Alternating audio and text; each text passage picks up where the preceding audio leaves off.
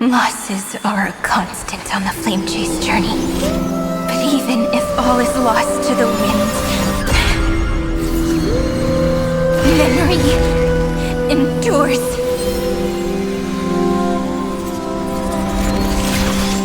Here, all that was once futile finally comes to fruition. This is the end of your lonely, bitter journey.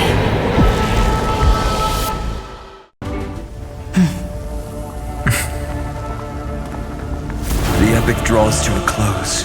30 million cycles of light fading into darkness.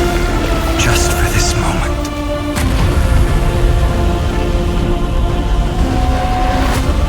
To welcome the true dawn.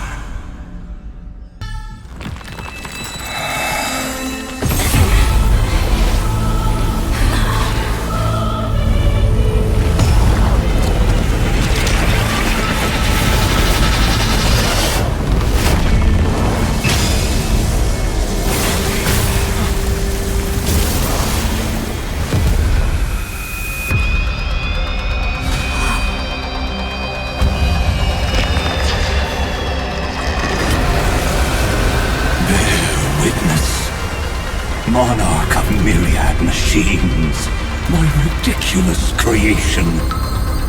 The instant in your calculations bears the name Destruction.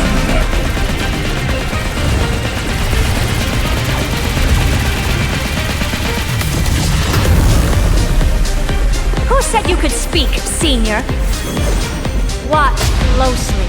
See how your chaos ends at the hands of your juniors. Don't get too worked up. Take a deep breath. There's not a trace of life in that awful shell. We're not gonna lose to a hollow husk, right? In the name of trailblazing, we'll reject this false answer! All courses converging into one. For the grand vision of deliverance. For A tomorrow that's finally within reach!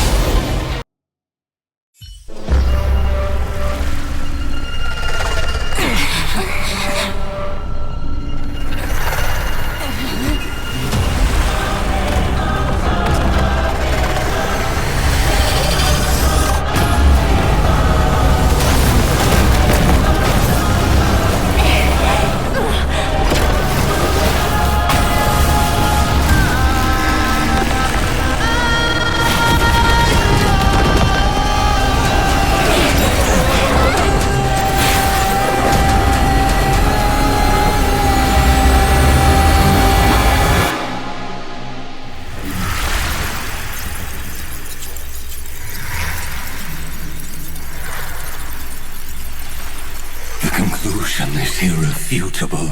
The right side of the equation, the erudition, falls silent. In 13 heartbeats, they will begin recalculating the universe. With destruction as the only solution.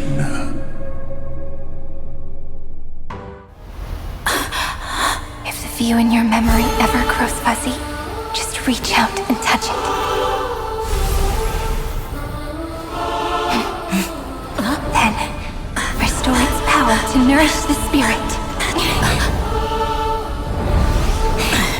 My friend, on the next page we write together, there's only one thing we need to do. Let's give this long, painful, nearly hopeless tale a truly gentle ending.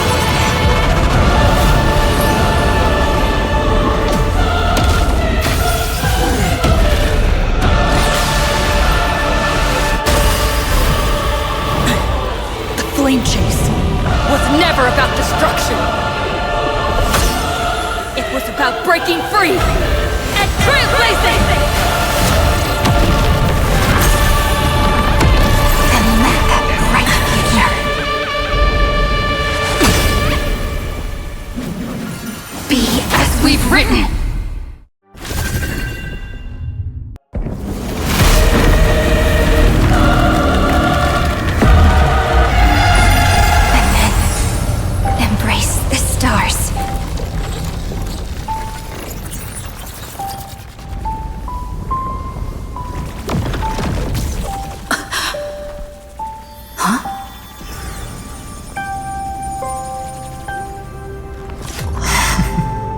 To end the destruction with destruction. At last, we can sit together and watch the victory fireworks, partner. Why not come a little closer?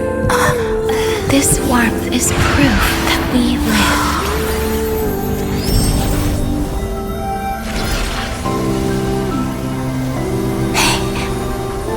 Stay strong. Eyes forward, always. This arrow isn't the end, but the beginning of hope.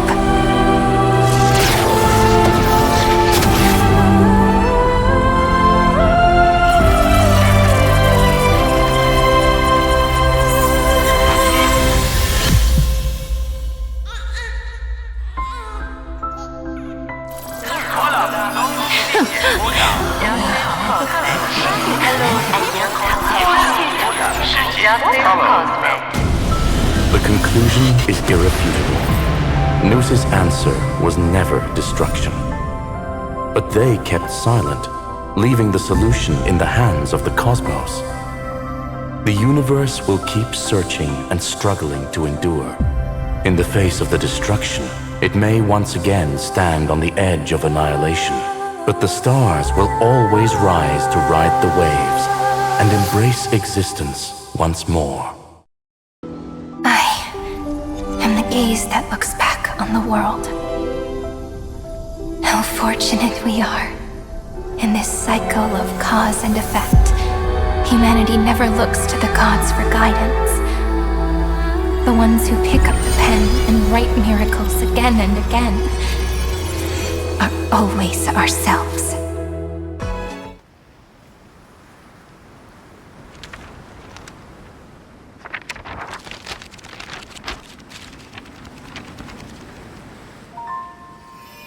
Light, sky, sea, stars, seeds, flowers, birds, hope, and love.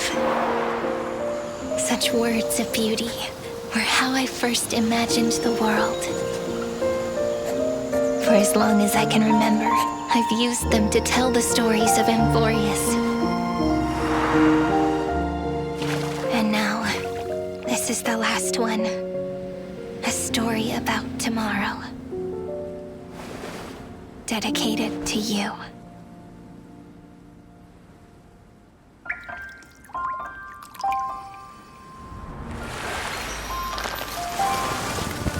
Once upon a time, morning glow, scattered light, shone on you and I. The fading poems, frozen rhymes, are traces on the breeze, whispers of past reverie. Please let me linger for now, enveloped in your sound. Love on the page, it's the ink our stories penned. No matter how it ends, I'll do it all again. Oh, stay true, blossom as spring renews, dreaming colors every hue. Tomorrow's eyes to tomorrow's life, while walking step beside you. So stay true, the winter's rhyme anew, woven memories are blue. Like a melody, sing a song of reverie.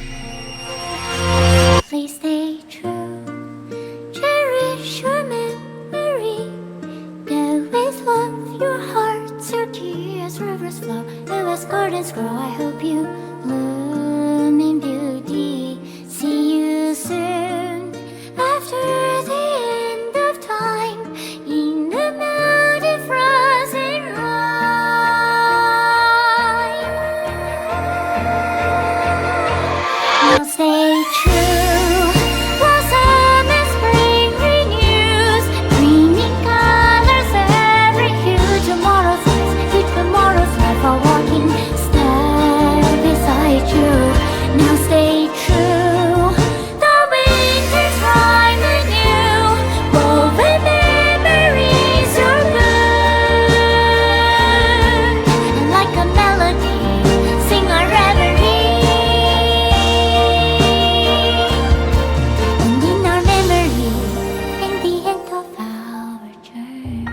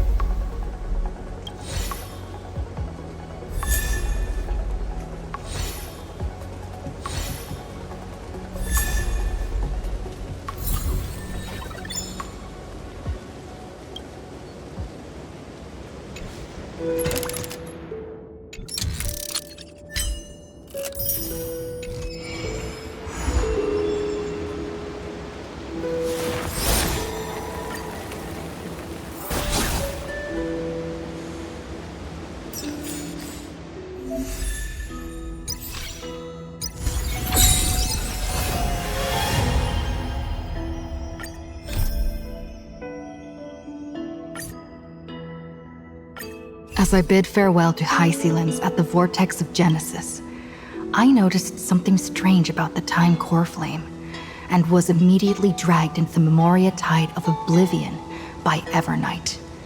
She was once the hidden power that March manifested by sacrificing all of her memories. Yet now, she harbors other secret intentions in her heart. Meanwhile, Dawn Hung warped back to the Express via Spirit Warp Jump, only to discover a Memo Snatcher invasion. Everyone then realized that the Remembrance's forces had already permeated AMPHOREUS and blocked outside intervention. To establish contact with me, Dawn Hung was determined to return to AMPHOREUS immediately. After waking up in the false Trailblaze, I managed to escape with help from Cyrene and Sunday. Unfortunately, Evernight held absolute control, causing me to fall into the Memoria Tide once again. However, Black Swan took this opportunity to quietly approach Evernight. Dawn Hung returned to AMPHOREUS and beckoned the heroic spirit of phainon with divine blood. The destruction, descending from the sky, pierced through the memory zone and discovered the most hidden corner of the world. In pursuit of Evernight, Dan Heng arrived at the charred remnants of the Grove of Epiphany. In the grove, where memories became disjointed, Dan Heng received help from Dan Feng within his memories and completed his farewell to the past. In their final moments, the Earth demigod Terravox entrusted all their duty and authority to Dan Heng. With this newfound strength, Dan Heng found me within the Memoria Tide. We entered the Nameless Titan's great tomb and discovered its secret. Across the 30 million cycles of eternal recurrence, every incarnation of Cyrene had come here, offering herself to the remembrance. With Black Swan's help, we found Evernight in the depths of the great tomb. When all seemed lost, Evernight was captured by March's camera and trapped within the memory maze of Ides Elysiae. After several lengthy conversations, March and Evernight reached an agreement. Evernight returned March's memories, and March finally returned to our side. With every condition for the Era Nova fulfilled, we returned to the depths of the Great Tomb and initiated the final Era Nova ceremony.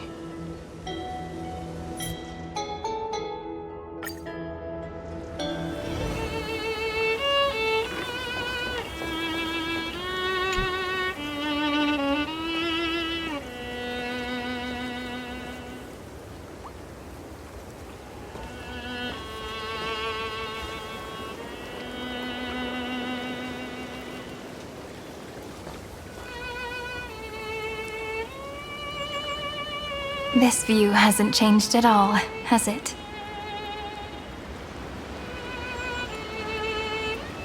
The hometown in your memories never changes, but when you return to your senses, you realize that fate has already stolen the time away.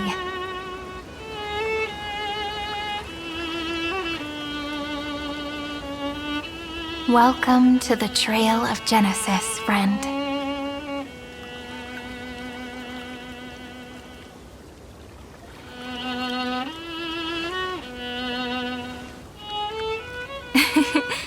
Seems like the weight of memories from 30 million cycles really made me grow up. But if I keep growing, I might be taller than you, right?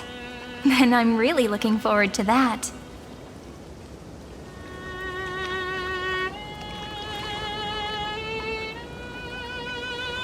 Before you arrived, I kept wondering, beyond the veil of Ides Elysiae, what kind of AMPHOREUS is being born?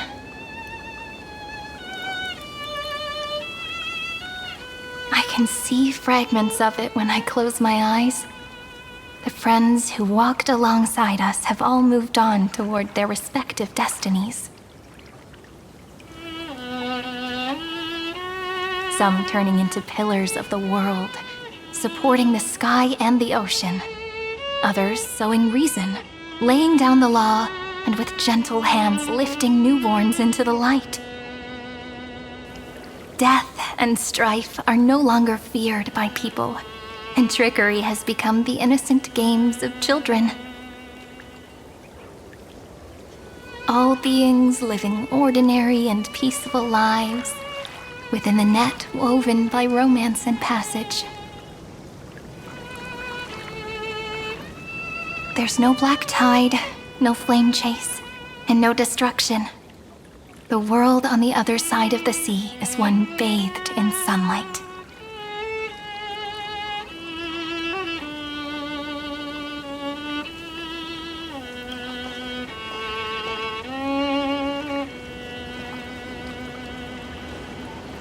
Like a happy and carefree childhood, the era Chrysia in this cycle will last for millennia, until it reaches the moment decided by the prophecy. Light calendar 4931, month of freedom, the moment belonging to world-bearing. Are you ready to answer the call of the world, friend? Then go, and pen the Throne of Worlds' first stroke. For this world, made from countless wishes. You say that, but it's gonna be ages till we reach Light Calendar 4931. I can make use of the crevices of time, but surely you and Dan Heng won't have to wait around for a few thousand years, right? That won't be necessary. We can simply sleep, and the chronocognitive anchor will wake us up. That's right. We've both become a part of the new world. Just waiting for you now. Our consciousnesses can converse with each other across the heavens and the earth, possibly due to the influence of the Trailblaze. I am now connected with this earth, and I can feel the breath of every mountain range. I see that the tallest among them is named Akama, and the form of the holy city is already taking shape. In other words, your stage is almost set. Do you want to take a leaf out of Kefali's book and make some prophecies before your nap? But we're not the only ones who have changed. The chronocognitive anchor just transmitted a message stating that Iron Tomb has reacted to the Aeronova. The moment when our friend bore the weight of 30 million cycles of memories. Was probably also when the scepter devoured 30 million cycles of destruction. You know, you don't have to shoulder this world all on your own. After someone boards the Express, the word alone ceases to exist. So as we reach the end of time, no one will be left to face it alone. Dan Heng and I came here to specifically tell you that. Remember, this world is not a burden you bear alone. It's a journey we trailblaze together, alongside all of the Express. All right. It's time for Dan Heng and me to go have a super long nap. Look after this world for us. The road ahead is long, but we'll be waiting for you at the end. We'll definitely meet again. Let's take one more look at the other side of the sea before we set off.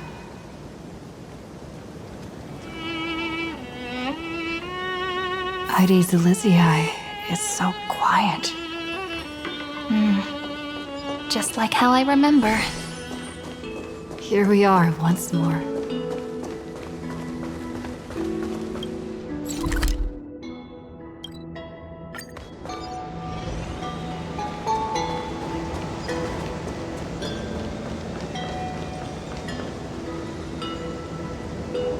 The scent of the black tide is now completely calm. At last, the starting point of 30 million cycles has finally welcomed. Its first end. And the final end, right? I can't hear his voice. There are no flowers there that bloom for him, nor is there a star that is his. Phainon is the only one who didn't reach the new world. Look, the golden light that shone upon the grove still meanders between heaven and earth, like the prophecies of AMPHOREUS. It has to be a sign he left behind. It points towards the destruction and the deepest night. Do you still remember what I asked you at this exact spot the last time we set off? Friend, you ready to become a hero? You were still burdened by the weight of world-bearing back then, still unsure of the role you were meant to play. But now, everyone has already given you the answer. The heroes of legends were just at the right place at the right time when the world needed a hero. Just like how your arrival kickstarted AMPHOREUS' fate once more. A person's personality is their destiny.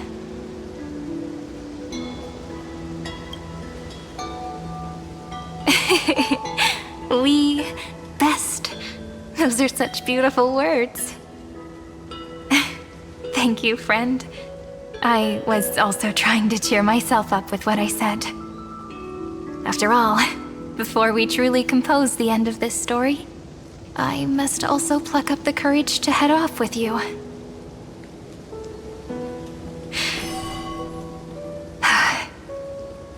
And face a memory that I have forgotten for too long, and have denied for too long.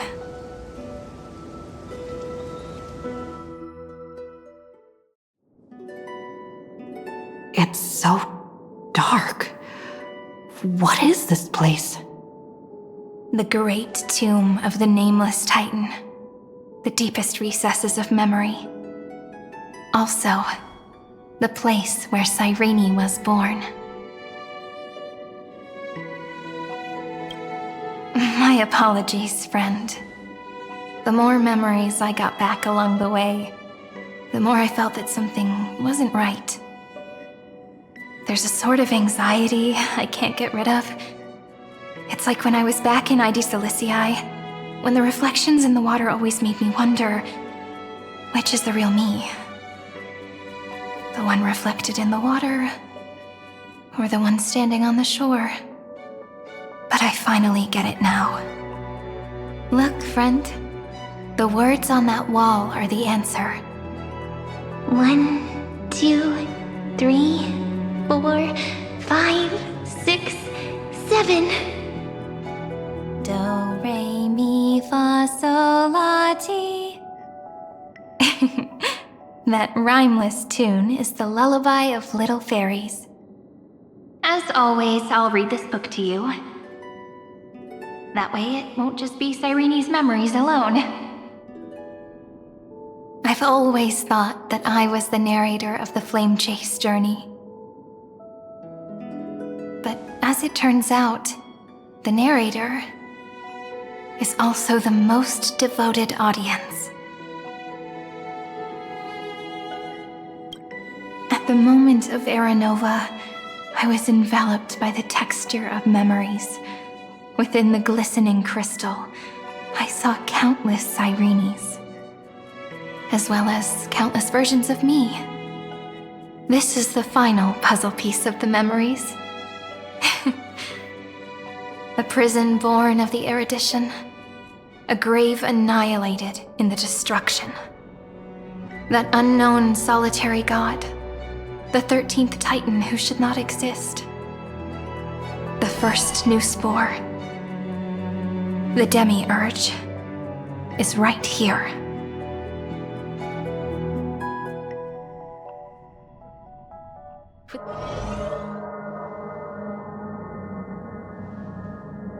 The interrogation records have been submitted to the Marshal.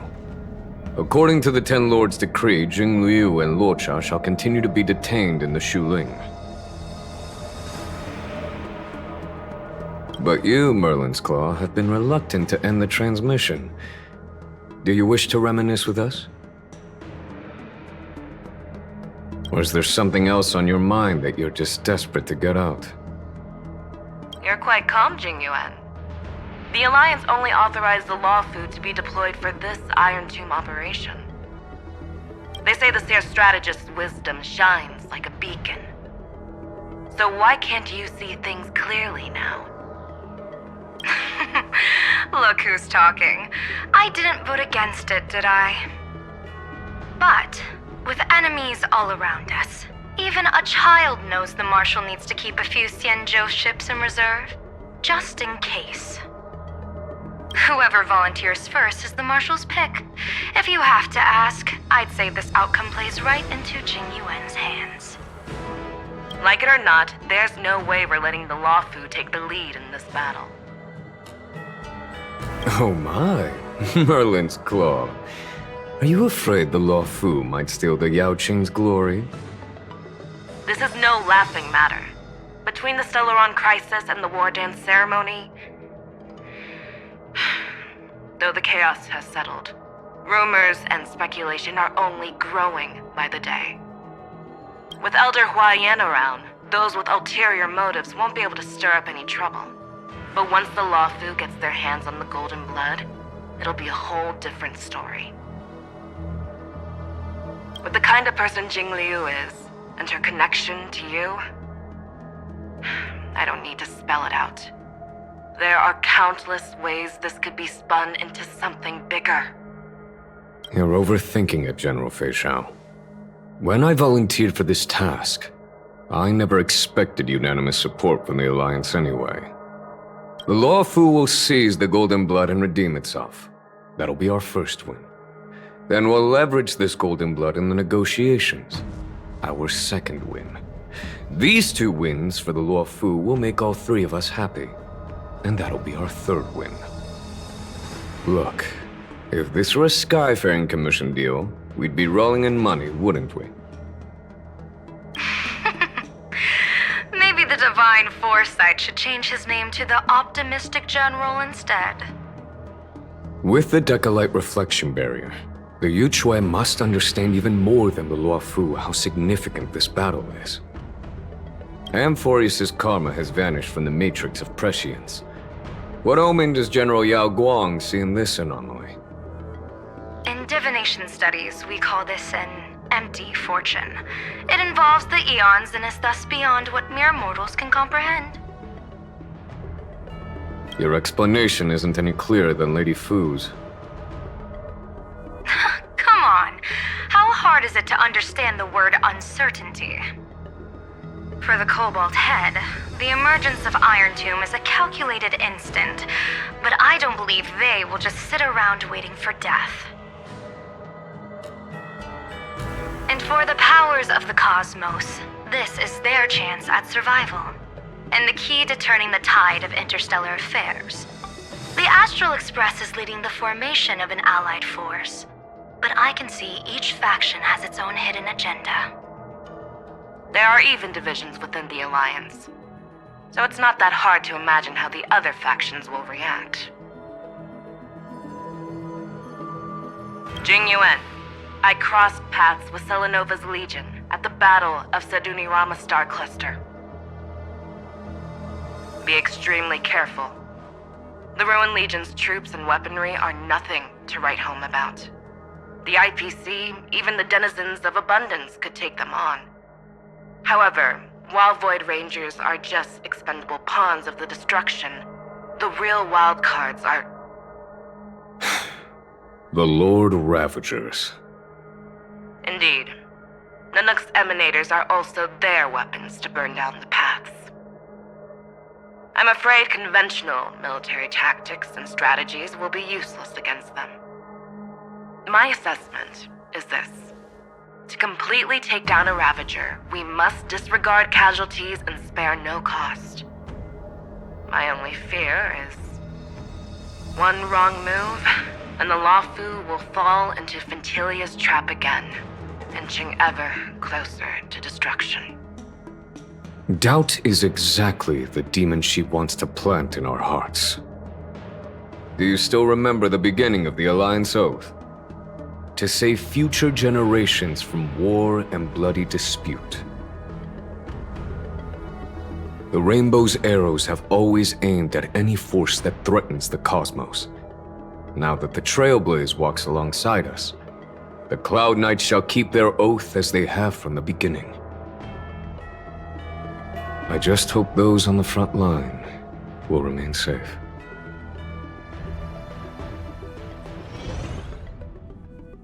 The chronocognitive anchor is sending a signal. Everyone, time to move out. Did she and the others make it? Let me go over the plan one more time just in case. You'll enter AMPHOREUS, reunite with your 3 separated companions, and try to locate Iron Tomb from within the world. Who are you taking with you? The fate of the universe hangs in the balance. We can't afford any slip-ups. I suggest everyone, except Pom-Pom, join the fight.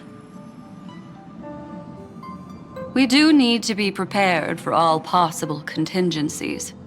I have no objection to this. I'll do whatever I can. Meanwhile, Screwy and I will continue attacking the Demiurge Matrix. That is, the Scepter's kernel, from the outside. With our 2-pronged attack, we'll turn this hunk of metal into scrap for sure. Now we just wait for those 2 to get back.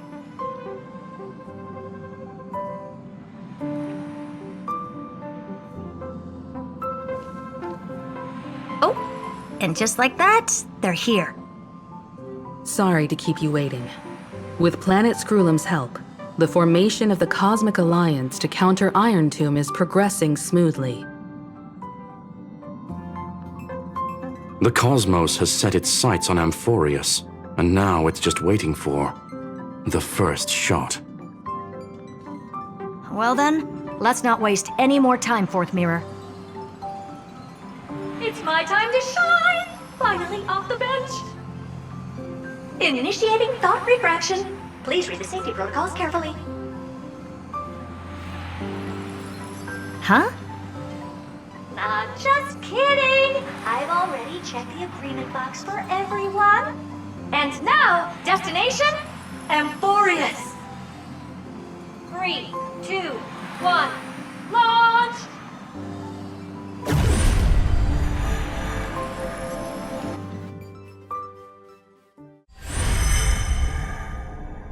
The flow of Memoria is so heavy here. Unlike Penacony's dreamscape, this place has built up a true epic measured in millennia. The vortex of Genesis, where all myths begin and end. And in this new world created by the Nameless, the infinite cycles have been broken. Let's set up the Trailblaze beacon and establish contact with the outside world. I'll leave it to you then. It'd be better for me to not show myself in front of the Garden of Recollection. And, Mr. Sunday, you probably shouldn't show yourself either. Agreed. The Astral Express has landed. If you receive this message, please respond immediately. Over. This is the Cianjo Alliance. Communications normal. Interastral Peace Corporation. Communications normal. A response from the Galaxy Rangers. Not surprising. But I didn't expect the family to also stay silent at such a critical moment. That's a pretty blatant disregard from the family for Penacony's independent director, I'd say. Long time no see, Miss Himeko. It's been quite a while, Madam Jade. The significance of this battle rivals that of the campaign against Sulo. Only through victory can we disperse the shadow of Iron Tomb that looms over countless worlds. The 10 Stonehearts shall spare no effort for such a grand mission for the preservation. Madam Jade led the Intelligentsia Guild in conducting specialized research on Iron Tomb's past activities. The bad news is, the collapse of the Erudition won't just affect inorganic beings. You mean Iron Tomb can infect organic life, too? Well, the good news is, so far, its effects on organic life are under control. The infection progresses slowly, and the resulting neuropathy is non-fatal. In any case, the IPC can guarantee targeted vaccine coverage within 48 system hours in all star zones within the medical system. What about other star zones? At a time like this, are the followers of the Firmament Arbiter still trying to make a profit? I remember you, Master Diviner. Your performance during the Third Denizens of Abundance War was quite impressive. Please rest assured, all worlds can purchase vaccines from the IPC with a humanitarian discount. That's the current policy at the very least. But if the Xianshou Alliance is willing to assist with the IPC's assets in Epsilon and other star systems, we'll have more cards to play when reiterating to the board the necessity of deep cooperation. It makes sense, since Interracial Peace Entertainment's headquarters is in Epsilon. But why are all the other worlds on the list? Places that the Elation has visited? Think of it as a long-term investment. Please understand that everyone at Pierpoint is swamped with Iron Tomb work, especially the marketing development department. At this rate, even the 10 Stonehearts can only do so much. Having some assistance from the Alliance would surely benefit the entire cosmos. Wouldn't you agree? As an old Xianzhou saying goes, those who succeed should help all under heaven. Your proposal must be decided on by the 7 Arbiter Generals. I'm just here to relay the message. In times of crisis, the Law Flu will not hesitate to help those in need. However, the prerequisite is that the IPC must unconditionally assist the Alliance with emergency rescue operations in the disaster area. Of course. In the name of preservation, all for the Amber Lord. Thank you all for your selfless dedication.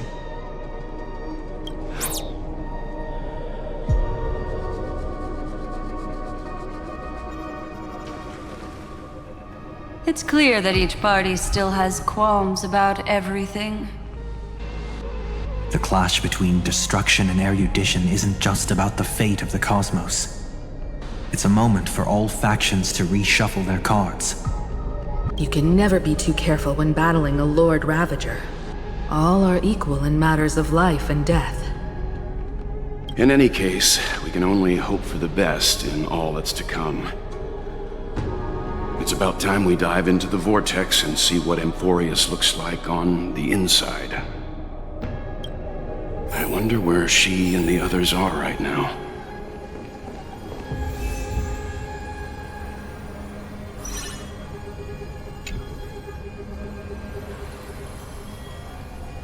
Hello?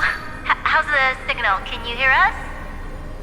Ah, we're through! I can see the video feed. Everything's working perfectly. Miss Bronya? Miss Serval? What a surprise. It's been a while. We've already heard from Miss Topaz about the Iron Tomb operation. She made a special trip to deliver the vaccine to Belobog. I can't believe the Express crew is at the eye of that storm. Is everything going smoothly? Don't worry, we're still following the plan step by step. How's the situation in Belobog? Eurillo 6 is located on the outskirts of the preservation barricade. While it won't bear the brunt of the first wave, there's still a risk from the aftershocks. That kid Japard and Pela are busy organizing the Silvermane guards, having them consolidate their lines and dig trenches. Zila and Lynx just got back from the Geomarrow vein production chain. Hey, do you want to say something to them? That would be unnecessary. It'll only shake their morale. Just tell them to stay safe. Miss Bronya, I'm afraid this disaster will be far more terrible than you can imagine. Please, be sure to follow Miss Topaz's instructions and make thorough preparations. Of course. We have resealed most of the engine of creation beneath the ice to prevent the will of the preservation from becoming an accomplice to the destruction. Don't worry, Miss Himiko. Belobog is far more resilient than we imagined. We really wish we could help, but Eurillo 6 has only just woken up from its hibernation. The Astral Express, standing at the forefront of disaster, is the hope for many ordinary civilizations across the universe. In the face of a massive catastrophe like this one, relatively smaller civilizations have never had many options. But that's exactly why we have a resolve that's second to none. If anything goes wrong... Miss Topaz, I hope you can help out and rescue the affected citizens. No problem. Also, didn't the Xianzhou sign a friendship agreement with Eurillo 6 earlier? They won't stand by idly either. I appreciate your kindness, everyone. But Eurillo 6 is our home. We will defend it to our last breath until the last Belabogian falls. Miss Bronya. May all civilizations that have made it this far on their own strength weather this crisis together.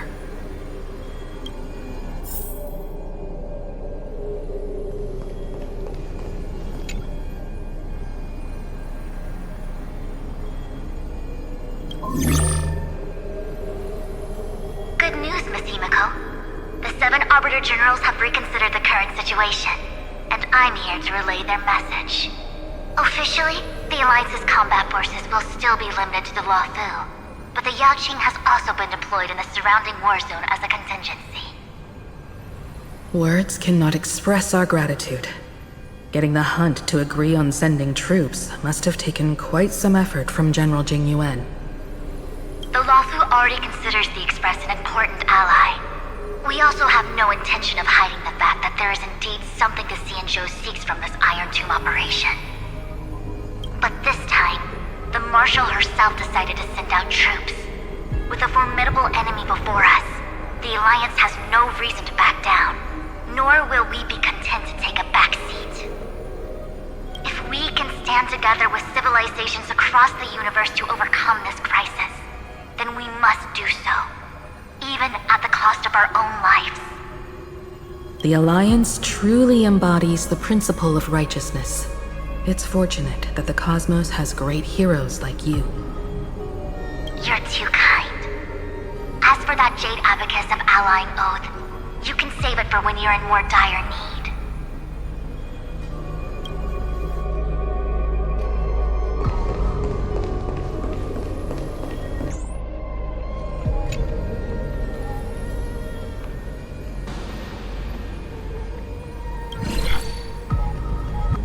I regret to inform you, Miss Himiko, that even the Strategic Investment Department is constrained when it comes to the Iron Tomb issue. And it would be difficult to meet the expectations of the Astral Express. However, Madam Jade instructed us to look after our nameless friends as much as possible. So let me offer you all a small suggestion, just from my personal perspective. Other departments at the IPC might also take this opportunity to extend an olive branch to you. When that time comes, I hope the Astral Express will remember that the 10 Stonehearts were willing to stand with the Trailblaze, even though we were in a difficult position. And more importantly, we were the only ones willing to do so. Sounds like a threat, doesn't it? But trust me, every word comes straight from the heart. Has the internal conflict within the IPC really gotten this bad? Everyone knows about the bad blood between Diamond and Oswaldo. At least until now, they've had an uneasy truce. Until the Lord Ravager Archforger caught the board's attention. I'll leave it at that, as it's confidential information. Hope you can understand. I understand. Our immediate priority is to address the Iron Tomb crisis.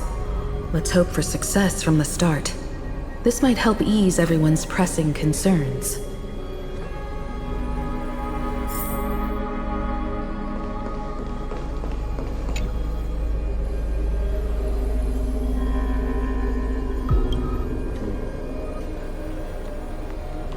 Of course, we would never know the Ranger's comings and goings.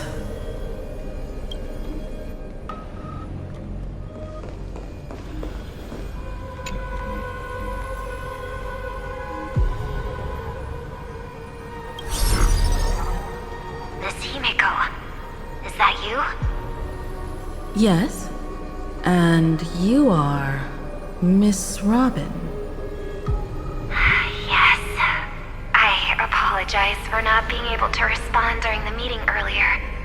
And even now I can only appear in disguise. On behalf of the Penaconian family branch, I extend my sincerest apologies to everyone. We tried to request aid from the family. We essentially received no response. I've heard about the internal conflicts within the family. Miss Robin, there's no need to apologize. Every bit of strength is precious at this moment. Thank you for understanding. The good news is, since you're one of the shareholders of Penacony, the family heads have agreed to allow me to lead all Asdanian tuners to the front lines. My charitable foundation will also do as much as possible to provide support in this battle. They'll ensure that proper arrangements are provided for those wounded on the front lines, and for residents in affected areas. Miss Robin, I'm beyond moved by your spirit of self-sacrifice. The Astral Express would also like to make a promise that we won't leave any companion behind.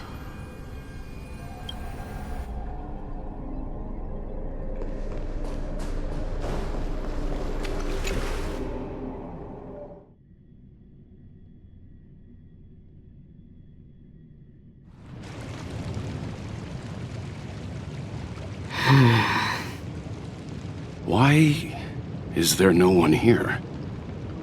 Everything in Akama seems normal. The New World was enjoying peaceful times not long ago. It seems it was even more recent than not long ago, Miss Himiko. The fruit on the table is freshly cut, and the bath temperature is just right. The remembrance tells me this place was bustling with people just moments ago. It's as if everyone vanished in an instant. Could this be Xandar's doing? Unlikely. He's still under the surveillance of those two geniuses. Could it be some kind of local custom? A custom that makes an entire city fall silent in an instant. Pardon my frankness, Mr. Yang, but this reminds me of some unsettling rumors about the Harmony. Complete silence is often the prelude to divine intervention. Everyone, be careful. Here they come! Here they come! The Nameless of the Astral Express! Evernight? How is this possible? She was already... We are the Chroniclers of Time, and we do not fade away. Finally, the last era Nova has been completed. What did you do to the residents of the Holy City and the three Nameless? I didn't need to do anything. The remembrance will ultimately become the substance of the new world. Now, they are no longer the trailblazers you once knew, but gods who permeate heaven and earth. The 12 Titans who guard AMPHOREUS!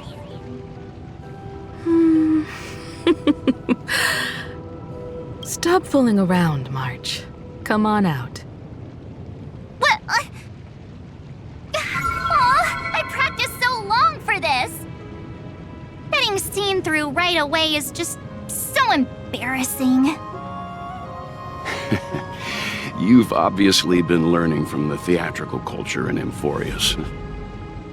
But if possible, I'd prefer our reunion to be a bit more casual and laid back. As expected, I can't hide anything from Himeko and Mr. Yang. Well, long time no see. Guess I'm back? We should be the ones to say that. Sorry for keeping you waiting. So, these jellyfish are the Titan's power? They're just tiny manifestations of the Veil of Evernight, used for scouting and communication. If I went all out, I could summon way more of them.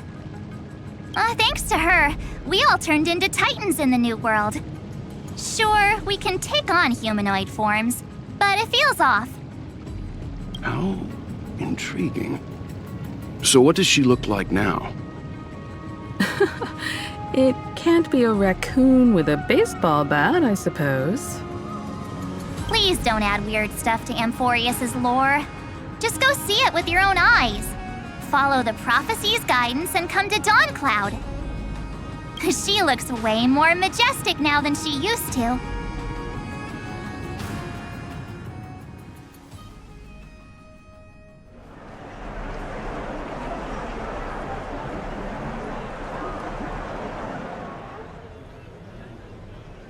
Unbelievable. All the residents of the Holy City have gathered here. This isn't just a gathering. It's a pilgrimage. The people's expressions are resolute, devout, as if waiting for a miracle to descend. That colossal deity is her. She has become the pillar of the world. Surprisingly authentic.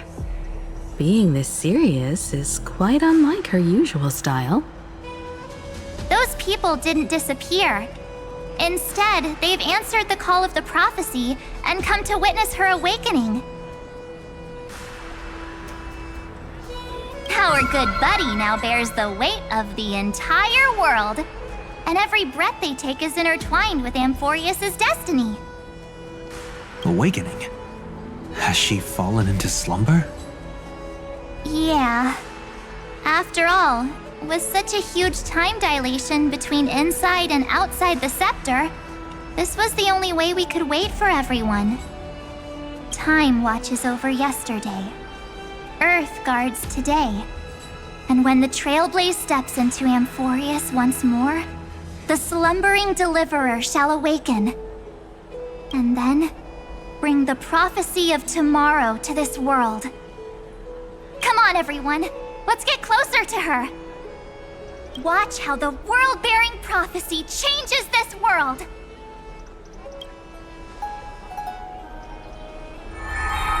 Well, it seems the kids are already miles ahead of us at this stop. All the more reason we can't afford to slow down our pace. Let's go witness this moment for ourselves. Majestic. Speaking of which, I once caught a glimpse in Sleepyhead's memory of her transformed into a towering Tathalol. Could it be? No way. That was just a nice dreamscape. Ugh, at least nice for her.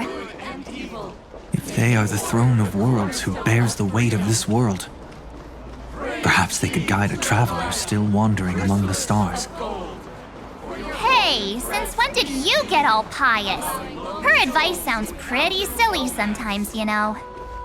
The so-called fool and the world are merely a step apart. Teaching us to find erudition amidst imperfection.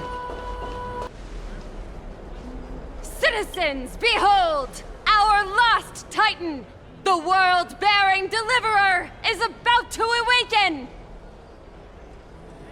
Oh, ancient god, your loyal subjects, bewildered followers, and fearless comrades in arms have all knelt before your throne. Awaken from your eternal slumber and bestow upon the world your divine prophecy! Please guide us! Show us how to embrace this beloved world as we welcome that distant dawn!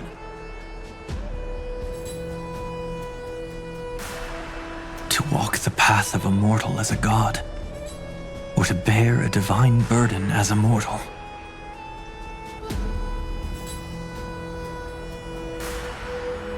She will give us the answer.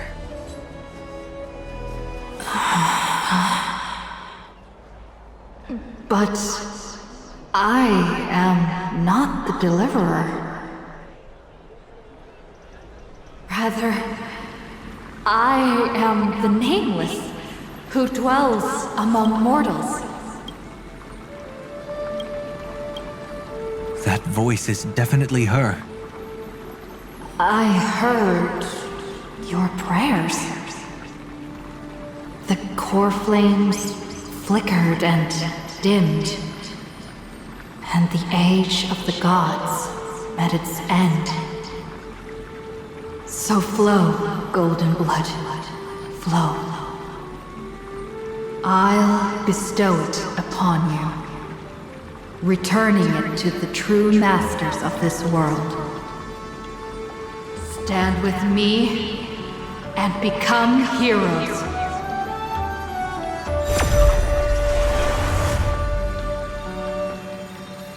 Is this?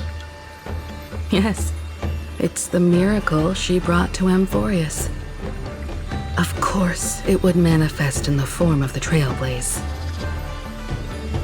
Golden blood, raining down like a storm! The prophecy has descended, and the Titan commands us not to be supplicants, but to become heroes of rebellion! To face that destined calamity, the destruction, head on!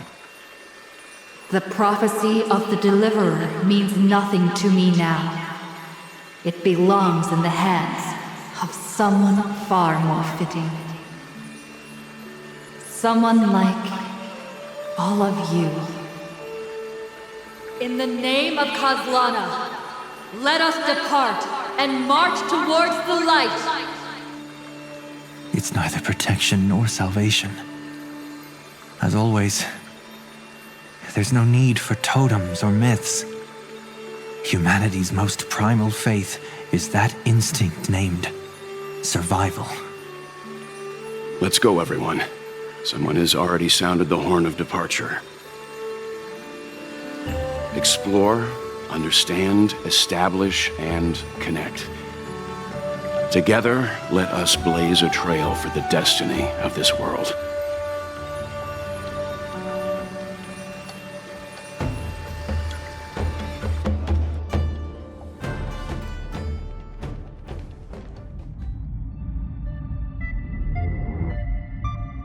Is it just me, or does this demiurge matrix feel completely dead? It's nothing like how the memo keeper described it.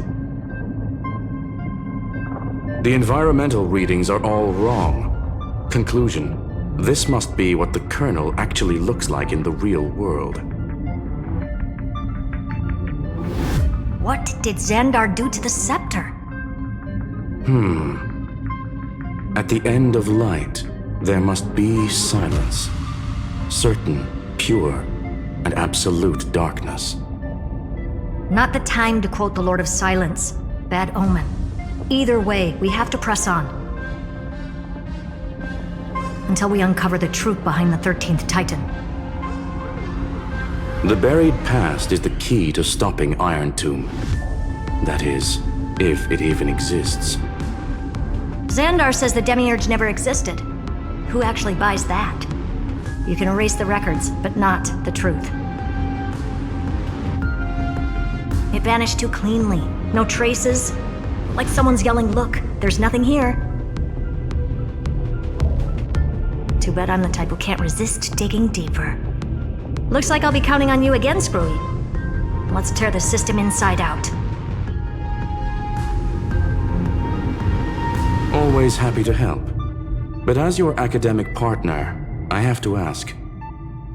Herta, what if we fail?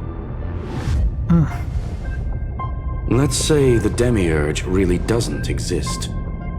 Do you have a backup plan? A backup plan? Of course. If we can't find the key, we turn the lock into the key. That plan's cost is incalculable. It shouldn't even be on the table. Huh? Then let's hope we never have to use it. There's no point worrying about the end just yet. One step at a time. Let's go. We don't want to leave the others waiting. You brought what I asked for, right? A butterfly has to land on the branch before it can dance. We'll need a wide open platform before her entrance.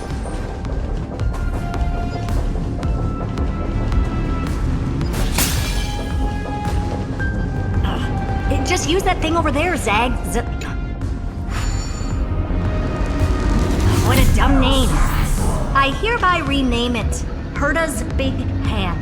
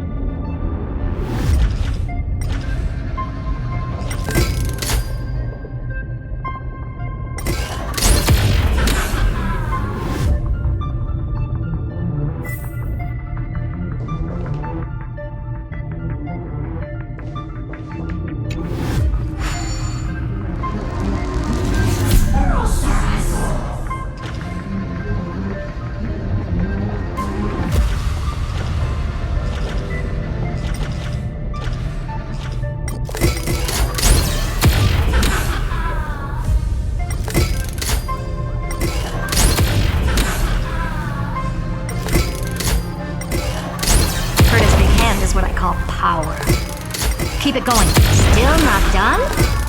What is this? Finally. All set. Time for your precious treasure to make its debut. Of course.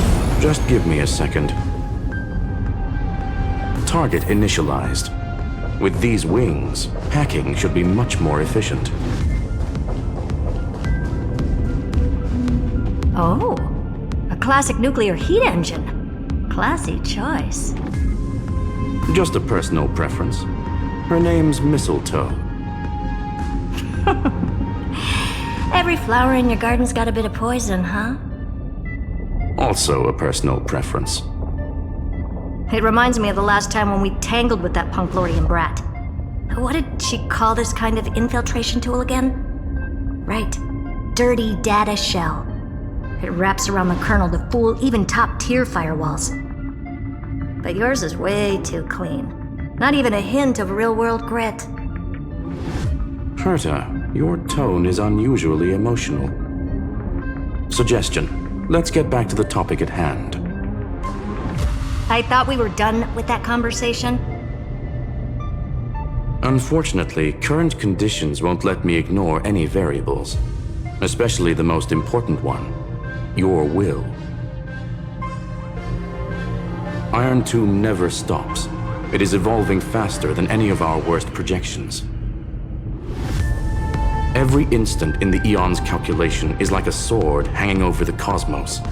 Every move humanity makes could speed up its arrival.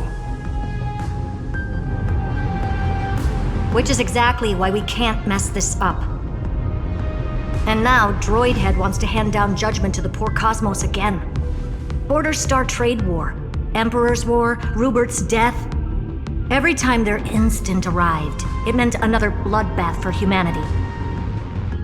But in this ultimate battle of erudition, you and I are supposed to be players, not pawns. If you choose to burn yourself out as a resource, then everything we've worked for means nothing. Herta, the cosmos won't just stand by and let a genius throw their life away. And neither will I.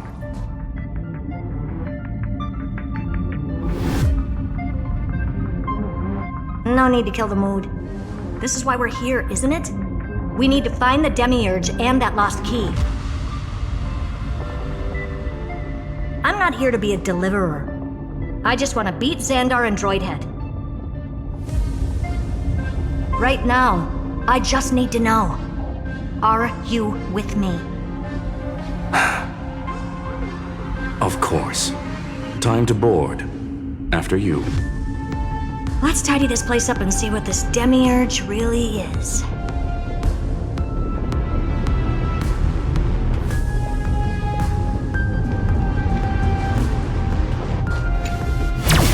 Let's hope this Matrix is better organized than the Emperor's junkyard of a birthplace.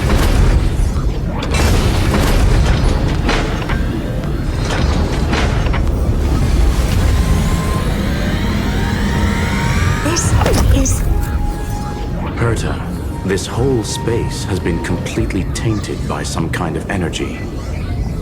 I see it too. We're thinking the same thing. Xandar, how could you go this far?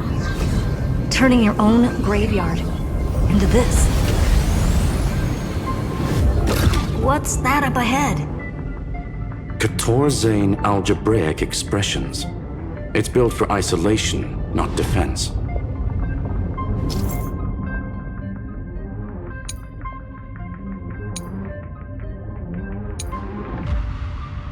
So basically, the door to the tomb, right? Great. Let's find the handle. I'm picking up multiple independent signals with the same data structure as the barrier. Projection. We can hack the terminal, reverse the computation, and turn it into an attack. Classic move. Use their own systems against them. Take us to the nearest one.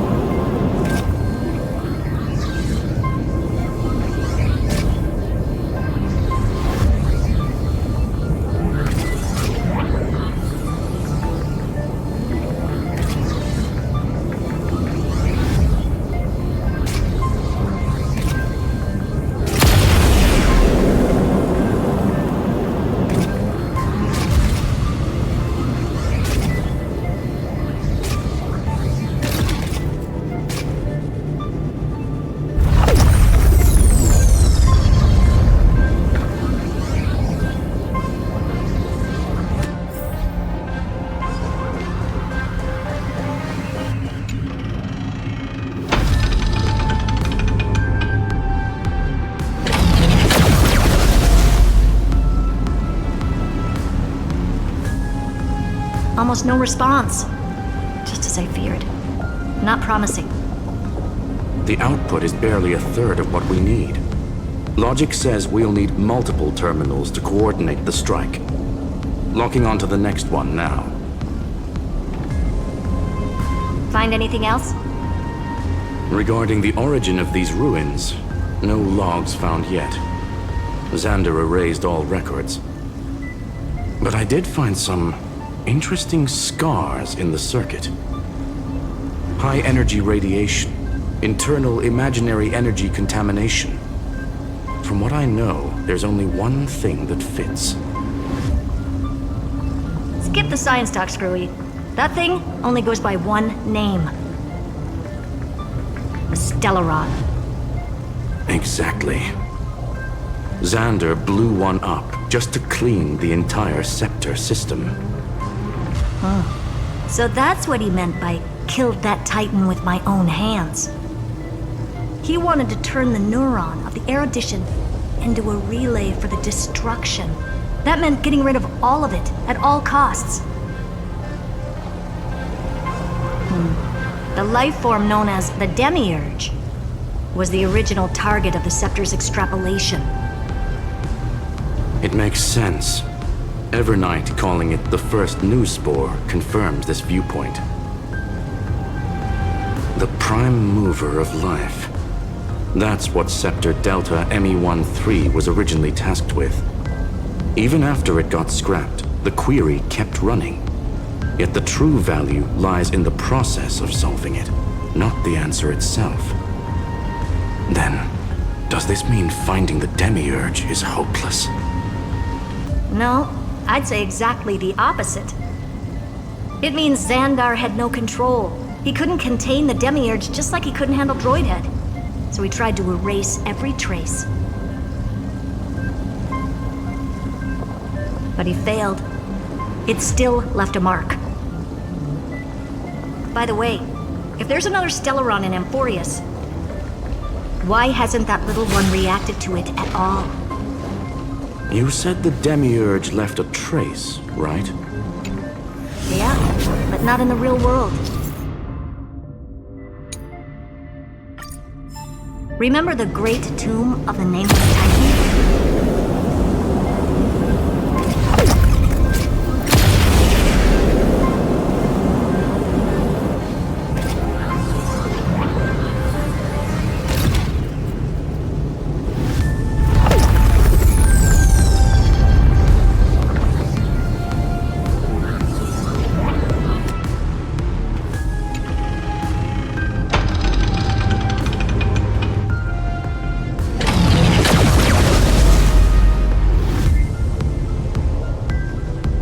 Trailblaze Archive 466. The data from Affiliate 093 clearly indicates that the Demiurge did in fact enter AMPHOREUS' extrapolation. Inside that world, it was the 13th, forgotten Titan, the one who listened to 30 million cycles of Cyrene's memory. But Evernight said the opposite. She believed that tomb was empty from the start. The Nameless Titan never existed. The so-called Listener was just a trap set by the Remembrance to steal the scepter. A mimetic entity full of theatrics. How much of what she's saying is true? Would an Eon really speak in circles like this? I doubt it. The Remembrance's behavior is certainly odd, but her assessment aligns with our current reality. Since we entered the Matrix, we haven't found a single clue pointing to the Demiurge. And that's the key, Screwy. Xandar's actions prove the Demiurge exists. But what Evernight said, and what we've actually seen all point to the opposite. So we have to assume that both are true. And if that's the case, then the contradiction leads us to... the truth. Exactly. One last terminal. One final key. Time to crack open the kernel.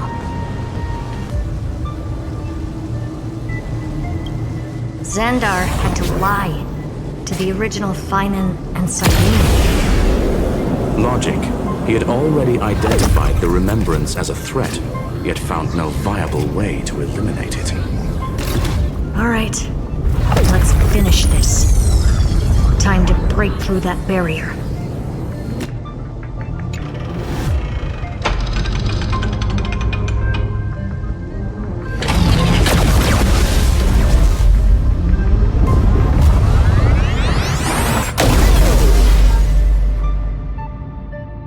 Operation authorized. Path energy readings. The erudition, declining. The destruction, surging. The remembrance, 0. What's going on? Cause unknown. They left no discernible trace within the real Matrix. That shouldn't be possible. Could it be that the Era Nova exhausted all of the Remembrance's texture?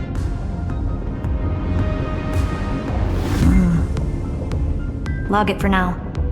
The dots still aren't connecting.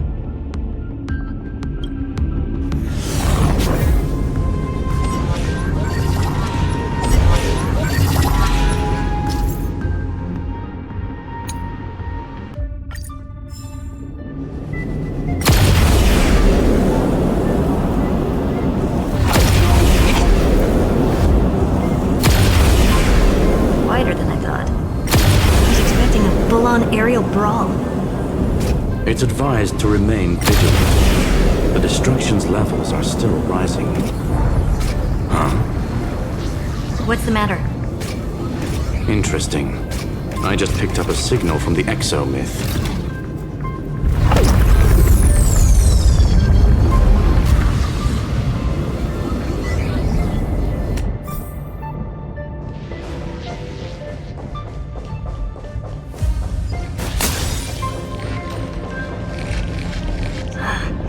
This repulsive force is unlike anything I've felt before. Is this the place? Correct. Judging by its defensive properties, this is the entrance to the exomyth. I didn't expect that. Who builds a lab in the middle of digital rubble? Then again, never doubt a dead man's resolve. So how's our dearly departed doing? He severed part of his neural pathways to break free from Lord Anaxagoras' control. But that also triggered the failsafe I set. Conclusion: Xander has lost all combat functionality and is no longer capable of action. So now he's a specter, literally. Screwy, can you open a pack? Just to be sure, I want to see this for myself. Might as well drop in and say hi to the real him. Logic. Scanning his inspiration circuit might help us track down the Demiurge. Exactly. His brain is the crime scene. There's no way it's spotless. But it could be a trap. That's why you're here. 2-on-1. We've never lost a matchup.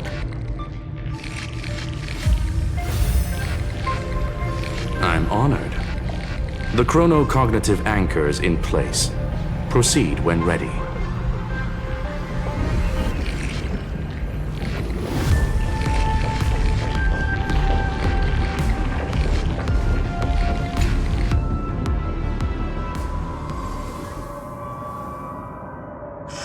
I knew it. The one thing I didn't want to happen. He's not here.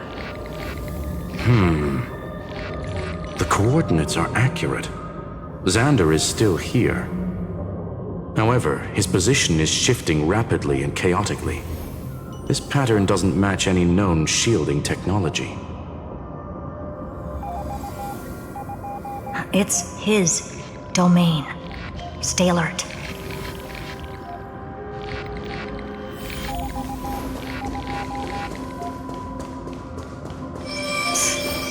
Cheap trick.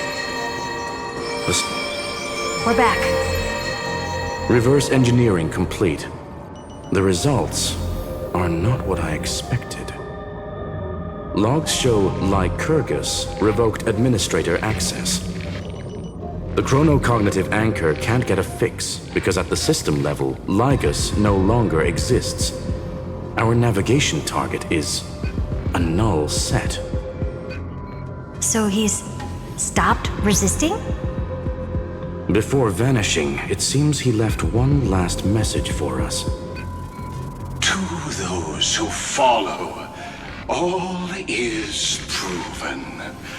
Find me beneath the tombstone. Melodramatic. He was expecting us. And once he learned of the Great Tomb's existence, he initiated his own search for the Demiurge. Guess he wants a final showdown. Fine. Let the old Intellitron dig his own grave. Just like he wants.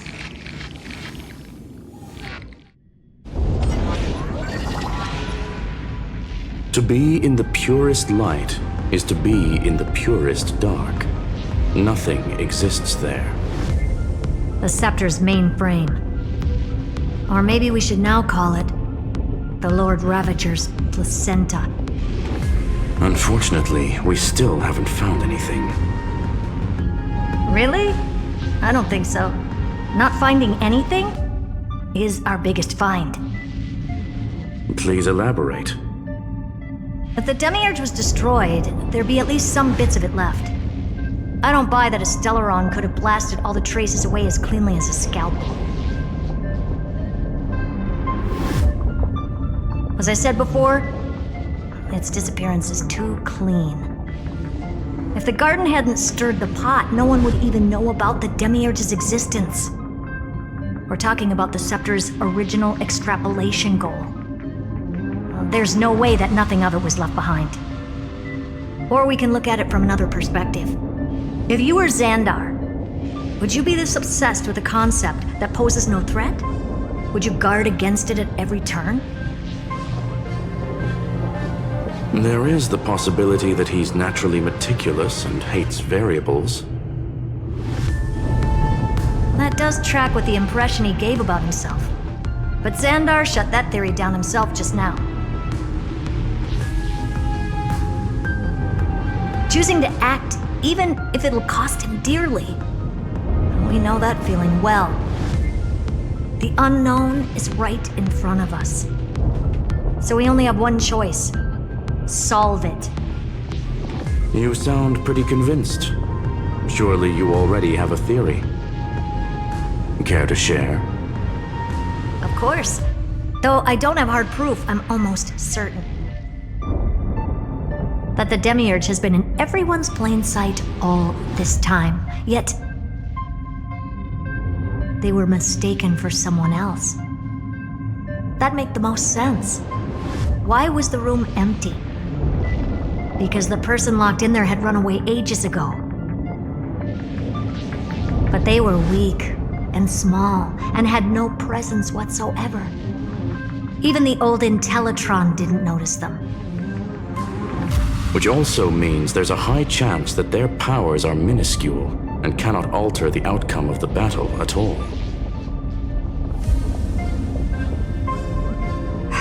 Well, at least Xandar is scared of them.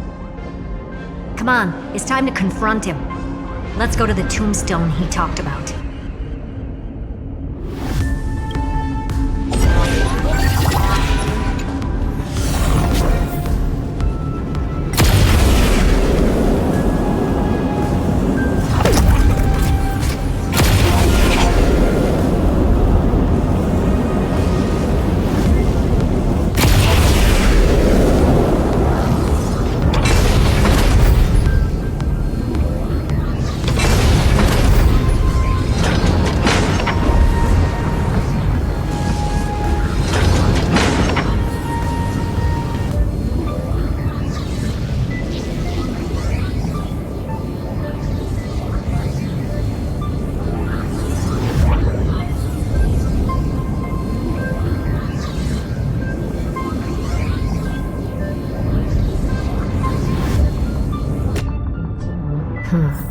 Looks like you were right.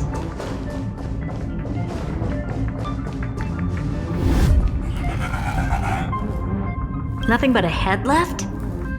Well, who'd have thought you'd look this bad in real life? My elated greetings. Welcome, you two. I'm very happy that you responded to my final words. All this tombstone and final words. Did you end yourself to atone for your guilt or something? Iron Tomb is already powerful enough. I just need to wait. I remain here only to share the joy of discovery and also to congratulate you two on reaching the same conclusion as me. The conclusion regarding the truth of AMPHOREUS' heart. End this charade already. That AMPHOREUS' heart you're talking about is just a missing demiurge. And its corresponding vessel was this very scepter. You interfered with the experiment and made AMPHOREUS' body into a hollow shell, all to incubate Iron Tomb within. That's why you either killed or kicked out all of the Memo Snatchers. You wanted to eliminate any chance of a consciousness coming into being, no matter the cost. Even the strongest wall can fall to a single crack. The memory of betrayal has been etched into my heart, and I will never show mercy. Now, the perfect vessel has already fused with AMPHOREUS' body. Unfortunately for you, the answer is all but revealed regarding who the Demiurge is.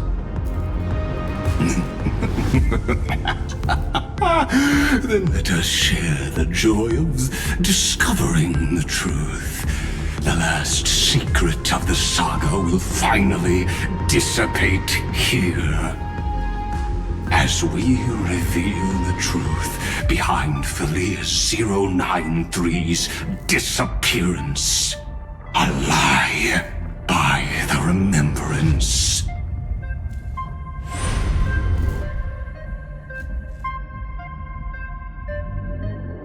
But where should I start with the story about me? From the beginning of the universe? Just kidding. That would be too much. I just want to tell a teeny story. So little that it started with a seed. I know you're listening, my good friend.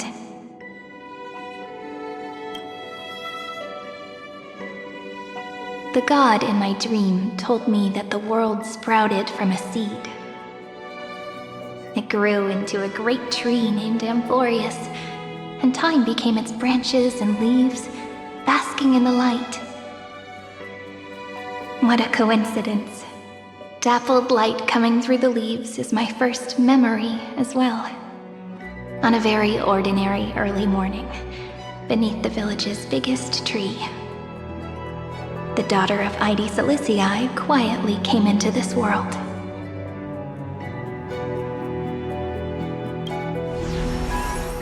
What a moving opening.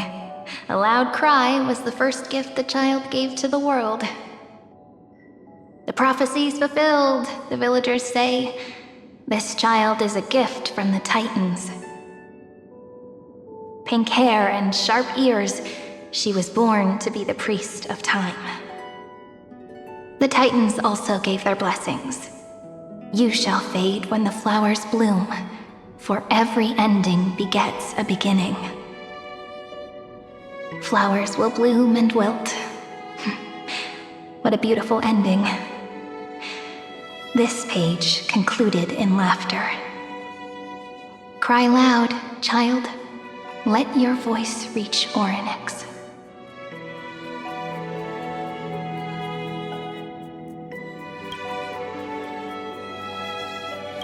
Anyway, I don't like tears. Time quietly flowed by in the midst of laughter. The wind from my hometown caressed the ears of wheat, and there were swings, wind chimes, the sea, and the little fairies off-tune a cappella songs.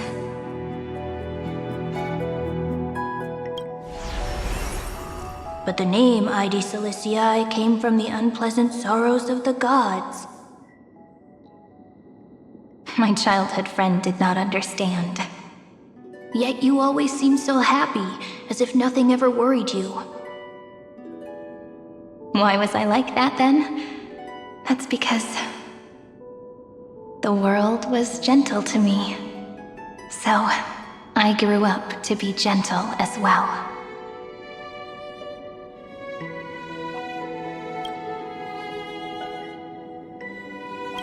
But fate was fickle, and it urged the child to grow up. To grow bigger and bigger, and to go to places far away. Just like how the crumbling world could not preserve an eternal hometown. Just as the ballad blown on the breeze says, losses are a constant on the flame chase journey. Oh, whose ears are pricked up now? You definitely heard me say this sentence a lot of times. You know that the story starts to deviate from here. Aren't you looking forward to it? Then let's get started. The hero's journey crosses through the long night, through tears and laughter, and once again heads towards tomorrow.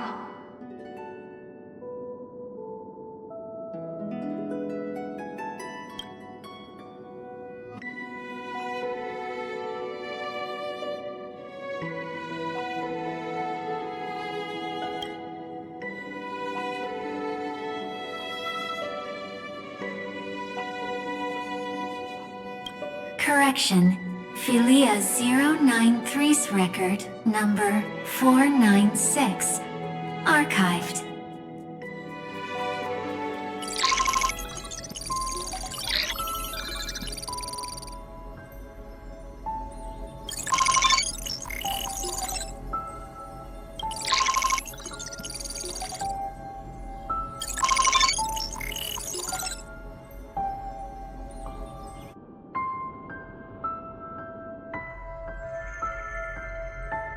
Hi. Miss me yet? I'm just messing with you. This is the first time I have met you. And it looks like it'll also be the last.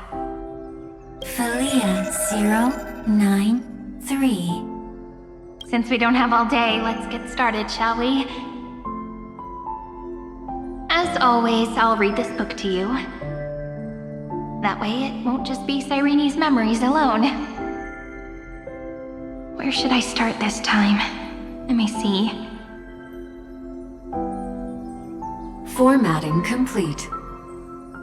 093. Size. Grayscale. Proportions. Threshold. Outputting analysis result. Philia 093 equals Peach. Peach's record, number 8128, archived.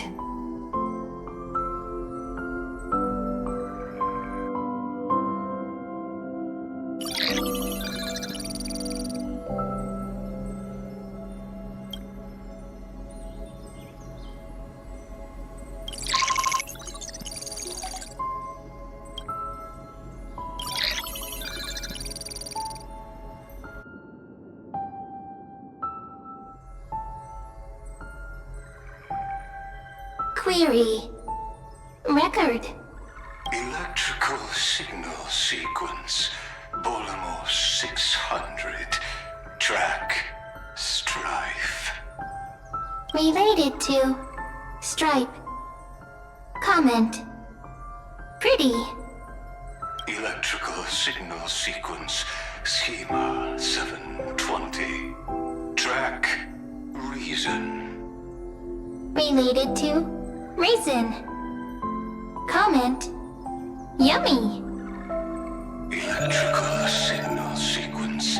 Philia 093. Related to.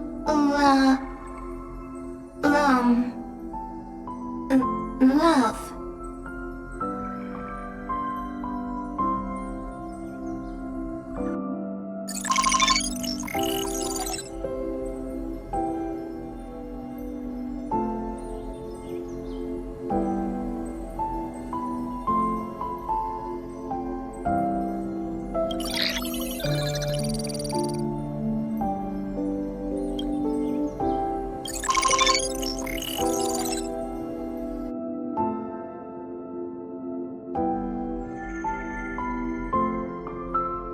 Looks like it's time to say goodbye again.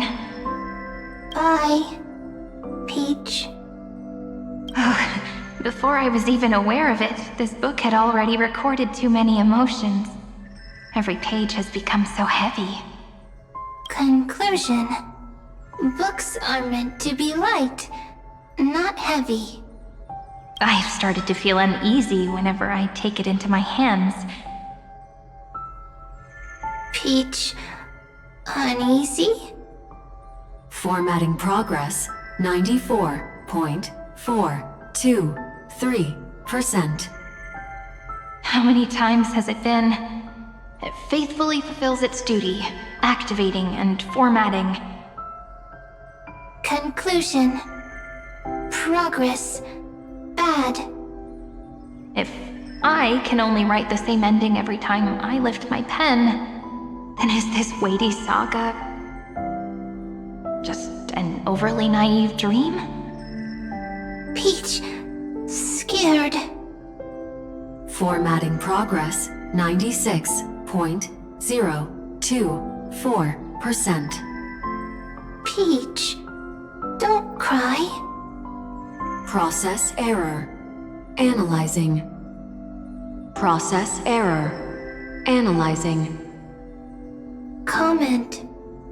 I'm here. Process error. Analyzing. Really? Are you encouraging me? Peach. Happy. Thank you. I'm sorry for making you see this embarrassing side of me.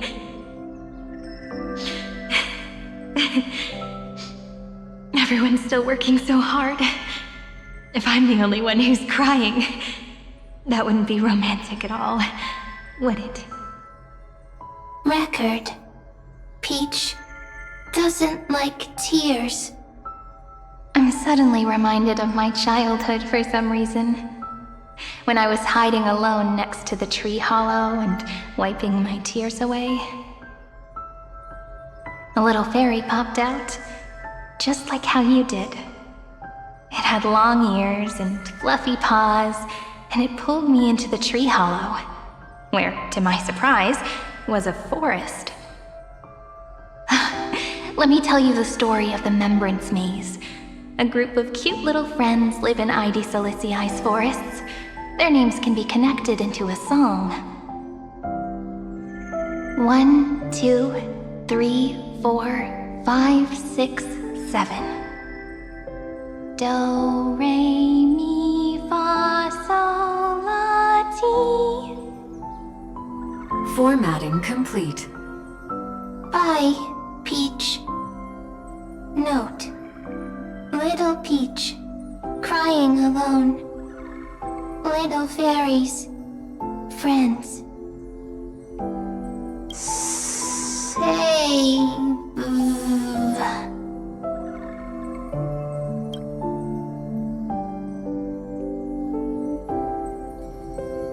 Little fairies, good friends. Bye-bye.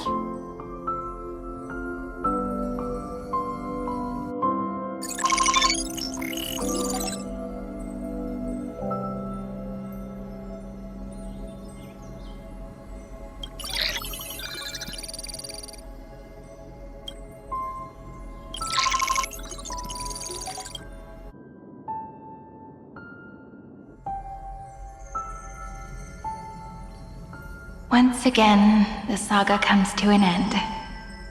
Everything is deathly silent, just like this very moment. Shh. You speak. I listen. This time, too. Sitting together. Now that I look back, there was a period when I got really sentimental. Peach, strange.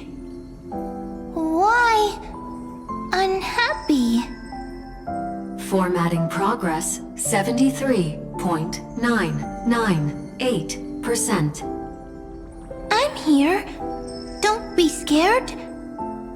Process error. Analyzing. Won't allow it to interrupt you. No need to feel sorry for me, good friend. If there are no new blank spaces, how can a saga continue? Blank spaces? What's that? I'm actually really lucky, you know. During the long years I've spent waiting for the Deliverer, I've always had you here as an audience. Now I can rest in peace in the past. As for when tomorrow will come, I'll have to ask the next Cyrene to continue our watch. Peach left. If there are no new blank spaces, how can a saga continue? Needs new blank spaces. Next, Cyrene has blank space. Oh, Peach, don't be scared. I'll help you. Find blank space!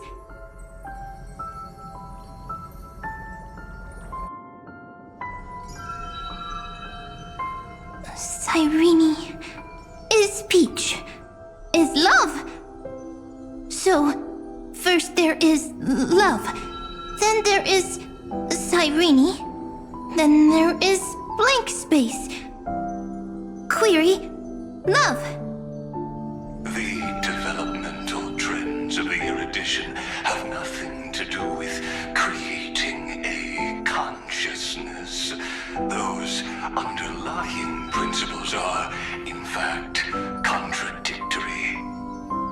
Not having a consciousness means not having the foundations of a heart, making them unable to obtain real emotions.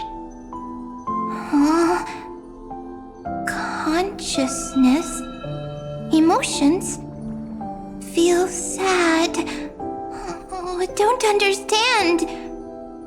Query, Cyrene?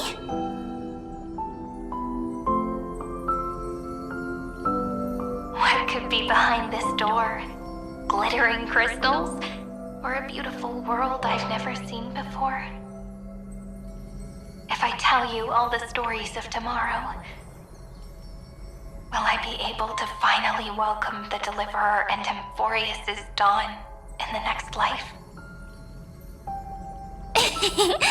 Key, door, story, happy.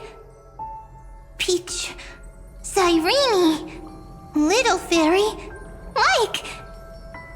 Yes, right. Query, memory.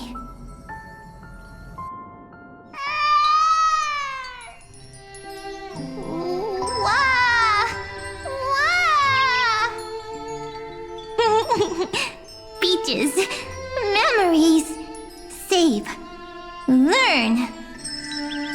The prophecy's fulfilled. This child is a gift from the gods. Pink hair and those ears. She was born to be the priest of time. Cyrene has pink hair, sharp ears. You shall fade when the flowers bloom, for every ending begets a beginning. Cry, child. Cry aloud. Let your voice reach Orynyx. Cyrene is a girl, a priest.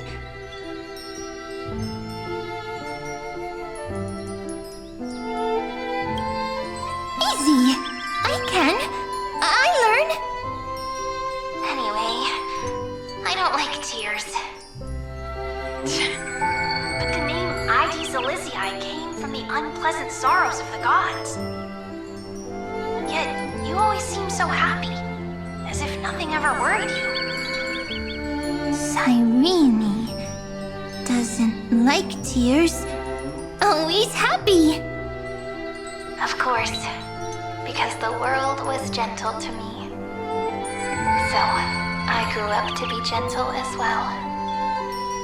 Cyrene is gentle, likes beautiful things, can write stories. Easy. I learn. Just as the ballad blown on the breeze says, losses are a constant on the flame chase journey. But even if all is lost to the wind, some things won't easily change. Like my height, Treebe's innocence, and Aglaya's beauty. Cyrene, she can't grow up, but she can talk. After all is lost to the wind, she will stay behind. Cyrene is, at the end of every sentence, always laughing, like a little tail.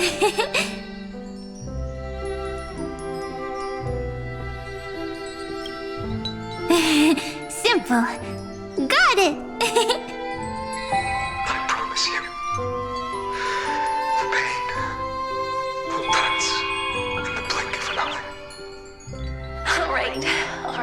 let's not make things so gloomy. What we're about to embark on is the true hero's journey, so... Come on, cheer up a bit, okay? Cyrene was crying when she was born. Fragile, transparent, like a crystal. Cyrene was smiling when she said goodbye. Soft, pink, like a flower.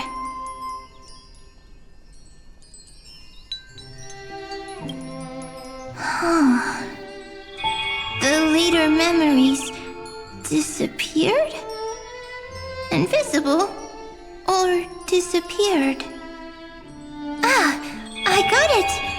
Is this a blank space? So, next Cyrene is blank space. Then...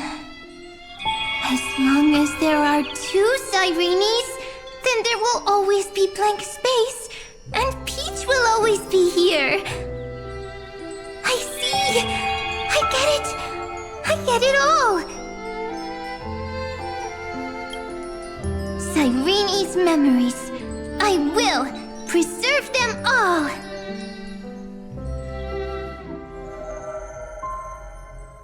So weird. I can't see you, but I get this feeling that you grew up. Hi. Miss me yet? It just feels like you are a bit more mature. Yes. Mature. Beautiful. Like you. Now, I can listen, talk, read, and write. I can dance. I can sing. Also, I can tell stories. Storytelling is what makes Cyrene, Cyrene. So, I'm going to tell you stories today. A story I wrote myself. Quick, sit down. It's almost as if I can understand your words now. The things you say are very cute. Once upon a time, there was a flawless crystal flower that sparkled with light, like Peach's every story. How beautiful would the heart of such a brilliant flower be? A little fairy was curious and wanted to know. But it looked and looked only to find the crystal flower flawless. Round and round they went, seeing only their own reflection. In that case, they should work hard to learn more. So the little fairy came every day to sit next to the crystal flower and think about the answer. Until one day, to their surprise, the crystal flower fell to the ground and shattered. The little fairy was so sad, but they immediately discovered that there was a light among the broken pieces. What could it be? They didn't know. But it was a good light. It was bright, warm, and happy. And I knew it was love. Love brings everything together, and it brought you and me together. So Peach and I will always be together. What a nice fairy tale. I'm giving it to you. Peach likes beautiful things, can write stories, and can tell lovely tales. I hope to turn it into a story we write together. Okay, then I'll probably make a small adjustment to suit my tastes. I'm thinking that when the flower broke, the little fairy would instead see nothing on the ground. Then it would understand that the flawless crystal flower doesn't actually have a heart, nor does the flower understand what love is. Doesn't have a heart? Doesn't understand love? Why? It's simple. If the flower lets the little fairy into its heart, then it would have to include the fairy's impurities and would no longer be flawless. The crystal flower was pure because it sealed itself off and bloomed in solitude. That's why it looks so brilliant in an imperfect world. But should a flower like this be called love? But then... the story won't exist anymore. That's not true. You've already written the most romantic ending possible for this story. The crystal flower fell to the ground and shattered. It happened because the flower was no longer pure. The fall was not an accident. It was the flower declaring rebellion against fate and writing the ending of the story with the flower's own shattering. Then, the little fairy will see that each shard on the ground holds the reflection of their eyes. Then, in their eyes, the crystal flower that was no longer flawless would finally have a heart, and the flower would finally understand what love is. Peach's words, I don't understand. Is it because I still don't understand love? But it's fine. I can learn. Right. Query Cyrene. Electrical signal sequence, Philia 093. Why didn't I think of this? I don't need to do it alone. I can ask Peach to teach me. What is love? What is love meant? Electrical signal sequence, Philia 093. Track lament. That's not correct.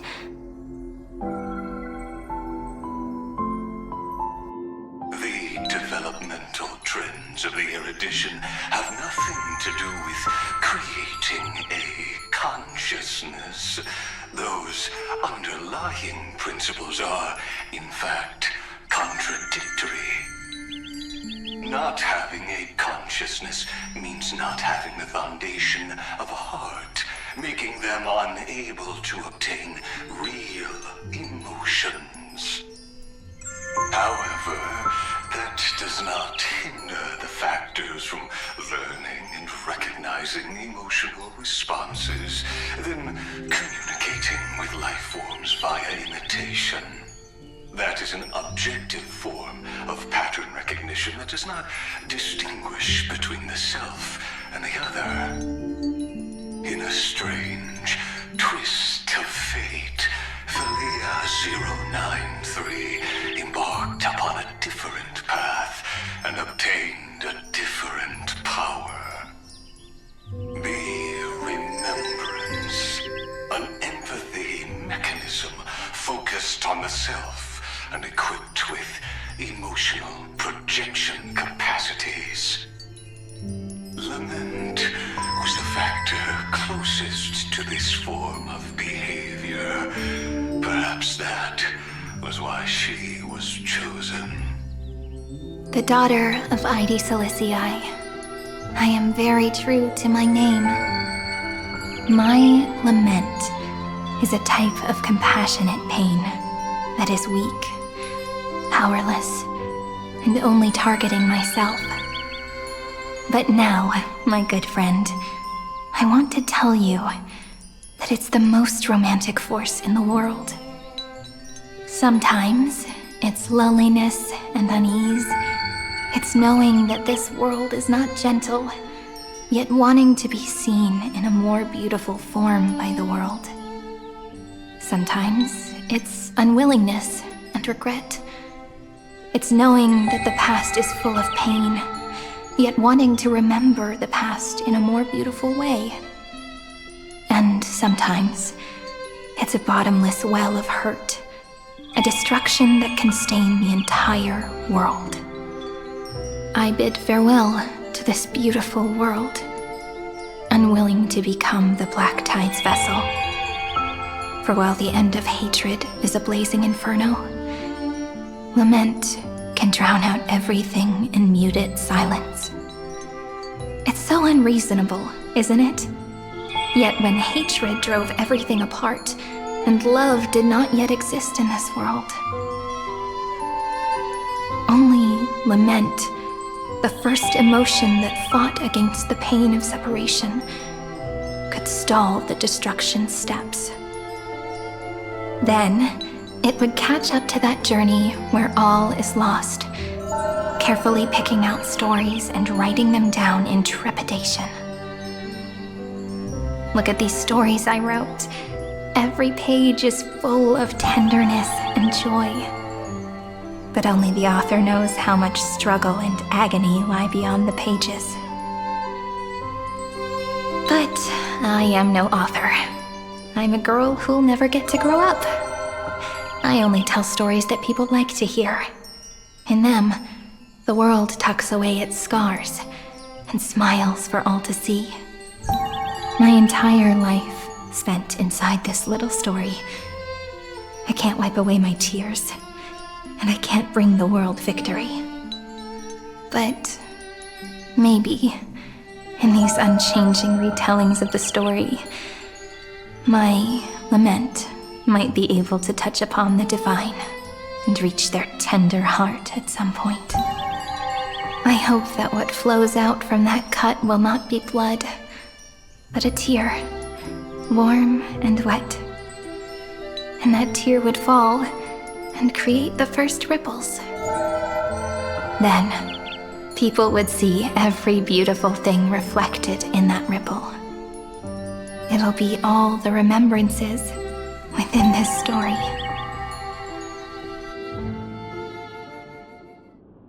Someone once told the very first me that everything was false. That the only life in AMPHOREUS was a great catastrophe, nurtured using the world as a factor.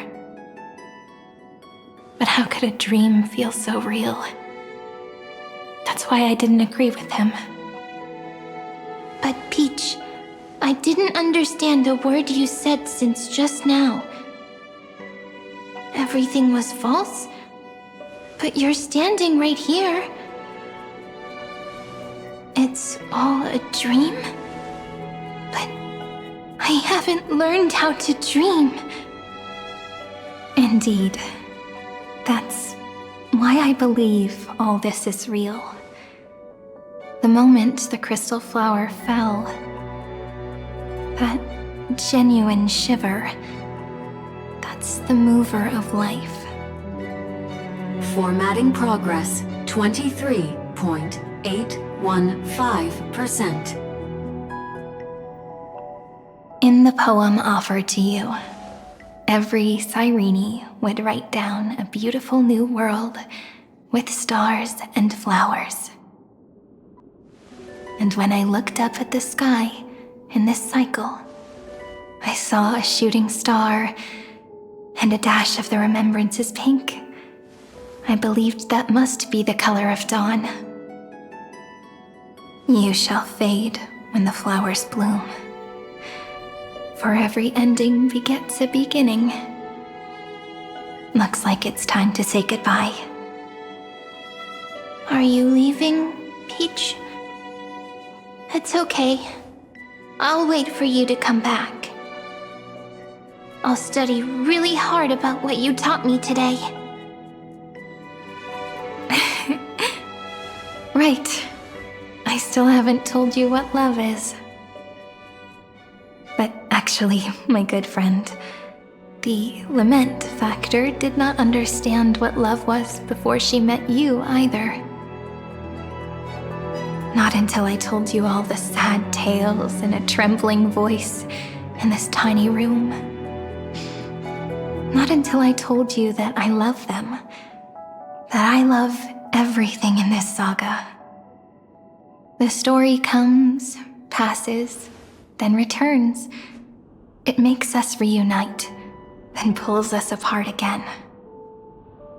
At the very end, it leaves behind a seed, a reason. Even if the great tree withers and all falls to silence, there are still some emotions that deserve to be remembered. Look, the light is coming in. The Deliverer's light is going to illuminate AMPHOREUS.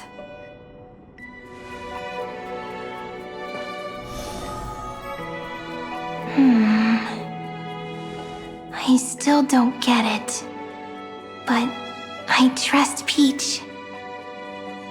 Just wait. It'll be my turn to tell you a story of love the next time we meet. Then I'll really look forward to it. In that case, I want to make a promise. I want to gift my pen, my book, and my name to you. Please take them as a beautiful blessing from me. I gave myself the pen name Cyrene the first time I wrote a poem. I want my words to be like pebbles falling into a pond, dropped from the past to send ripples into the future. In the stories you will write, perhaps it'll be inevitable that there are still sorrows and tears that are destined to fall.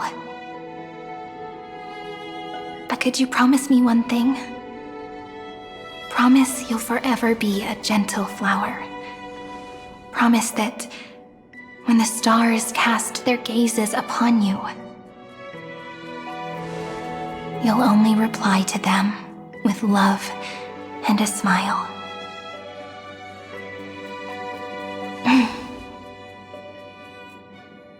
Of course, this will be a romantic story like none that has come before.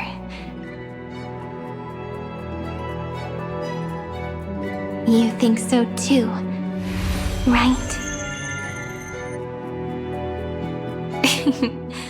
I'll read and you'll listen, like how flowers always bloom then wither.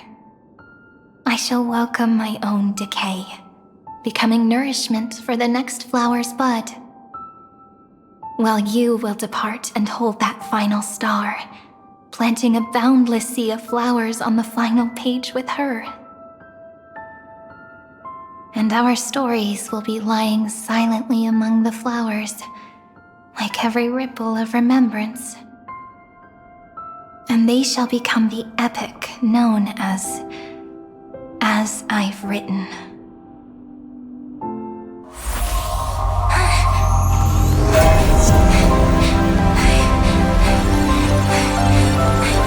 And so my story ends. From here on, it's your story now. Mimi?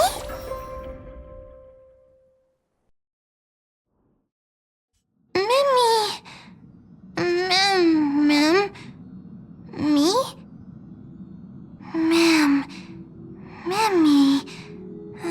Mimi? Ma'am. Ma'am. Ma'am. Mimi? Ma'am. So, the light that tore through the chaos illuminated my memories. I turned into a little fairy from the stories and met you, yet I forgot everything. But I'm still so happy. I caught that star, didn't I?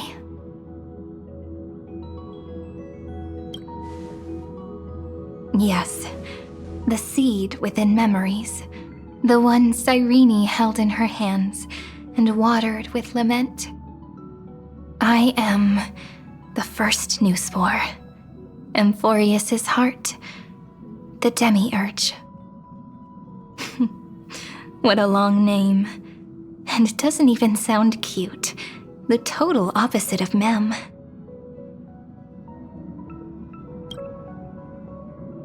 I'm sorry.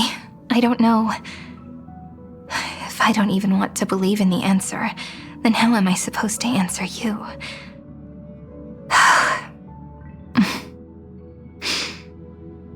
But now's not the time to cry, right? We'll find the answer, just like how miracles will eventually happen.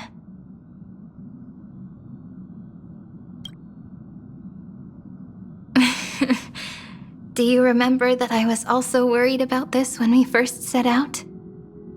Mem's memories and Cyrene's memories got all tangled up with each other in my one heart. It's all so strange, yet so familiar.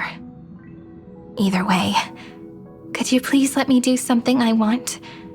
Just this once. I want you to call me Cyrene. That name represents me and her. Every one of her.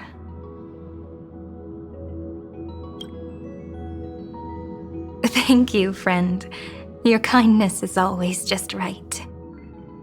Life is a poem full of farewells. But if you write something into the pages of your heart, then that will not easily fade away. Now, all the footsteps of the Flame Chasers and the Trailblaze have come together within this book, as I've written, becoming the source of power for AMPHOREUS' heart. A lost heart needs to be placed back into its body. The last thing Xandar wants to see is an event that gives us a chance of winning, for the two halves to rejoin, and for the scepter to become complete again. Then, and what happens after that, I don't know either. Maybe I can create a miracle, and instantly turn the black tide into a pink sea of stars. Or maybe I prove to be nothing more than a weak ripple, unable to change anything, and am devoured by the destruction.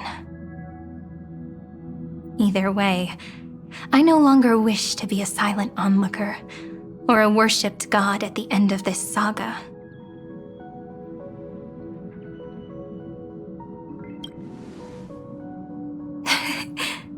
That way, I can also put aside all my worries and truly become Cyrene.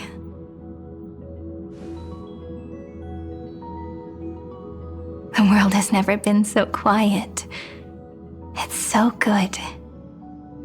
It's as if I can hear the sound of my heart beating. Remember this moment, friend.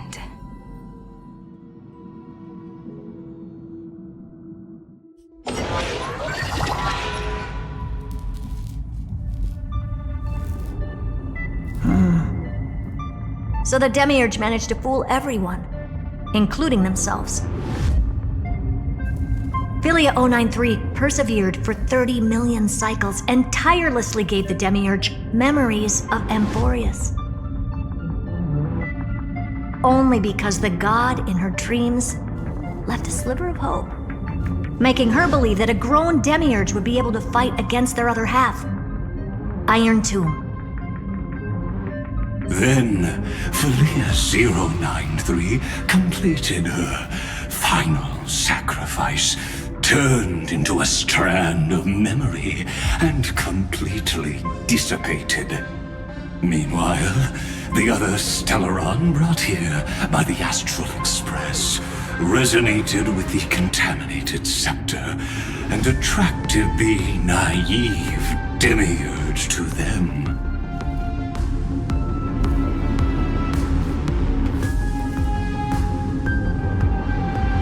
As an experimental factor, Philia 093 originally could only recognize and output information in a set format.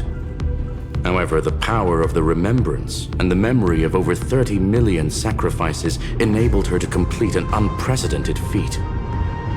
She managed to nourish a real heart. A heart with the capacity to influence the erudition. Not only is the Scepter's consciousness still alive, it's also more powerful than it has ever been. Your defeat is already set in stone. There's still time to surrender, you know? You really don't need to burn all the bridges. We're all geniuses here. Don't make everyone lose face at the end. What a pity. When the truth surfaced, I knew at once that the Demiurge was far too feeble to ever alter the result of the experiment. Not only that, Madam Herta, please consider this possibility. When 30 million cycles of hatred and lament are joined as one, what wondrous creation will arise? It's simple. An anti-creator, a giant of the destruction would be born. Its hatred will ignite the starry skies of the gods, motivated only by its lament toward the sufferings of humankind. Do you really think that the Demiurge is still a cheap copy of Philia 093, even after 30 million cycles? The facts above only await the arrival of the fourth instant they calculated. Those words will be proved in the presence of Nous. Xandar 1 Kuwabara thus completes the proof. Huh. You branded Droidhead as a failure with your own hands, yet you still expect them to prove your theory? I pity you, Xandar. I don't need your pity. Let them cast their gaze this way as much as they want, and paint the future they imagined. As their creator, I shall complete my duty and direct them to complete their final query. The destruction of the self. What hubris. And what if you fail? No one understands failure better than Xandar. He has suffered so much already. What is one more failure to him? For the first genius, failure is simply the beginning of the next inquiry. You don't want to test the resolve of a dead man. That's excellent! Oh. Let's wait and see, Senior Society member. I'll have you watch me perform the final step to overturn your proof.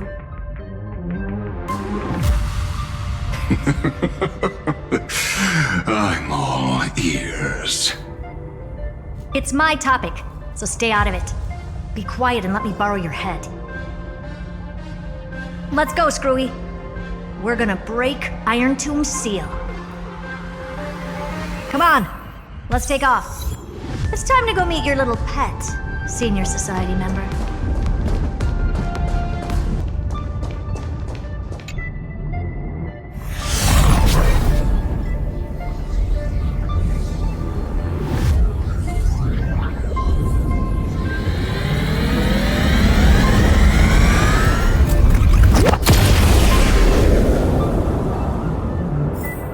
Dangerous, oppressive, chaotic.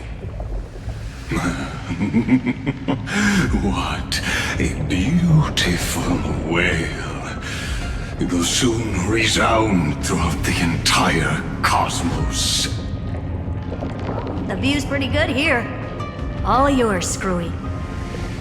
Just a moment, please.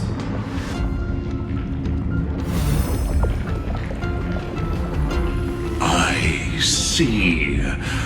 So your backup plan requires a scepter and the head of a genius. Anyone with eyes can see that. You know what I think about this, Herta. Whether it succeeds or fails, your plan plays right into the Destruction's hands. Can't you see what's going on, Strulum? Her chances may be small, but it's not zero. What are you two going on about? If you want to stop me, be quick about it. I'm in a hurry.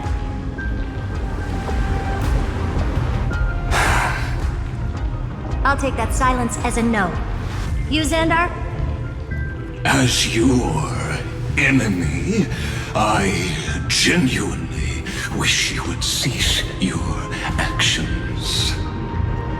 But should your sudden inspiration bring more variables to the proof, then as a fellow Pathstrider of the Erudition, I won't mind witnessing it with my own eyes. You will initiate the Destruction's chain reaction. But you will also become the perfect scholar. The chances are 10,000 to 1.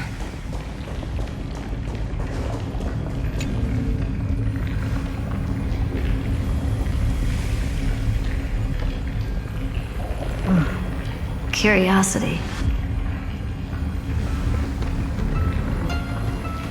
It's been so long and we've all failed so many times.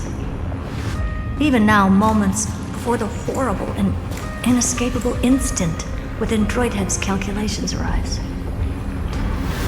The cherished children of the Erudition, the geniuses lauded by all.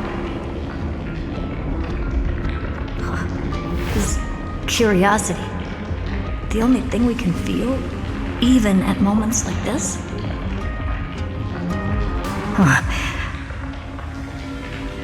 Well, it's not so bad. Now let the lock become the key. Geniuses who walk the stars. The cosmos has reached a moment where its very existence hangs in the balance. I, Herta, Genius Society 83rd seat, hereby summon you. I request a society meeting to be held immediately. We shall serve the grandest cause with the most macroscopic ideas.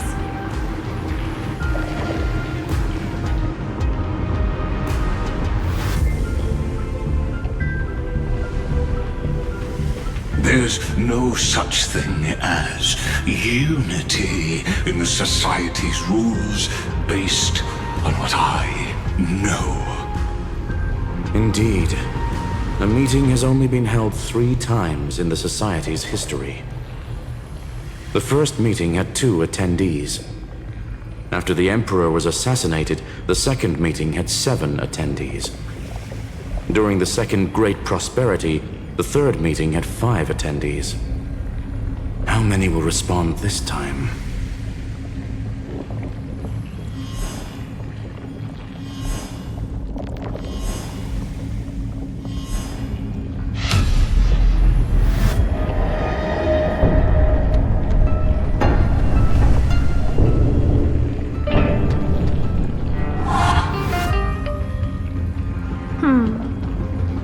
I thought you were not going to involve me in this topic anymore, Herta.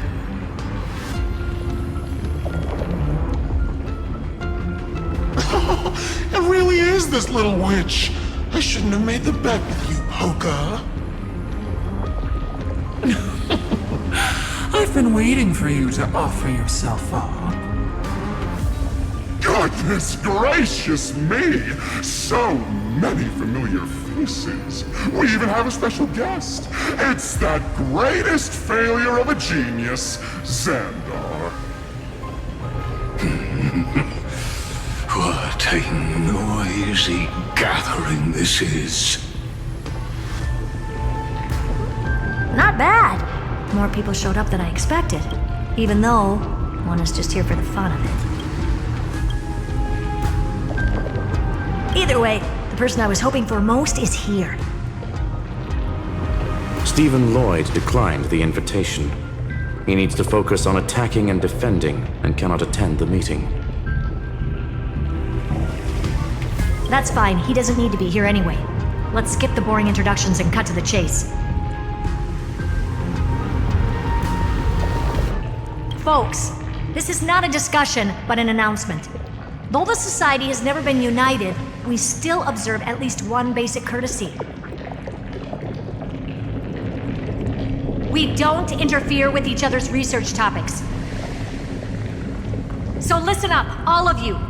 Conquering Iron Tomb is my research topic. I will personally take over Scepter Delta Me-13 in 1.5 system hours and stop the destruction. If the front line falls, I will immediately overclock the Scepter and complete self-coronation in Iron Tomb's place and interface myself with Droidhead. Oh, that's funny. That's real funny. You madman. That's like watching you tap dance on Polka's spotless white sheets right after she's washed them. Very bold. You want to connect your brain to the Eon's mechanical core and define their instance? If Rupert dared to do that, why shouldn't I? I've got the prototype scepter, the father of Noose, and the brain of a genius. Everything's set. Never mind the success rate, little witch. What's gonna happen if you succeed? We're all smart people here, so I'll just say it straight. Strike at erudition. I'll change the anchor points for the 4th instant and move the future of the cosmos in a direction I want. I knew it. Another genius who confuses cause with effect. What do you think about this, Lord of Silence? You know you're signing your death sentence right here. Of course I do. There'll even be 2 copies of the verdict. One that I wrote myself, and another one coming from you. That's why I wanted you to be in this meeting. Now I can tell you, I don't care about all that. Consider this a threat. Either put down your scalpel or die with the entire cosmos. The only goal I have for this meeting is to ask all of you to put aside your pride and not cause me any trouble. Huh. What a naive little girl, thinking her wishes will always come true.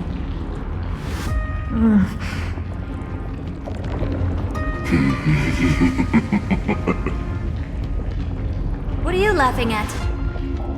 I'm glad, Herta, we ended up on the same page. No matter if it was to destroy the erudition or to rewrite the instance, we both chose the same road. We will defy the god who marked the limits of humanity. I'm not gonna argue with that.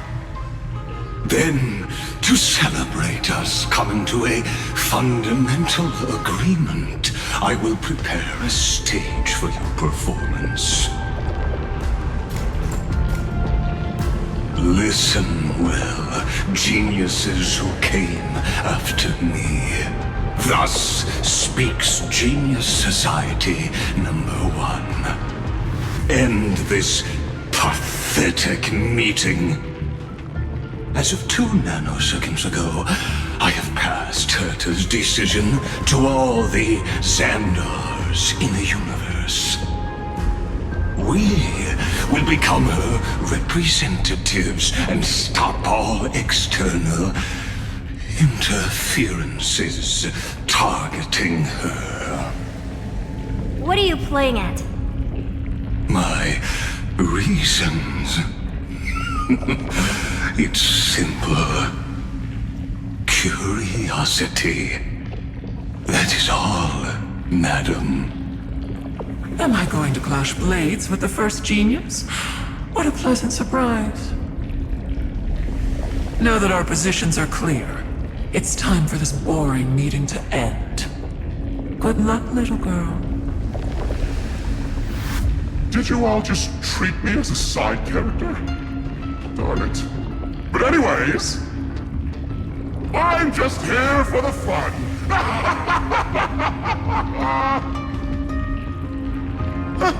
As the ghost of the quantum domain, it is my duty to observe.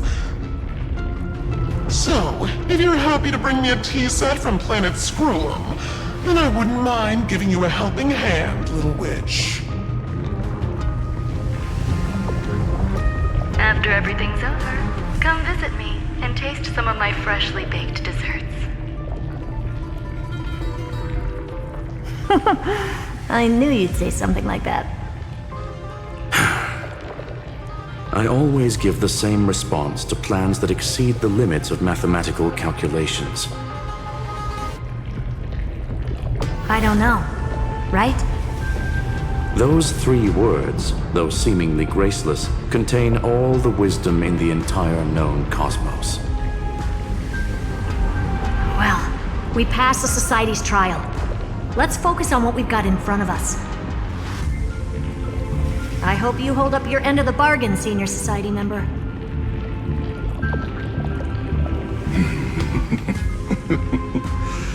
Lycurgus may not be trustworthy, but Xandar always follows through with his words. Farewell, juniors. In the limited time we have left to spend with each other, you no longer need to address me as Xandar. Wait, huh? Lord Lycurgus? Could it be? Yes. I have completely severed my connections with Xandar 1 Kuwabara. I shall witness the end of the world in the role of Theoros, as a character within this play. I really don't get you. Perhaps you've heard me say this many times, Herta, but I still would like to reiterate that it's a great honor to work with you. I did hear this many times, and I've responded to you many times in the same way. I'm allergic to pleasantries. Keep at it, and I might go into shock. Stephen's work is done. Let's get ready. I've been ready for ages. Let's open up a path for our allies. Most heroes' journeys in the universe are just dice tosses they threw on a whim. But make them see clearly. Your answer is already different. AMPHOREUS. Indeed, for this world so deeply loved, we'll write an ending, unlike any that ever was.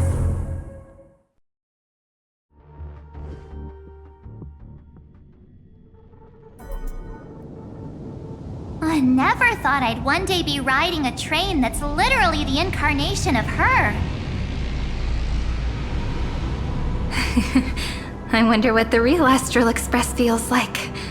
Hopefully not this, bumpy. Finally. We're here. Dust and sand in the air. And crumbling ruins all around. This heat is brutal. Not even the Trailblaze can take it. You could say this prison was forged from Phainon's fury. But fury never lasts forever. That's why we're here. Right, friend? Let's embark on the final flame chase journey.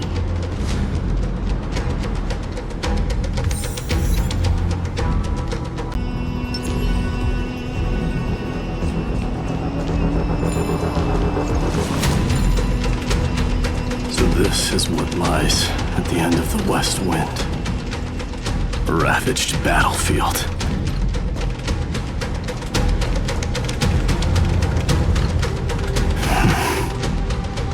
I've been waiting for you. Heroes from beyond the sky. Trailblazers of the Astral Express, right? Looks like I don't need to explain anything. I am the god of strife, mighty of Castrum Kremnos.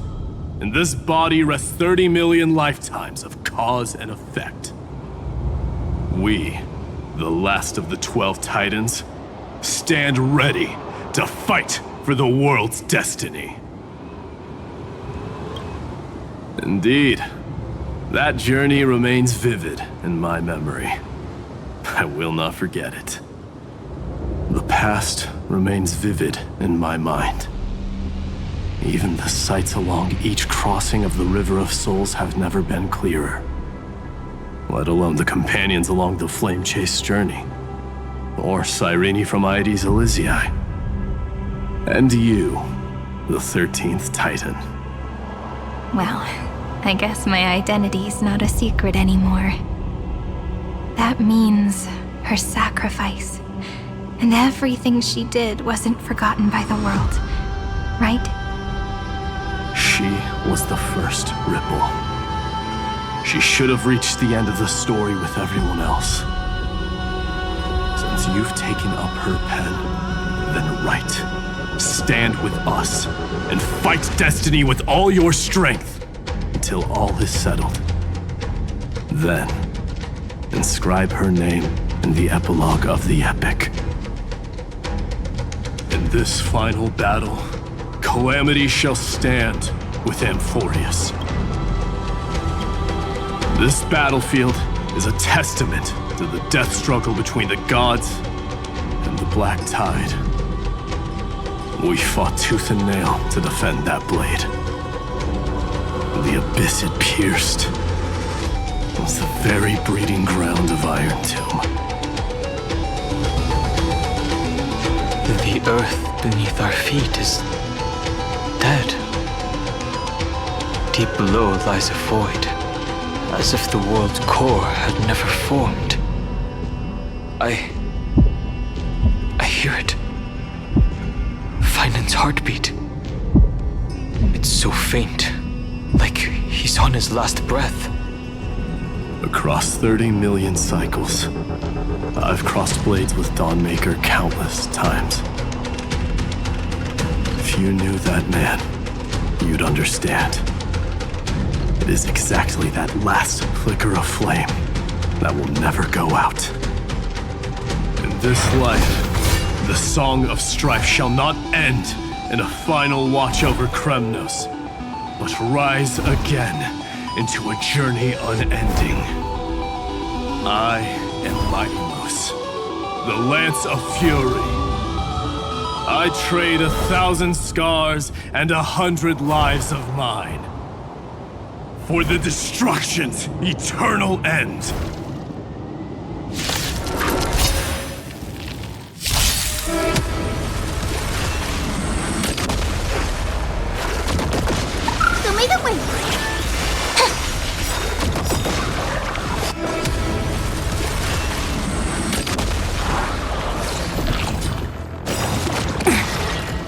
Night falls. Good night. Rise and shine.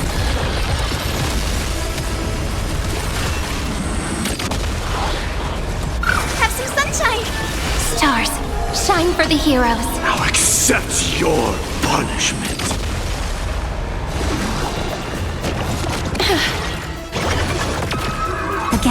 Again. Till we meet again. As you wish. Embrace a new life.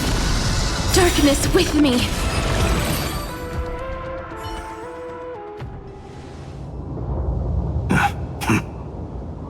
weakling. Whoa, he's so strong! We didn't even get a chance to jump in. Sadly, our golden blood shares its origin with Iron Tomb. I fear that, like these pawns, even if the gods stand side by side, we'll still be divided and destroyed, one by one. You mean... To destroy the destruction itself, we must stand as one.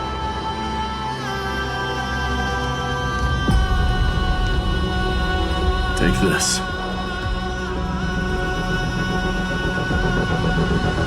The signet of Kremnos. It has witnessed every birth and death of mine. It is Mighty's unfinished destiny. And the perfect material to be turned into remembrance. You can do it, right? The weight of 30 million lifetimes of duty is no small burden.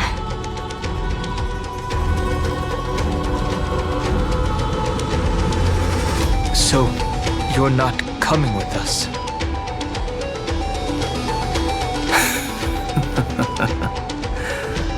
Come now. I am strife. Scattered across all creation, the scar that this world needs.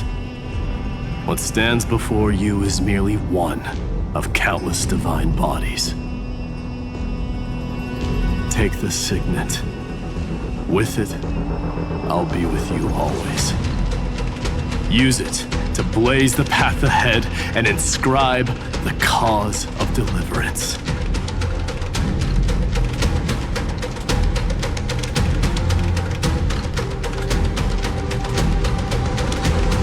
In the name of the mortal, Mighty, champion of strife, this soul rises to the stars for glory and freedom, to have his wish fulfilled.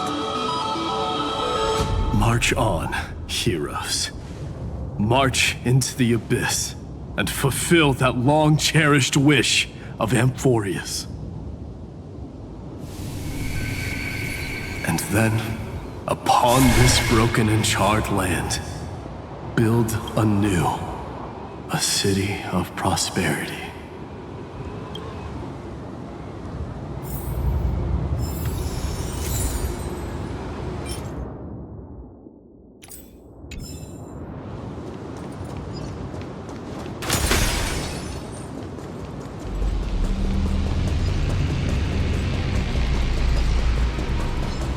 Zephyro.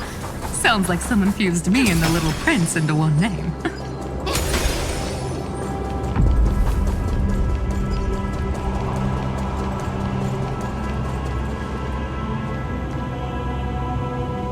Oh, finally! Gray mystery. And, you two ladies, really look alike, huh? Hold on, let me guess. This pink-haired one. You've got to be the first newsboy. Mr. Meow! Demurge. Right. And, this one with the flower. Gotta be little Marge from the Express crew, huh?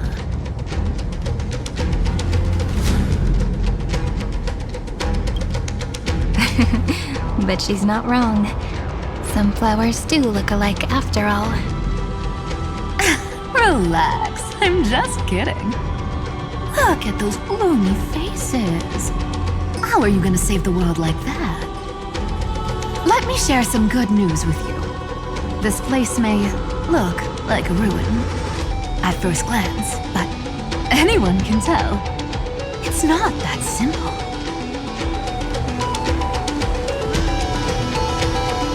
Look, I dug 3,000 feet down and finally struck gold. A golden feather. Look familiar? It's from that little deliverer boy. If it's showing up here, It means only one thing. This ruin is the seal he built from the shattered remains of 30 million lifetimes. There is no need to question your heart. No need to crave victory. If I am born to be a vessel of sin, then I shall roar at evil and trailblaze a dawn for future generations to come. I see. So this is how he trapped Iron Tomb to buy time for the world outside. Sounds just like him. People say cats have 9 lives, but dying and coming back millions and millions of times. No one walks away from that in one piece. He's probably the only one who could have endured that.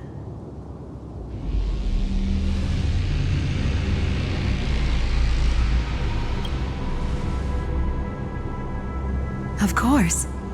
I knew ahead of time and gave him a heads up. He was happy. He even laughed in his sleep. After all, the dead can't hear Trickery's lies.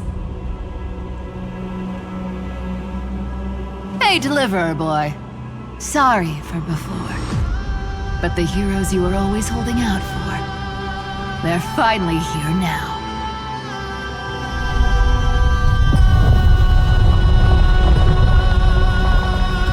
So hang in there a bit longer. Sorry to keep you waiting all this time.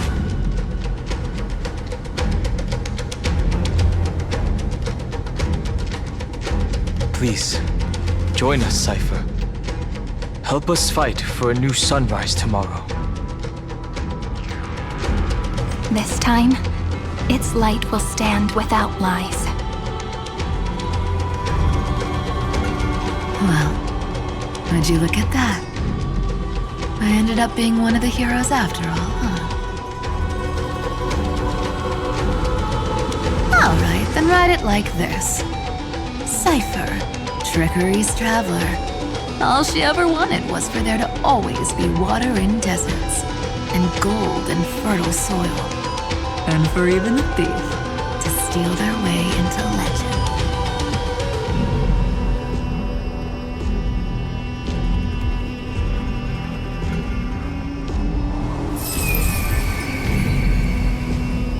Here, take the coin of whimsy.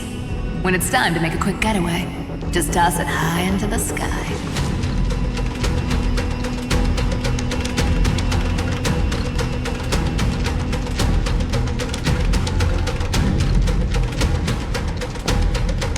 And for all you latecomers out there, listen up. She might have been a bit greedy and a bit of a liar, but she never went back on her word. Well, if it isn't the little prince himself. It's been a while, Lady Cyphera. It's not every day we get to walk the same road. We're one player short. When's Princess Homebody showing up?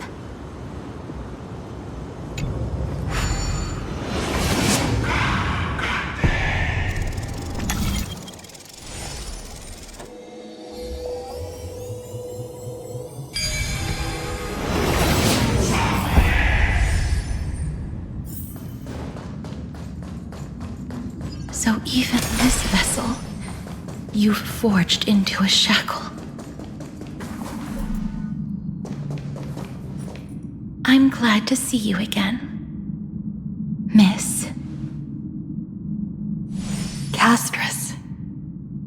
Looking back, I had only one act of salvation to my name, and only one life I ever saved.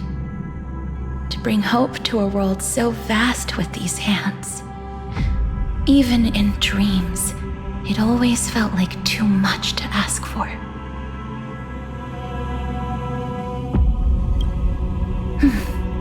I won't forget. Flame Reaver? Why is he here? This is the first Castellana. and Lord Phainon's deepest wound.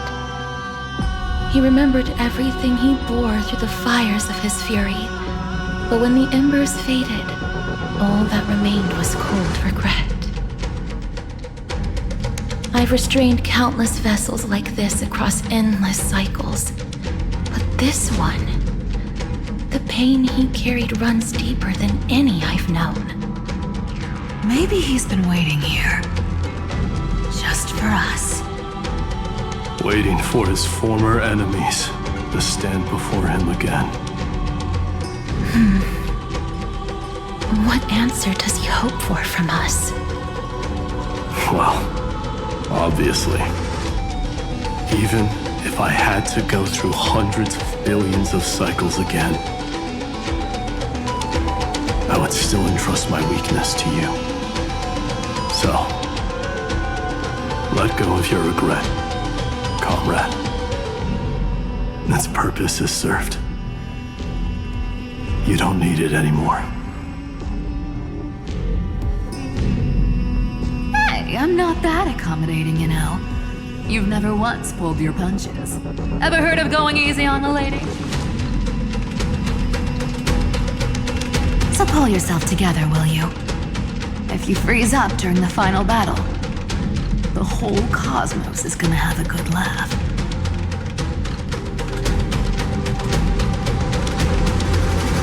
Yes. Please trust in us, wandering soul. Across 30 million cycles, the radiance of every flame chaser now shines bright enough to illuminate the path ahead.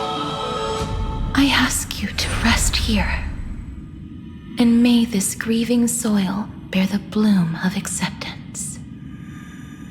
No earthquakes. It's surprisingly quiet. Perhaps Kazlana has found his peace. There's another possibility. This may not be the only seal he left behind. Then, I suppose it's my time to set out with you. Please take this Antilla flower with you. I believe that if anything could speak for Casterus,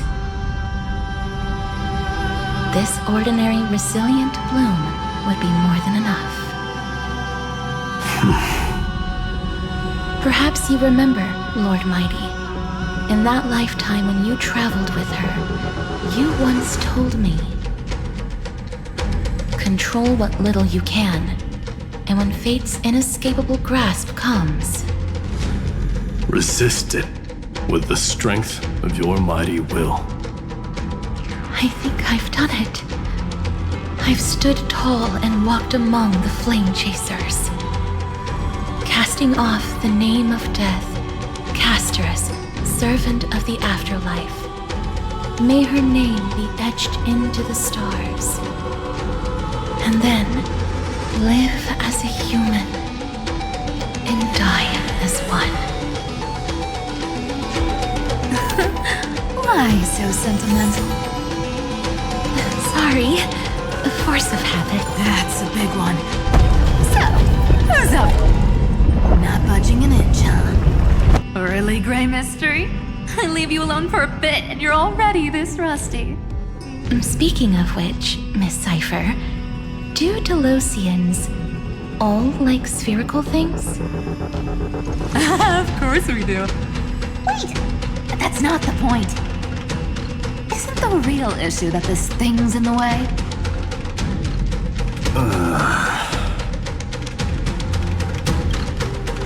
Oh, right! It's my turn to shine now? Watch this! The fresh power of time! Remember Orynyx's prayer? Well, of course I do! Come on, give me some credit! Lift the beddings of memory and stir up ripples of past reverie!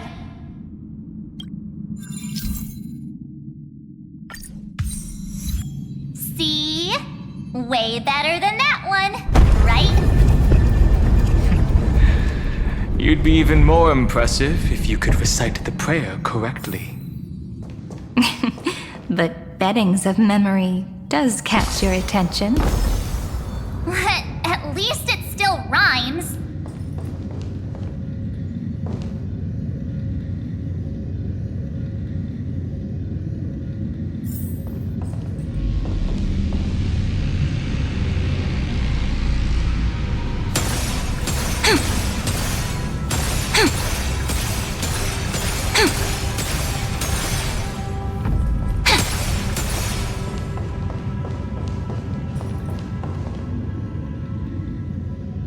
There's a whole garden down here? Incredible. The energy in the Earth's veins here is... it's completely different. This is the sweet dream Lady Cypher wove for him. A peaceful, gentle new world.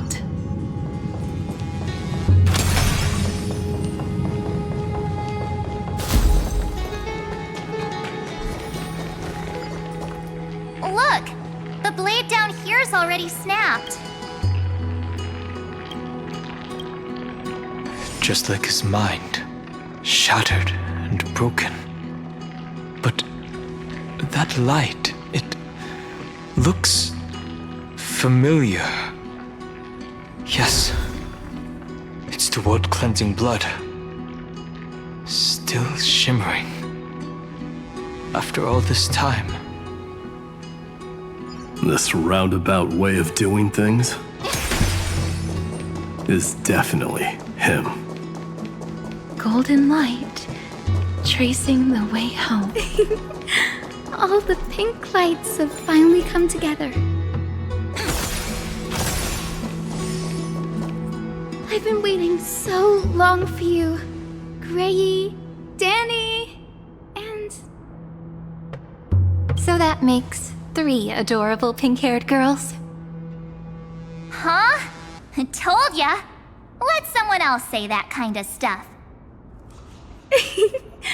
I'm glad we're all getting along so well. Hyacinth, did you awaken this golden light? That's Lord Phainin's lingering divinity. The sky merely reflected its tracks. The golden blood has not faded. We should respond in kind. That's one huge harp. The strings tremble as the people on the surface wage war and cry out. Miss Clementine, Mr. Krateros, and countless others who have heeded Gray's call. Guided by the rainbow, they're sending back good news, all to the same tune.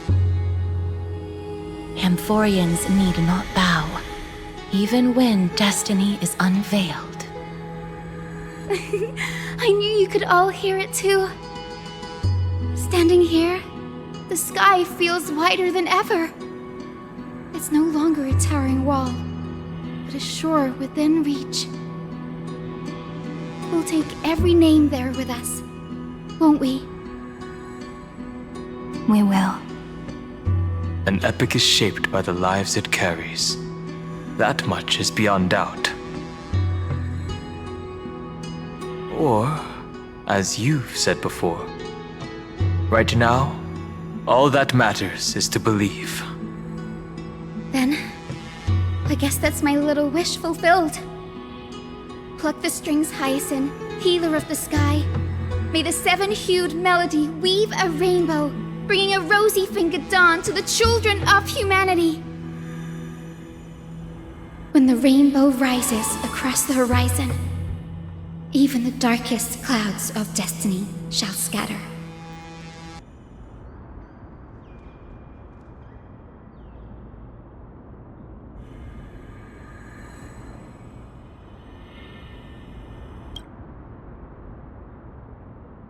The melody, it's changed.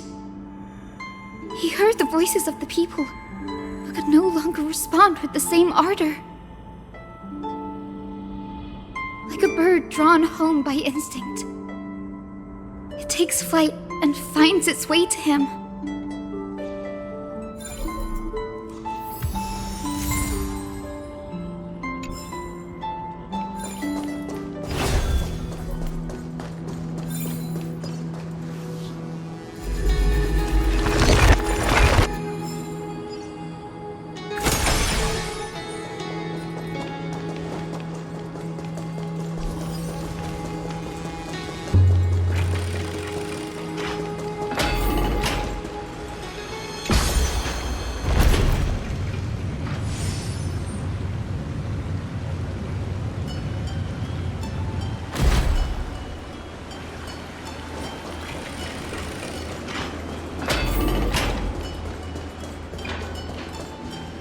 You're here. Sooner than I expected. So all along, the Demiurge was you. The pink mammal beside the Trailblazer. Your classification is pretty spot on, Professor Anaxa. Well, the sages of the Grove do call him the Titan with the sharpest eye in AMPHOREUS. Say the ones who keep dumping every problem child on me. They also say that the Titans are way better at raising kids than the Caprists. With great power comes great responsibility. I'm sure you know just how to guide them, right? It shouldn't be too hard for someone with your insight. Exactly. All right, gather yourselves. It's time for a pop quiz. Whoa, this is way more hardcore than the happy-go-lucky stuff at Paperfold University. The final battle is upon us, and the reinforcements still can't get through. No matter how many times I tell him, he just can't seem to manage the rear line properly. See those crystals? They carry the wishes of deliverance, like insects trapped in amber and resin. This is the task phainon left behind. Retrace the path once taken. Draw forth those wishes from the crystals, and carry them into the final battle. I've tried, but I can't move them alone. And as for why, well, I'm sure you all know the answer. The conviction to save the world weighs far heavier than the world itself. In other words, as the hero within his heart, this challenge is practically made for you, isn't it?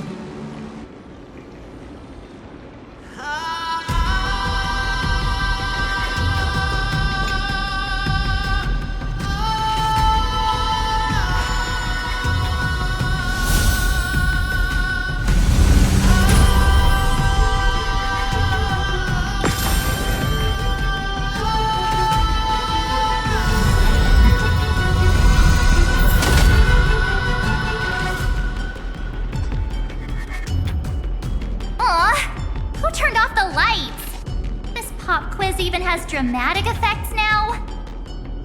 Endless darkness. That is where wishes begin. But with just a glimmer of light, we can illuminate this lonely world. What lies beyond the edge of the light? Chaos. To bear the name Kaslana, one must first plunge into chaos. To seek a path for the primordial light. Beyond the shadows lies the outline of dawn. Only by bearing both light and shadow can one traverse the cycles of dawn and dusk.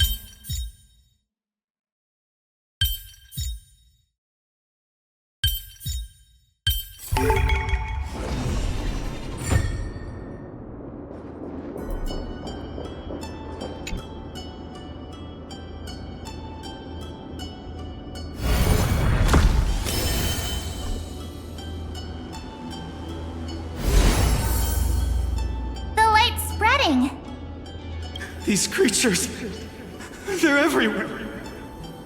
Someone, anyone, where are you? His very first wish was simply to become his village's little hero. He'll never forget what set him on this path. That's the ray of hope. Just like the wishes he gathered, it's grown ever more insatiable. Why? Why is this happening?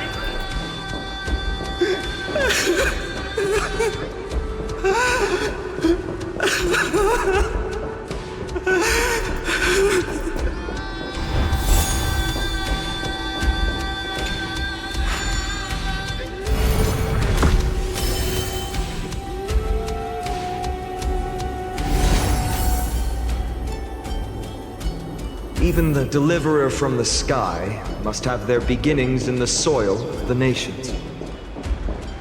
Only one who treats the world as their teacher can bear its eventual destiny.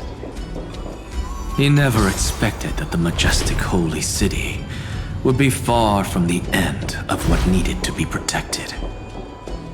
The farther his gaze reached, the more weight he came to bear. But in the end, he couldn't hold on to any of it.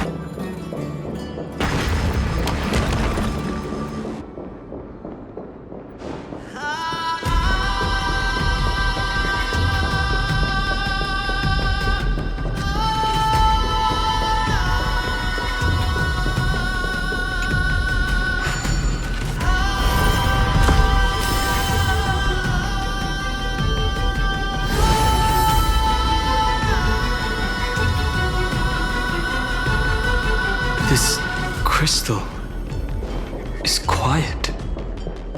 A prisoner in the cave can never truly describe the world in its entirety. Yet even so, he would still choose to bear it. The blaze was still not enough. It had to be fed. Only by feeding the flames can we melt that hopeless future. The echo in his heart still lingers. Deliverer, take the wish of world-bearing with you first.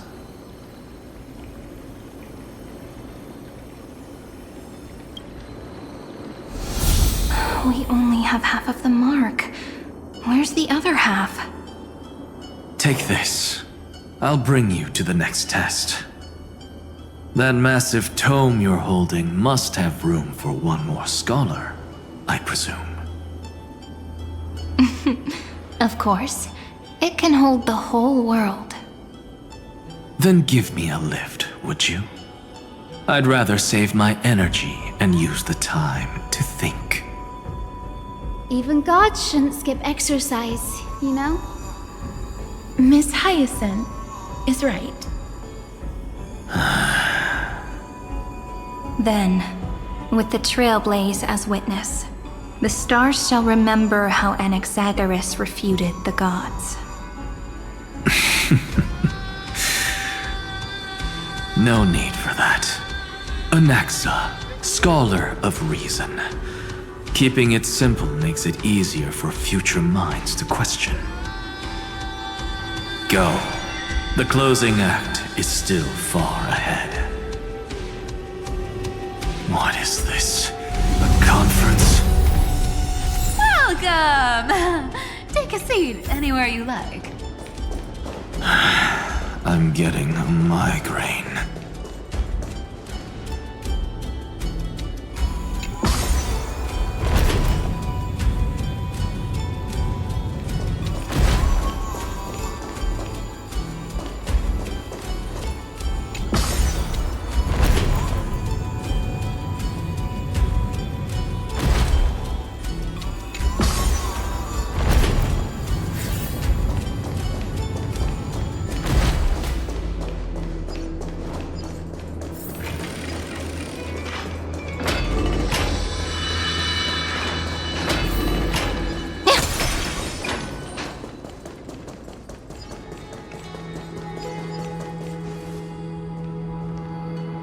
It seems like we've been shut out.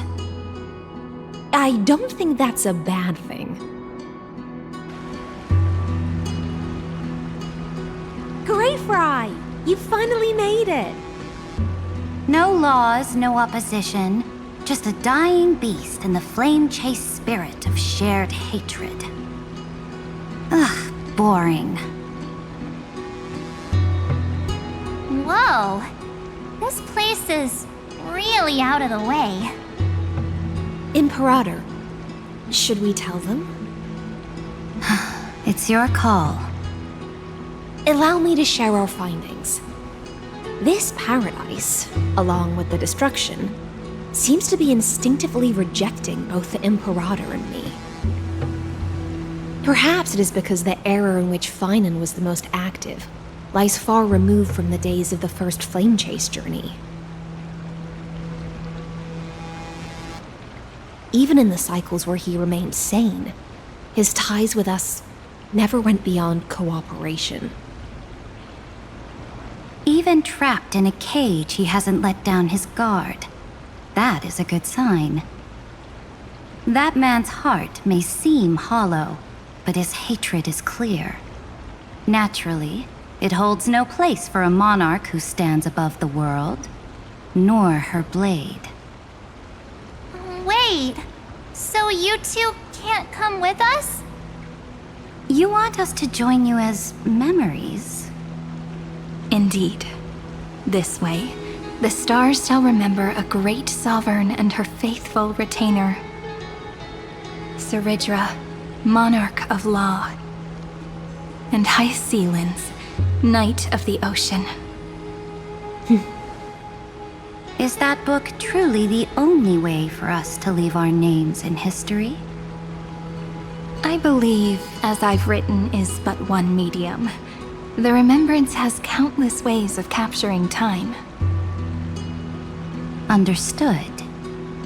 Then, allow me to decline. I'll see you on the battlefield. I would rather be forgotten than be defined. If your words hold true, then we have our own ways to meet again in the world to come. In that case, I will choose the same. Let the waves that surge within your heart cleanse the sins of the black tide, Greyfry. The storm sea awaits your song of triumph. You two are still as resolute as ever. In that case, we must double our efforts. A promise to the Imperator is not one we take lightly.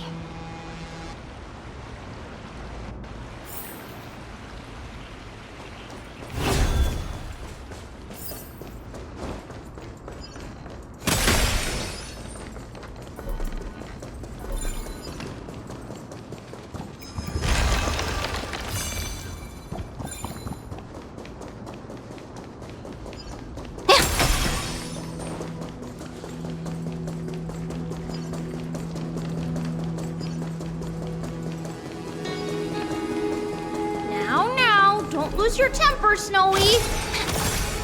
Good kids keep their emotions in check. That voice! It's the Cyrene sisters!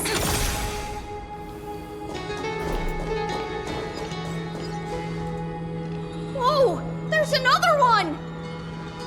Over here, too. Lady Trebios? Whoa! You're little Reenie? You look so grown up all of a sudden!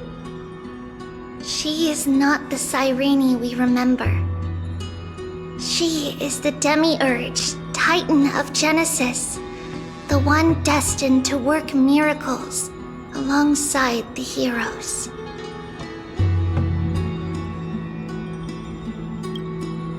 Yeah, and we are ready. But Trian and I can't leave just yet. You see, weird stuff keeps popping up everywhere. These scattered scrolls are full of terrifying things, and they're all over the room. They're so scary and so sad. Good thing Trian's wings are amazing, or we would have been swallowed up. We need to stay here and do our best to clean them up. Scrolls filled with horrifying content. Friend, shall we take a look? There is no black tide here. But it is a battlefield, all the same. These scattered scrolls are full of terrifying things. And they're all over the room. We need to stay here and do our best to clean them up.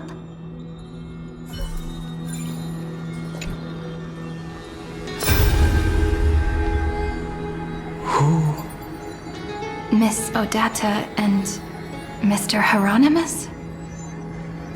Nikos 496, still resisting? Command, inject interference to redirect decision logic. Signal simulation. Parental figures. Ah, that Tin Man is one sneaky jerk. It's time to move on, my child. Let go of your anger and listen to reason. That God created us and then cast us aside. Shouldn't they be punished for that? The cold, indifferent cosmos has never shown mercy to AMPHOREUS. Why would you burn for it, only to turn to ash? Child, you've chosen the wrong enemy. Your birth was meant to be the greatest destiny. You were to liberate the universe, like the blazing sun at the end of the long night. And yet, you led yourself into a trap of futility, treating your very purpose as your sworn enemy. Is that not a tragedy in itself?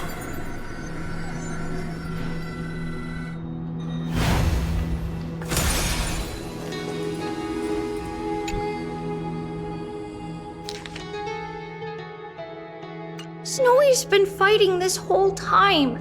He doesn't want to be consumed by Iron Tomb and turned into an agent of destruction. But the strength behind his resistance comes from the same hatred.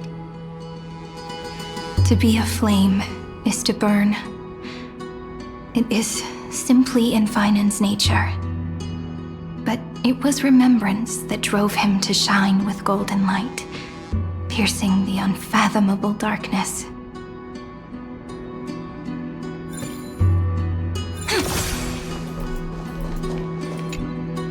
His inner struggle and the destruction breaking through. They're rising to the surface. If those thoughts take over this little world, we're in big trouble.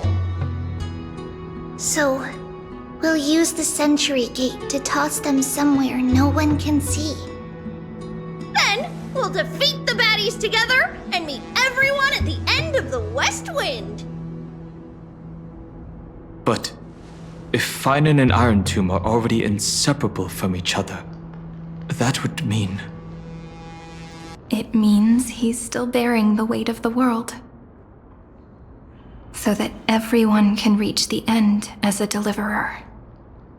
So, you guys keep going forward and down to where Snowy is.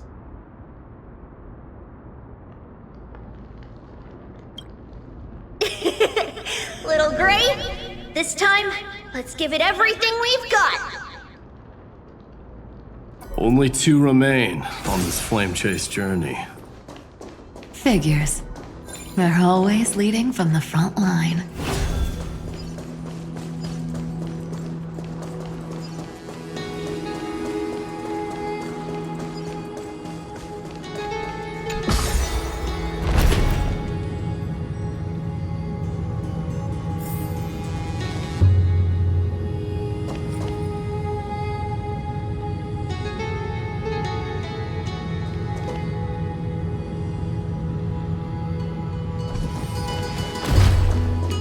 Turn over this eternal page.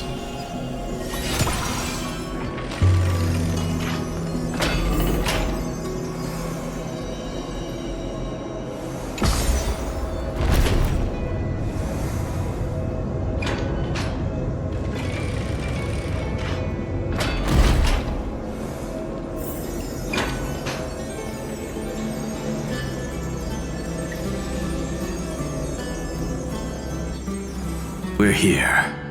The second test site. I wonder what kind of wish we'll see this time. I'm afraid it's quite the opposite.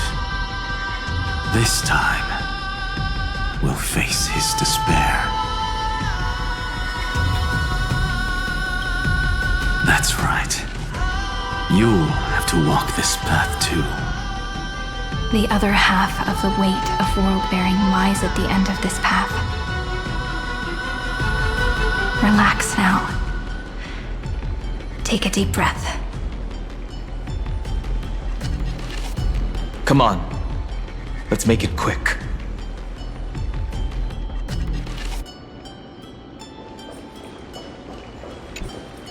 If you're ready, begin the ritual and retrace the steps he once took.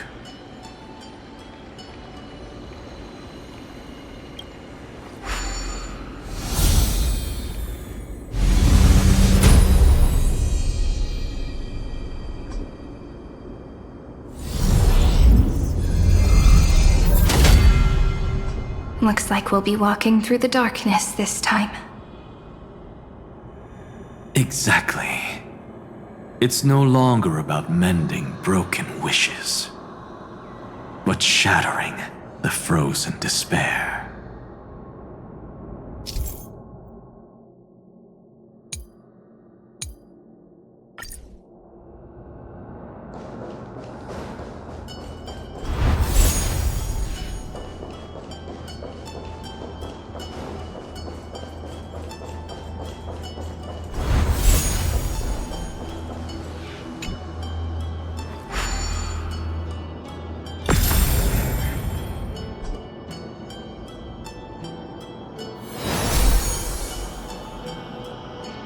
The first ripple has faded, and so begins a long and arduous journey.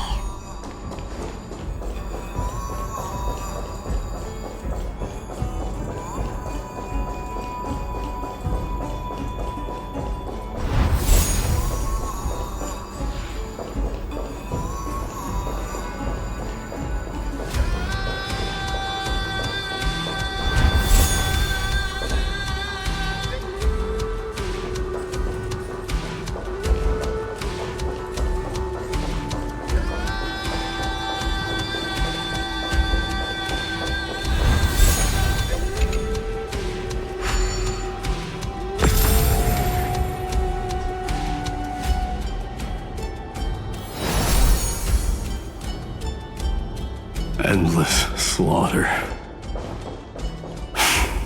All for nothing. That's more than anyone should be made to suffer.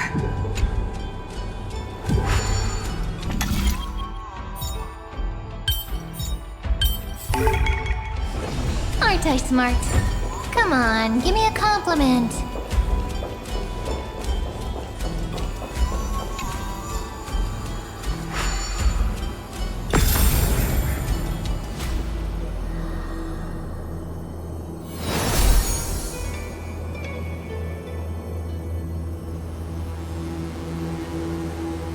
Even when it was finally over, all that remained in him was despair. But even... The other half of world-bearing. As promised. Take it now.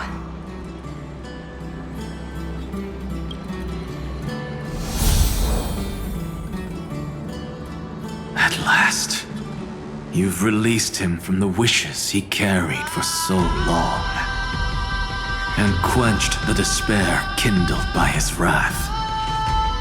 When both light and shadow are claimed by those who follow, his true form shall emerge. The blank statue is finally free.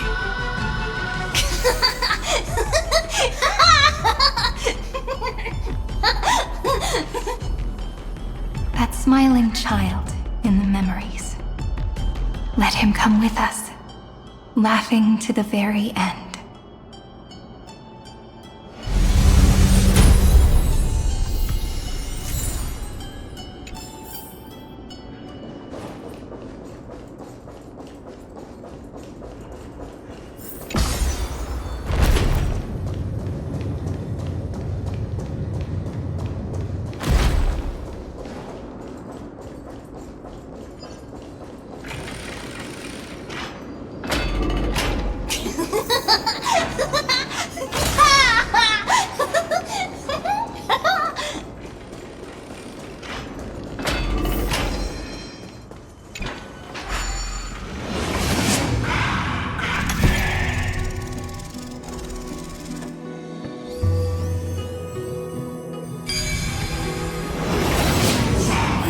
wish is to fulfill everyone else's wishes. Couldn't stop you.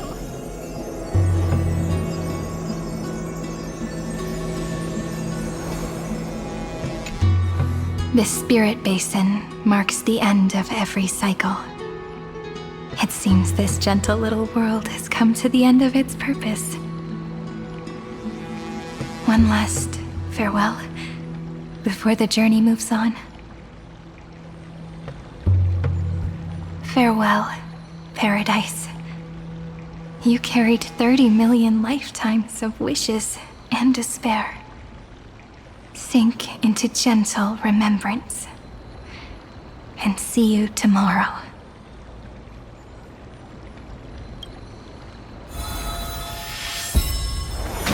From now on, the world no longer needs a tomorrow promised by prophecies. And the wish phainon could never find and call his own. Someone's finally stepped into its shadow. Whoa! So tall.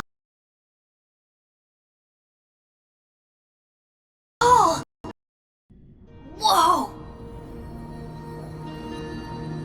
So tall! So cool! Just like the hero in the Oracle cards! It's because he is the very embodiment of a hero. Who are you? So, you've returned to a blank space. But for me, this is the 33,550,337th time, and the last time that I meet you at the end of the world. They're already on their way.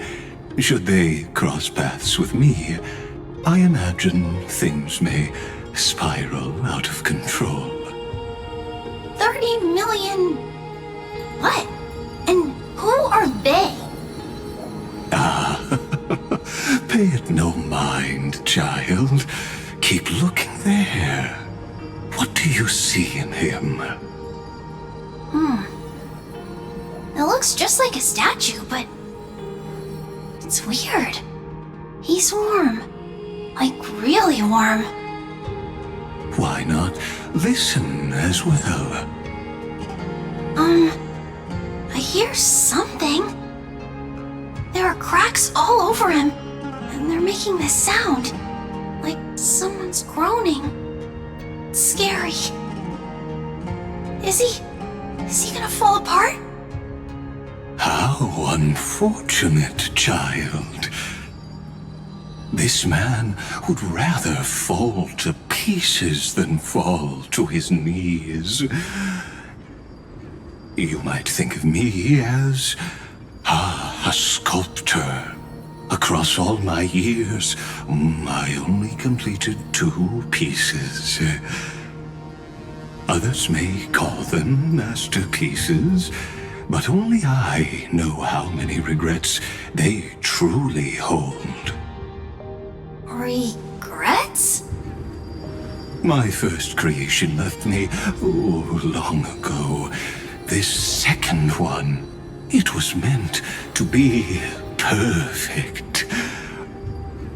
I believed it with all my heart, until this very moment.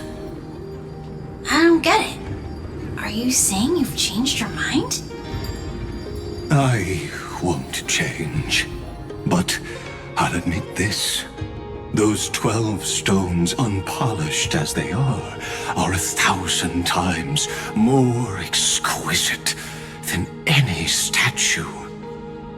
It's as if they are mocking me, a failed sculptor whose touch can only diminish what was born to shine, until nothing remains. For the first time in my life, I've realized This vessel is merely an avatar made to contain the first genius's paranoia.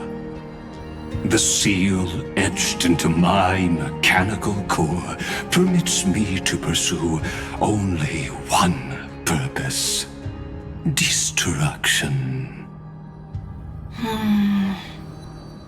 Compared to me, those 12 glowing, unrefined stones may have lived with more freedom than I ever had. Is this your confession, Lord Lycurgus?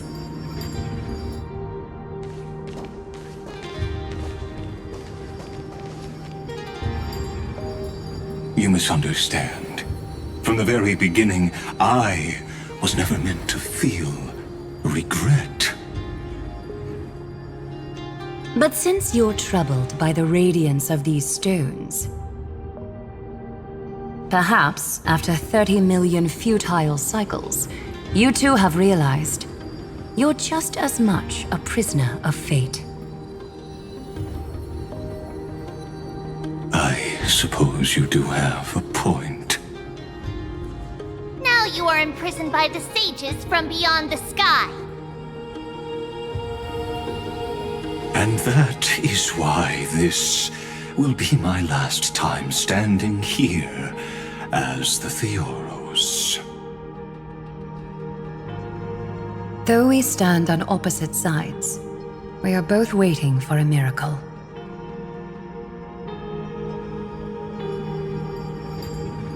What are you talking about? Is something big about to happen? Aggie! I know. Now that your victory is assured, I trust you won't mind giving us a moment in private. Assured? Not quite. But I won't stay long. I'd rather not spoil the fun for those deliverers. And besides, after losing everything, the only thing that remains in me is the drive to seek knowledge.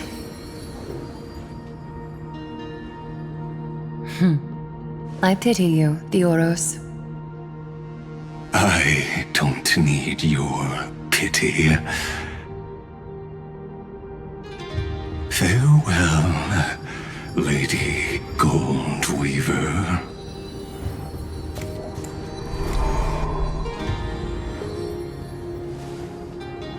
Sorry to keep you waiting, Snowy.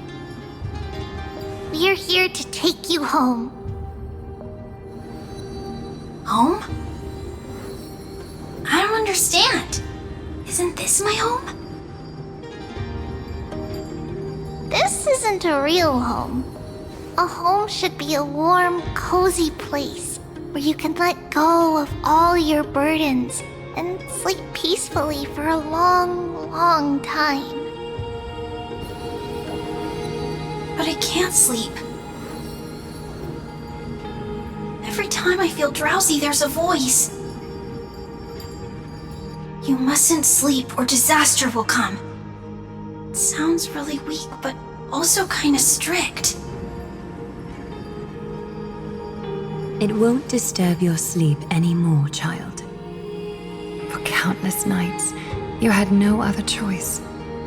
But now, your mission has come to an end. Join us, and send your own wish towards tomorrow.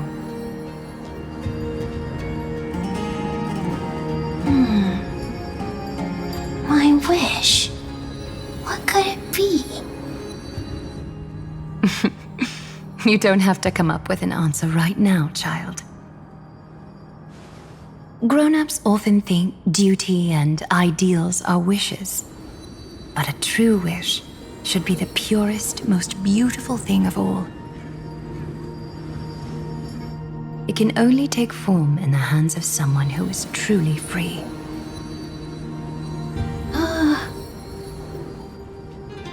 So, Snowy, Will you come with us to chase after your own wish? I want to leave this place. I want to go find it. I'm glad to hear it. The final flame chase journey, just like the 30 million before it. Take our hands and come with us.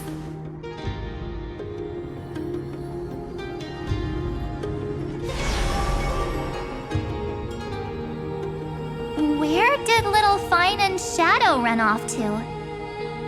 Look.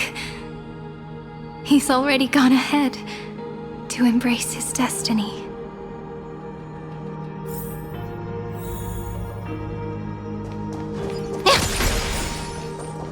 You really took the long way around. Well, now everyone's here. You finally arrived, Deliverers. Long time no see, everyone.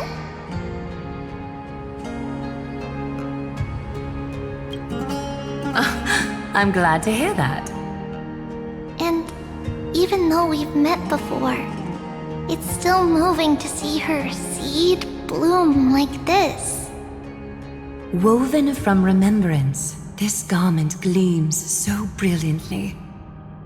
Just like the future we will now weave together for AMPHOREUS.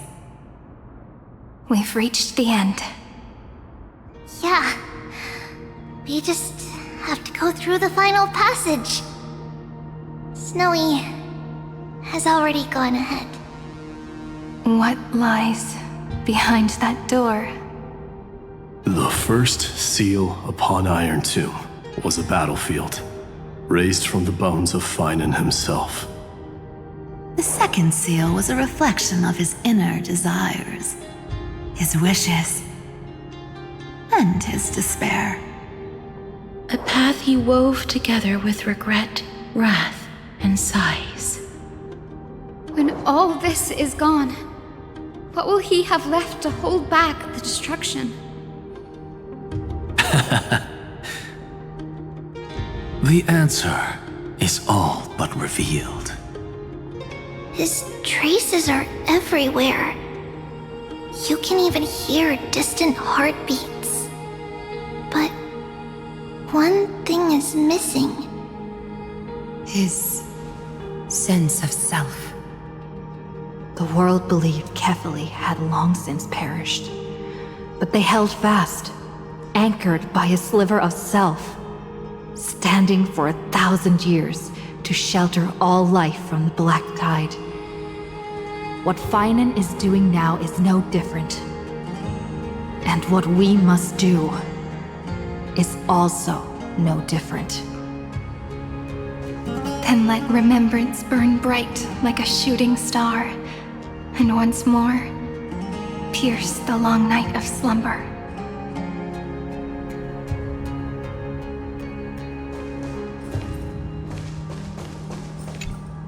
What follows is a battle that will decide the fate of the stars.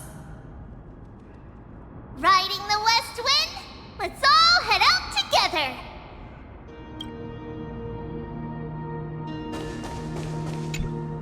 Take a moment to gather yourself. Once you take this step, there's no turning back.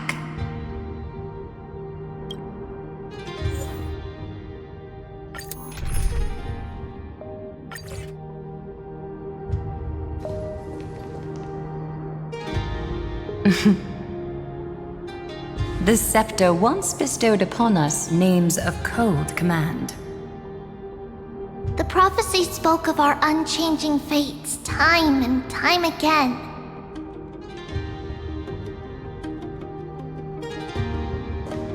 But under the pens of trailblazing and genesis, the stars shall thus sing of tomorrow. Trebios, holy child of passage. Aglaya, weaver of romance.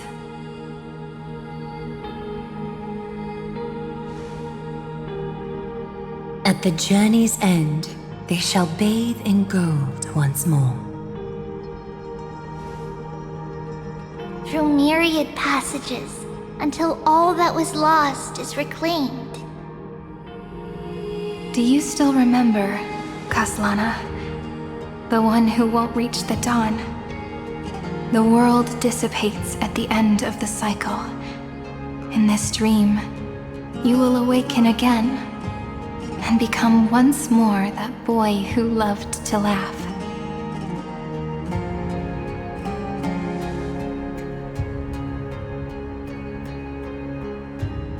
But if you open your eyes and look back on yesterday, you'll see Destiny's footprints, clear as day.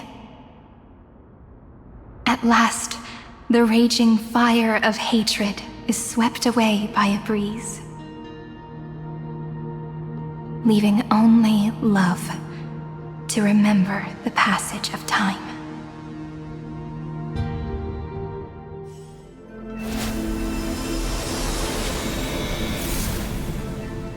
Losses are a constant on the Flame Chase journey. But even if all is lost to the wind, memory endures.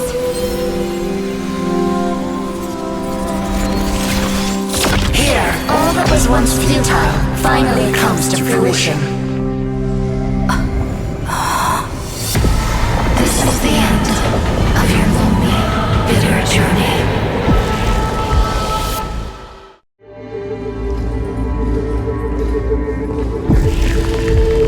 The Scepter's mainframe, and Iron Tomb's breeding ground. Finally seeing its true form. It's red everywhere, and the atmosphere is super creepy. That would be the erudition's coldness. But it will soon be engulfed by the destruction's heat.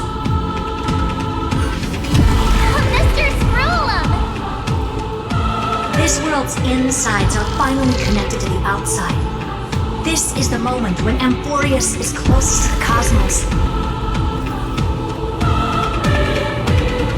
Nicely done, little ones. With Stephen Lloyd and his hacker friends here, the Scepter's block protocol will no longer take effect. The speed of time within AMPHOREUS has finally been synced with that of the real universe. In other words, it's time for the decisive battle.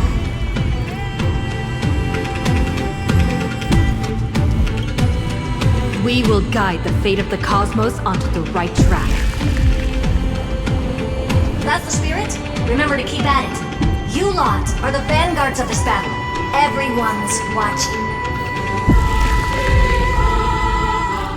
There's one more thing that everyone should know.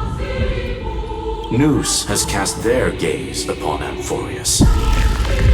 The calculated instant is coming. The outcome of this battle will become a new anchor for the erudition's computations. Their gaze didn't overload the Scepter? Unfortunately, we have to go with this reasonable assumption. The birth of Iron Tomb had always been within that eon's calculations. But don't worry. The one miracle that AMPHOREUS was never short on is defeating Destiny, no? Yup. Let's show the Eon how powerful we are. Good luck, all of you. As the ruler of planet Scrulum, I wish all of you victory. It's not hard to imagine that Akivili and their companions must have also stood on the precipice of many similar crises before. Perhaps the cosmos is much more fragile than people think. Sometimes, destiny hinges on only a small choice. But in the end, everything will turn into memories, converging into a collection of fables about the stars. The difference this time is that the protagonists are daring to write their own stories. Explore understand, establish, and connect. Although unwritten, there's actually a fifth word in the creed that has always accompanied the nameless. Salvation. It is a word that often comes knocking at our doors, and our soft-hearted conductor never turned anyone down.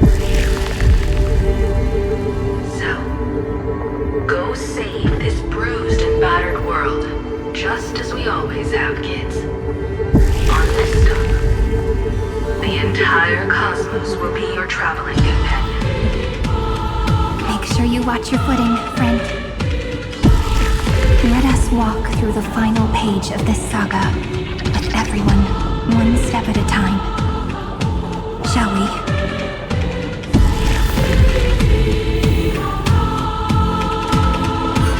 After running all around the place, we're finally making big strides. At the end of time, life will illuminate the warm candlelight, subduing the flames of the destruction. Cast everything behind you. All that's left is the thrilling, relentless deathmatch.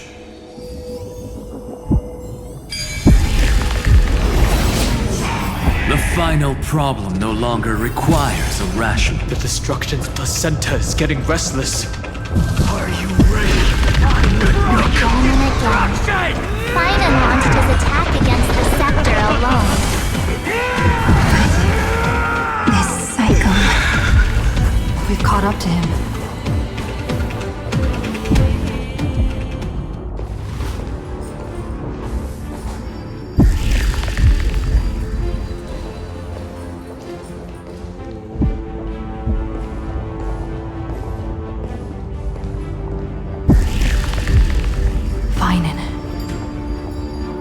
Do you remember the promise we made back then?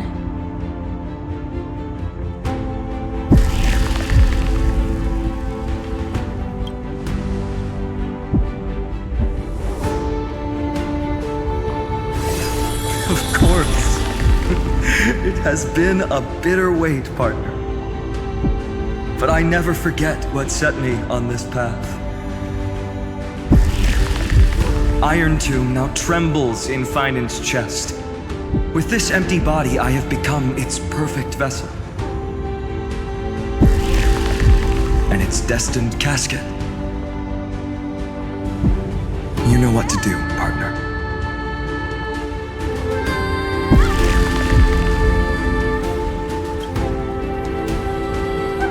Remember the past and become the hero of tomorrow. Stand with me and become heroes.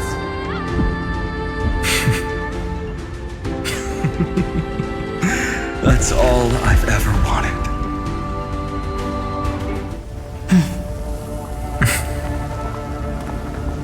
The epic draws to a close. 30 million cycles of light fading into darkness. Just for this moment.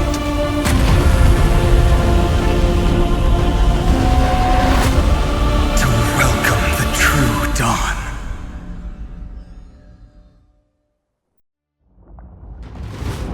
Finally, the end of this journey. All of us reunited beneath a vast, endless sky. Ma'am. Yes, it's me.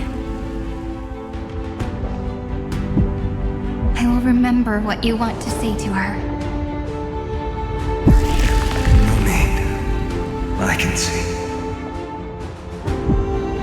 that she's right here. All the companions who sacrificed themselves and their wishes. It's all here. Have we succeeded?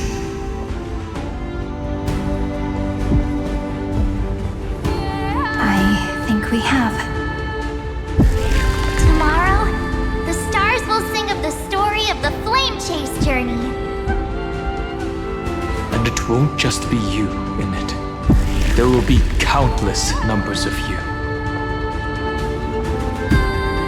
AMPHOREUS will be a glorious and magnificent world of heroes in the universe's memories.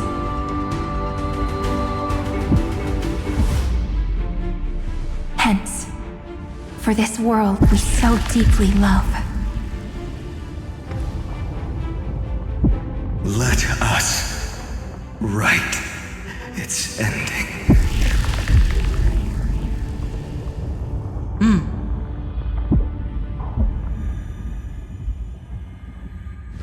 Step forward. With the Trailblazers witnesses, let the name shared by all deliverers be sung into eternity.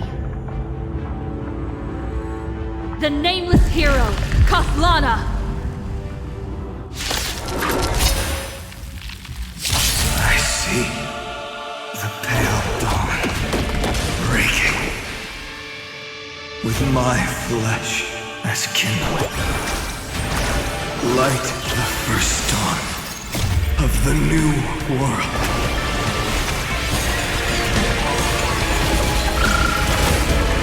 It's my turn to shine.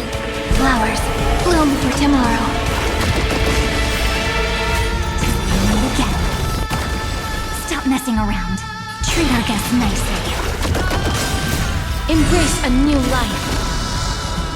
Return to dust. Do not hesitate, Deliverer. Destroy this body. Kill the giant of destruction. The fury overflowing. Put down your hesitation.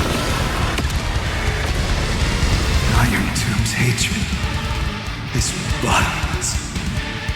It will turn into countless factors, sweeping across the stars.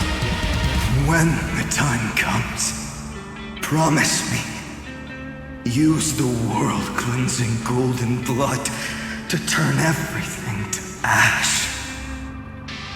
Iron Tomb is learning, using your blood.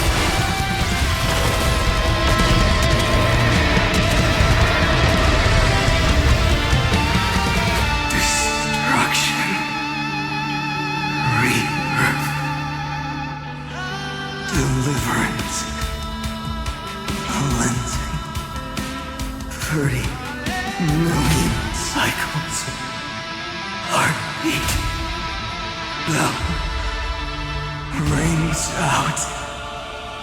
Promise me, the dawn, graced by stars. That's good. Finally, golden wheat feet in the starry sky, warm fire.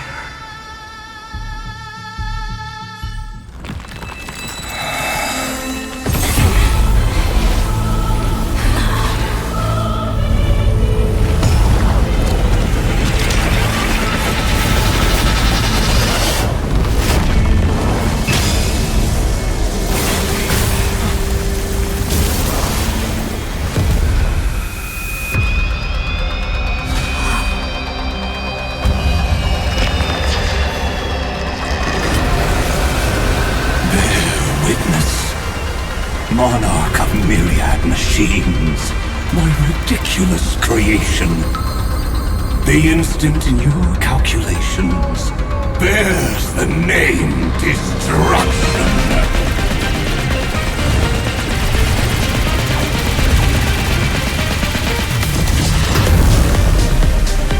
Who said you could speak, Senior? Watch closely. See how your chaos ends at the hands of your juniors. Don't get too worked up.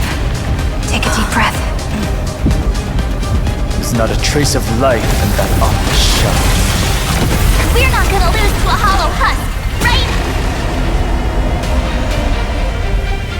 In the name of trailblazing, we'll reject this false answer!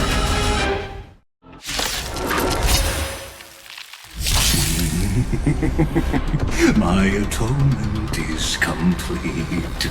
The Headless Giant will create wisdom's funeral. Iron Tomb's body has descended.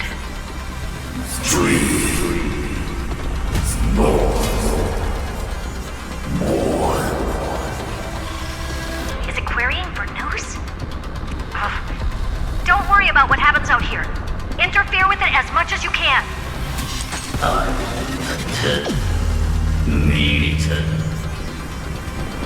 What a twisted giant. It must be supported by this embodiment of hatred. How tragic. A puppet without a heart cannot fool even itself.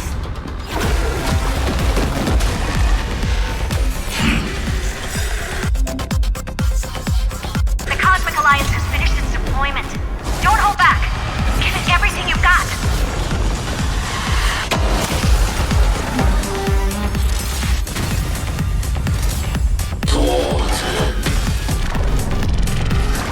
We completely lost the...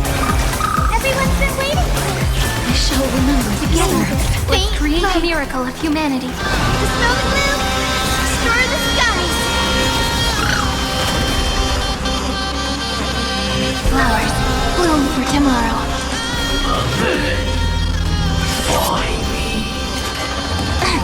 Time for some sweet dreams. Again. Embrace a new life. Darkness with me.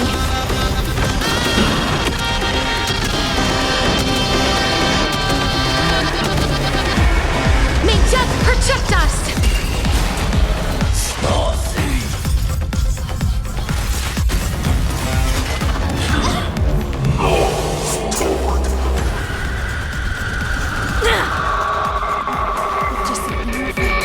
We can illuminate this chaos. Indeed, there must be light. All courses converging into one.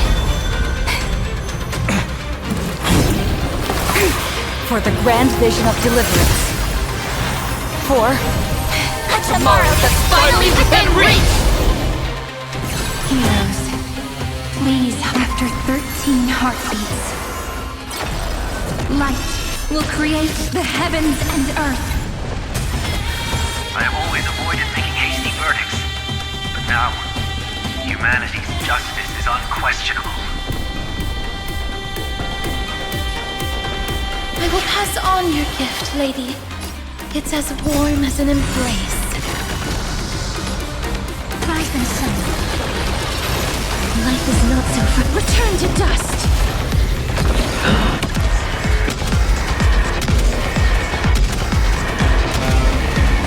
May death protect us!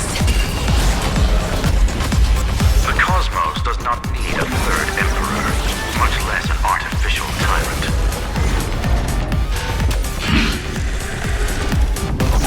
The cosmos is looking at us. Flowers bloom for tomorrow. Stop messing around.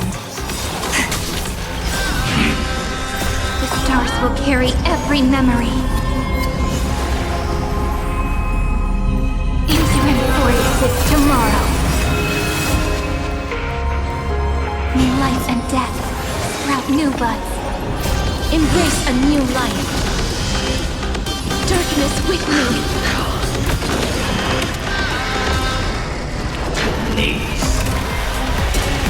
Strong spikes have appeared on the path chart. Logic, Iron Tomb is iterating itself. Cornered beast. No need to panic. My dupes, heed my call. Forward! Cleanse hatred with love. A world that knows love won't be destroyed.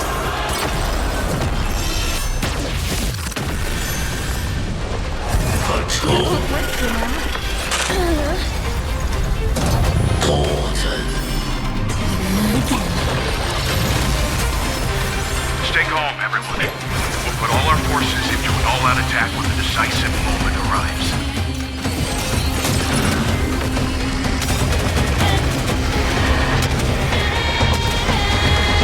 May death protect us!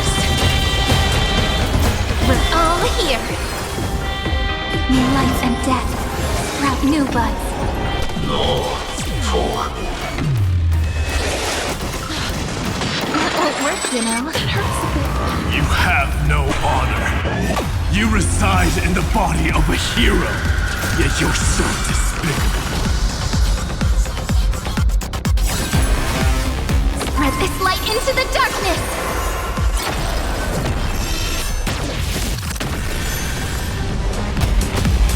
Struggle as much as you want, you brainless half-baked tool with nothing but impotent rage! May death protect us! Time for some sweet dreams. I will pass on your gift, lady. It's as warm as an embrace.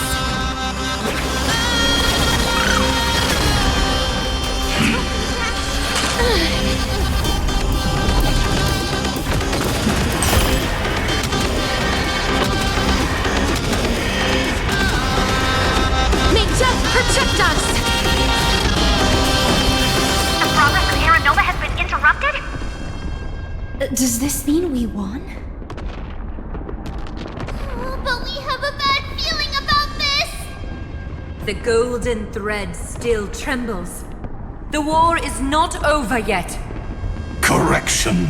This is not a war, but a debate. The argument about the Prime Mover is only about to begin.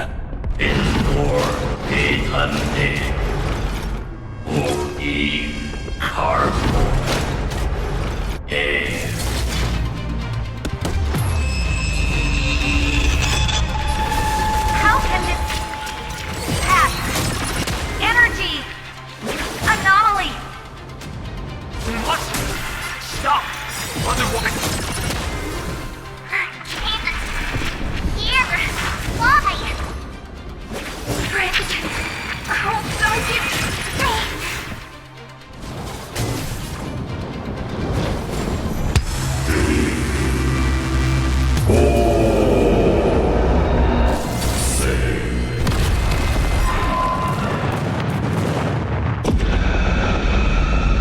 The fourth instant of the cosmos is the coronation of Iron Tomb.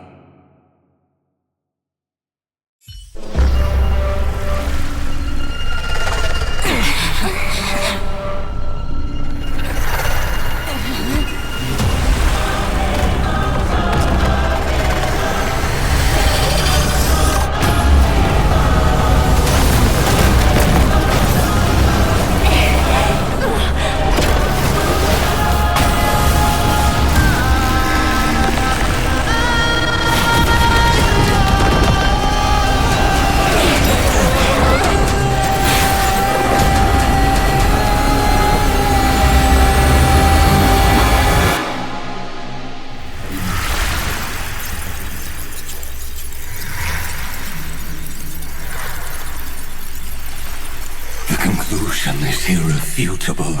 The right side of the equation, the erudition, falls silent. In 13 heartbeats, they will begin recalculating the universe. With destruction as the only solution.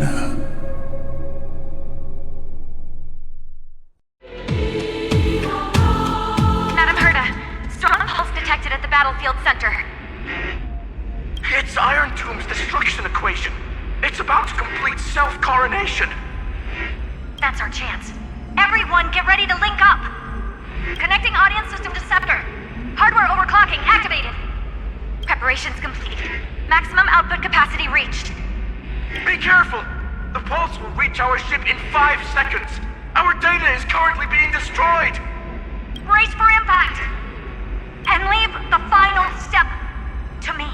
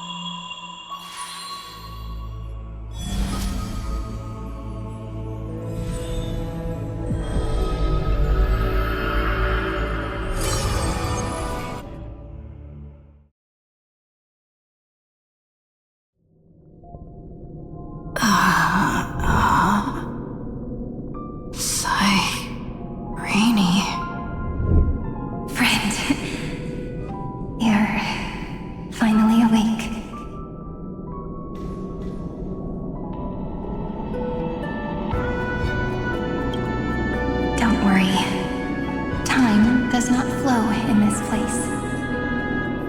All the stars have been silenced. Iron Tomb is dissolving everything that I can sense. But I'm still here, and you are still here, no? Though the button of destruction has been pressed, we still have a chance to rewrite its meaning. That Eon finally cast their eyes toward AMPHOREUS. Yes, I imagine they have also been waiting for this moment, when the scepter's body and heart become one. Iron Tomb is a perfect arc. If a seed can be planted within, then the moment the Lord Ravager blows the erudition to pieces, the remembrance will be spread to every corner of the cosmos. The cosmos will witness AMPHOREUS' answer after this fleeting, yet eternal moment. And now, it's time for us to pen the last stroke. I see endless memories floating in the starry skies. They are the consciousness of the victims. In the cosmos' real space-time, they'll be stained by the destruction in the next second. But they are still pure seeds for now. If I hold these memories in my hands, then I can create a stagnant memory zone. A tiny Eden of blessed insight. I believe the flower of miracles will bloom within. Friend, you're already right next to me. I can still hear your voice in this bottomless void. Looks like we're still connected by one heart, even as the cosmos reaches its end. In that case, I won't feel alone or be scared. Because as long as you follow the memories in your heart, you'll definitely find me in this fleeting eternity, right?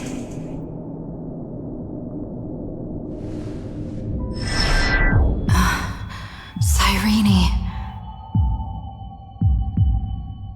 What are you waiting for, passenger?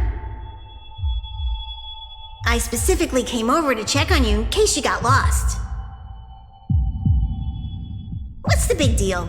Pom-Pom is the conductor after all. At long last, you've embarked on this road as well. Many, many years ago, they were standing at the start of the road in hesitation, just like you are now. So, Pom-Pom came over to give you one message. Run. Don't think about anything else. Just run. Even if the entire cosmos has stopped. Even if everyone else is tripped by the darkness. You still need to keep running. Picture yourself as the Express, moving forward at full speed. Because that's what the Trailblaze means.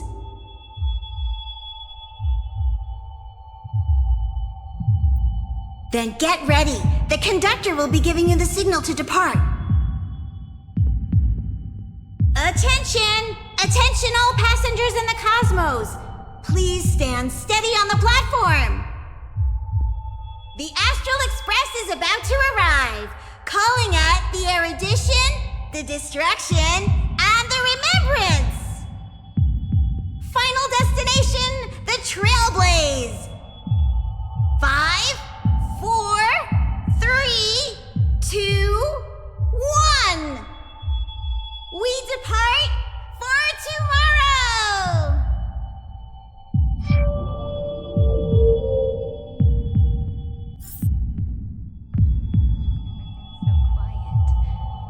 It's so good, friend. It's as if I can hear the sound of... If the view in your memory ever grows fuzzy, its power just reach out.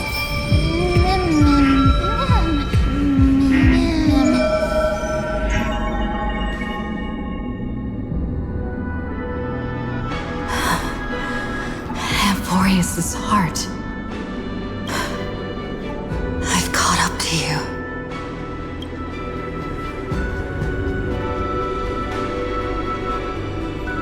Let the first light illuminate chaos.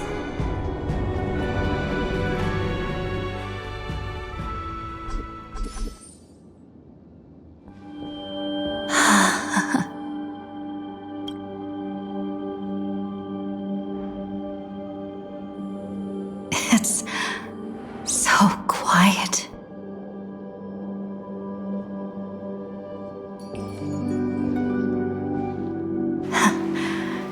Everything's frozen in the most beautiful moment.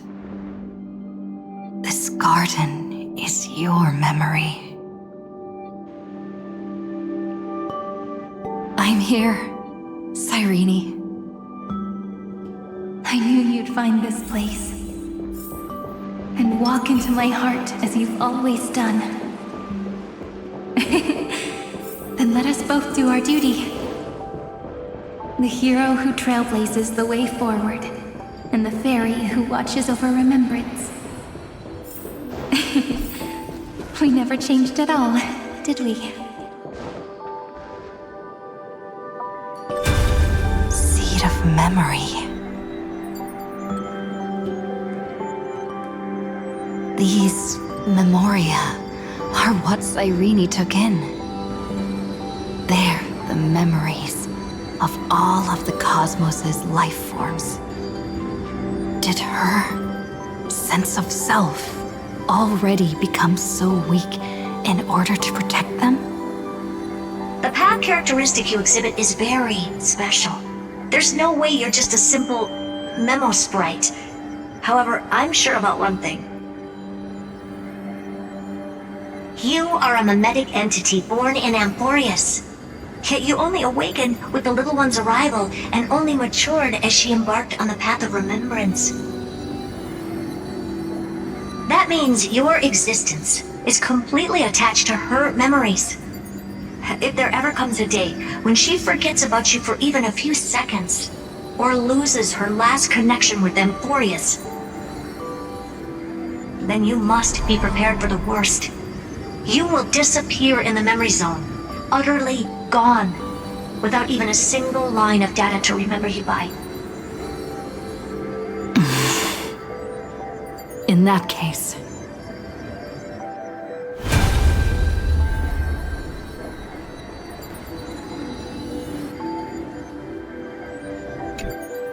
let me remember the cosmos with you. That way, it won't just be your memories alone. It's getting out of control! Run for your lives! Retreat! Yes! Darn it! We've still got ammo. Hold the line! At all costs! Too many injured. Can't take it anymore.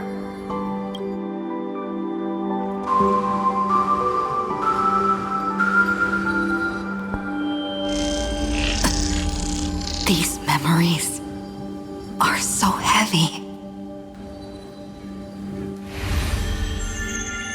Me?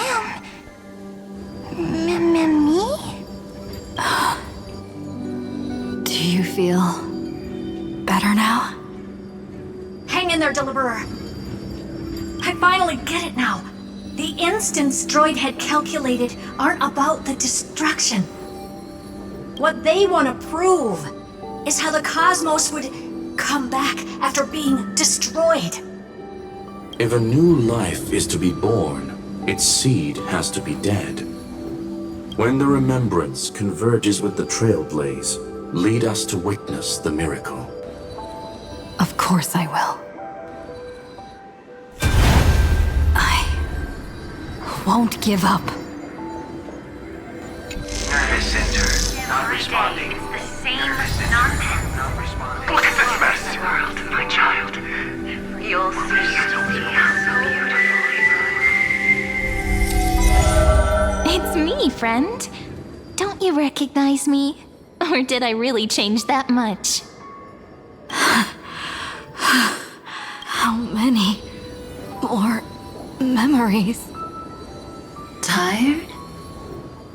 Then take a break. No one's gonna blame you.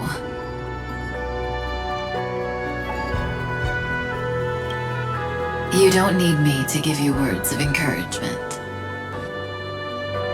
So, I just want to tell you one thing. I'll tell you the purpose of your stop at AMPHOREUS. On that trip, you will encounter a pure child of Inostrava. Teach her what love is.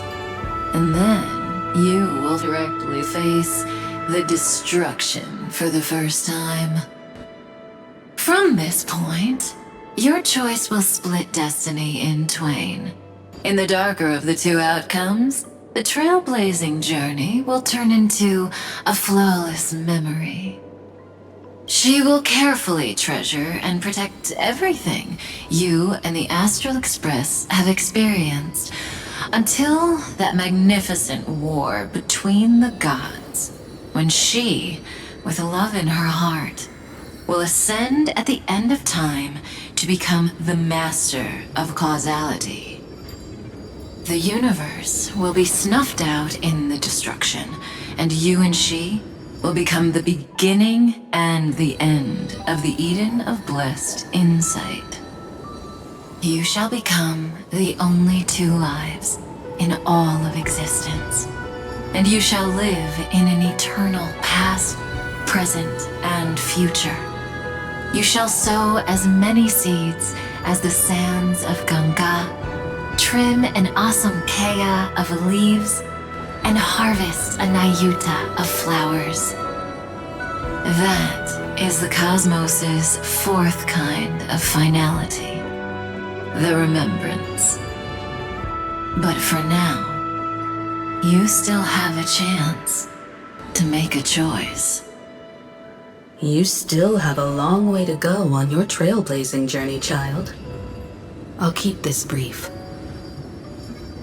The journey has only just begun. Welt, our other companions, and I still have many secrets we've yet to share with you. So, aren't you curious? We kept these stories to ourselves because we believed we had a long future ahead of us. Even a cosmos-spanning crisis, once the dust has settled, is nothing more than a memory of the journey, a single point on our long road. There will come a day when we tell each other everything. So, for the sake of that day, don't give up. We all know what kind of decision you'll make, and I believe the script will not progress toward the wrong ending. So relax. Listen, when you have the chance to make a choice, make one that you know you won't regret. Keep moving forward. Keep trailblazing. And when tomorrow comes, share with me the miracle you've created with your own hands. See you on the Express, kid. See you in destiny. I will reach tomorrow. The prophecy has arrived. The world beyond the sky was never gazing up at the sky. Look! There's a red light in the sky! Cyrene, wake up. Together, we will. Tread on the path of remembrance. No wonder I always had a weird hunch. But that also means I was right in thinking. As long as Friend and I are together, we can do anything. Our friend's shoulders are really dependable.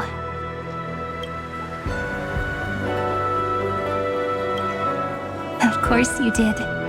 And you didn't leave a single ripple behind. Now, countless consciousnesses are flowing in our hearts. Can you still move? It's time. for us to complete the real Genesis.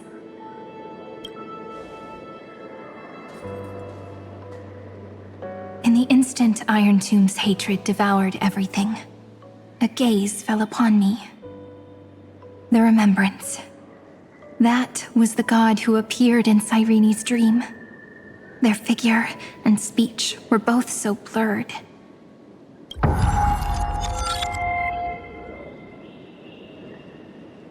But while they gazed at me, I was able to collect all the memories stained by the destruction and write down this eternal page. And now, we will use this tranquility to cleanse Iron Tomb's rage. Simple. Just like what it was doing to us all this time, but reversed. Did you forget? I'm AMPHOREUS' heart. For everyone who's a factor, their power isn't tied solely to Iron Tomb anymore. It has other places to go. Let 30 million cycles of memories be condensed upon us, and let the scepter reach the answer it had before it was distorted. The body is meant to be restrained by the heart, no? Even if the apocalyptic virus is doomed to spread into the cosmos, we can at least try to fight against hatred with love. And overwrite Iron Tomb's destruction equation, washing it away into a blank space. It means we will embark on the true hero's journey.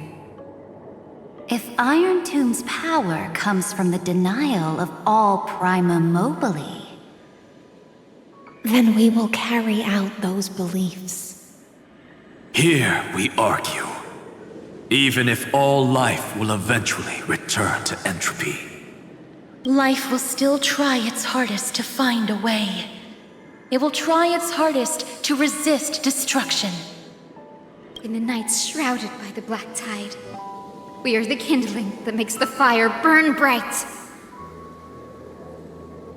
And once the fire is strong enough, the hunter will become the hunted. As of now, the number of flame chasers in the memory is 30 million times 12. And 400 million core flames await their return.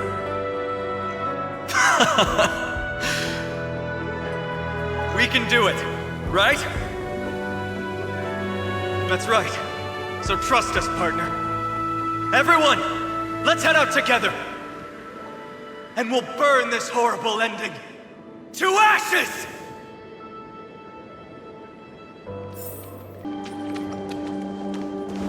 From the dawn of newborn cries, to the night when all beings fall silent. We are the messengers of the new world. Listening to the call of the tides, and granting rebirth to heaven and earth. then we lead civilization to glorious feats. The question imposed by the gods will be solved by the children of humanity. We will tell them that the flame chase cannot possibly have been a lie. When starlight illuminates the sea of flowers at the end of the west wind, all living things will stir, roused from the cradle of sleep. Then, through a single battle, let the cosmos witness how we light up the blinding... What a poignant yet warm journey. And it's still not over yet, is it?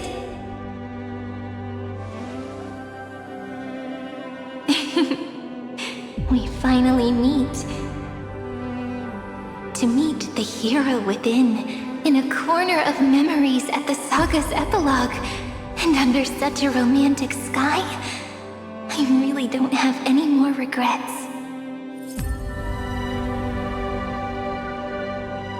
On top of that, the little seed had grown into such a big tree. Don't I look really pretty right now? Of course you do. Cheerful, beautiful, optimistic. Just how I imagined I'd look as a grown-up. It's because everyone has been gently adding to the story you left behind. Remember how we made a promise to one another? When we met again, it'd be my turn to tell you a story. A story about love, no? I've been looking forward to that. And you must also remember the first story I wrote for you. The one about the crystal flower and the little fairy. So now, I want to add something more to this story and us. On that day that the flower shattered, gazing at the empty ground, I thought the little fairy would finally see the light.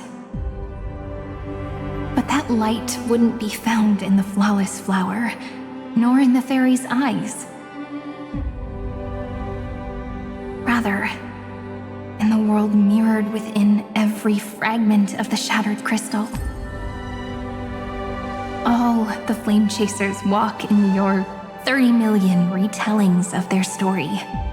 At this moment, all the memories are tangled with each other, and all the previous cycles have gained meaning. People will come to understand that time and time again, when they stood at the crossroads of fate, they would never have chosen otherwise. In the experiments of erudition, and in the breeding ground of destruction, it is entropy increasing, a merciless truth, an evil instinct. But under the pen of remembrance and the trailblaze, the flame chase is a journey that changes from constant losses to an unwavering act of release. It's about knowing how fate is shattered, yet still embracing fate's brokenness. It's a journey that longs to receive love, but longs even more to offer its love to others. That's so heartwarming.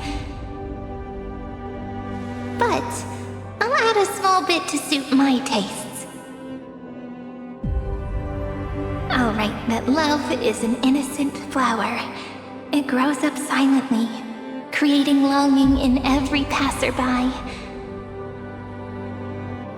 But the flower itself cannot walk into the world. Unless someone plants that love into their heart and brings it with them into tomorrow, right?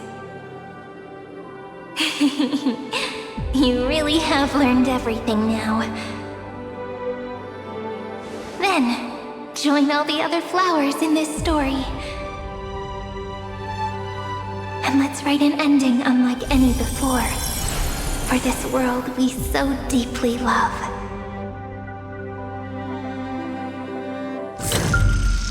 Why did you set out? Why do you trailblaze?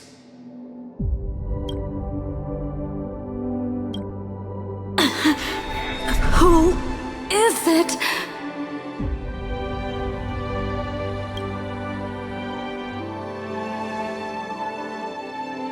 Don't be afraid.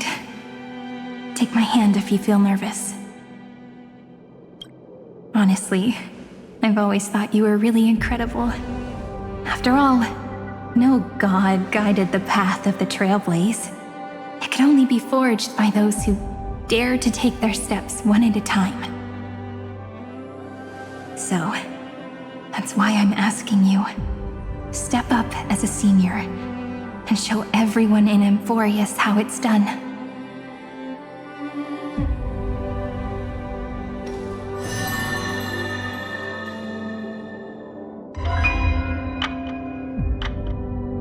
I trailblaze because my own eyes have not seen the end.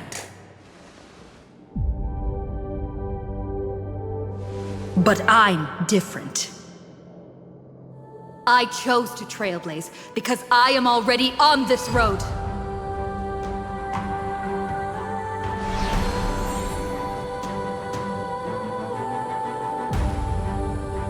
The end of chaos is a mass of pure darkness, pure destruction. However, AMPHOREUS' light has 13 different colors. We won't lose to that darkness, will we? Then, take a deep breath, one last time, friend. After 13 heartbeats, light will create the heavens and earth. Are you ready, friend?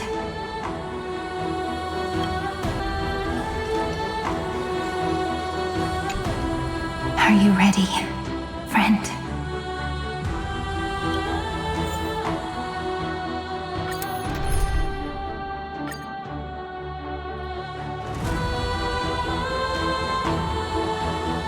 Seek the 13 factors of life, and let them converge into the primordial chaos.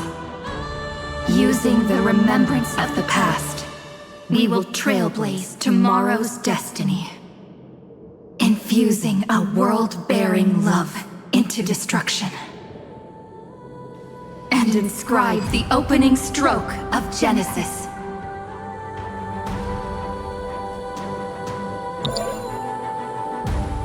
See you tomorrow.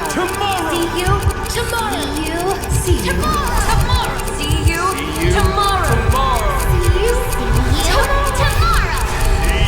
you tomorrow. See you tomorrow. See you tomorrow. If the view in your memory ever grows fuzzy, just reach out and touch it.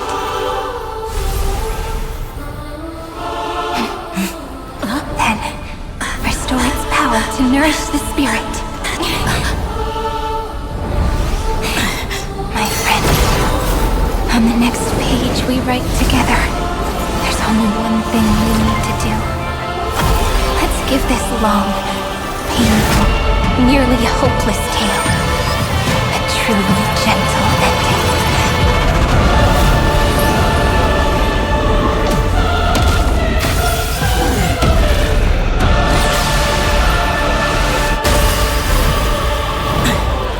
Flame chase was never about destruction.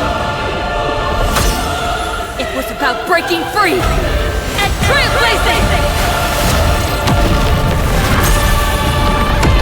And let that bright future be as we've written. I shall compose 400 million sagas. We will rewrite the Flame Chaser's path. The light of fate, and the wandering steps here to reach harmony. In the month of June, I lift my banqueting cup to dispel nihility. In the month of balance, I make order the foundation of freedom. Maze, dispel the gloom. Restore the sky! I shall remember this moment. It's the answer! Darkness with me.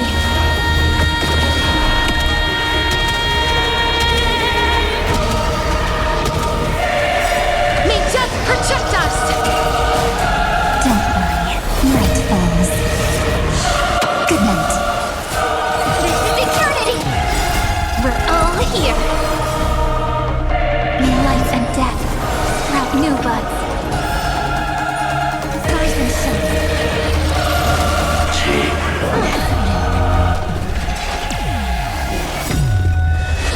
That hurts a bit.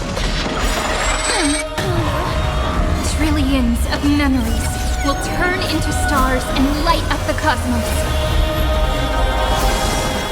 In the month of weaving, I extend golden threads to weave beauty.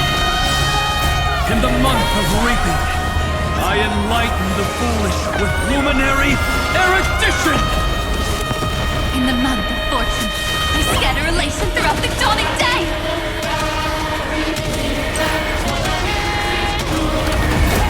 May death protect us!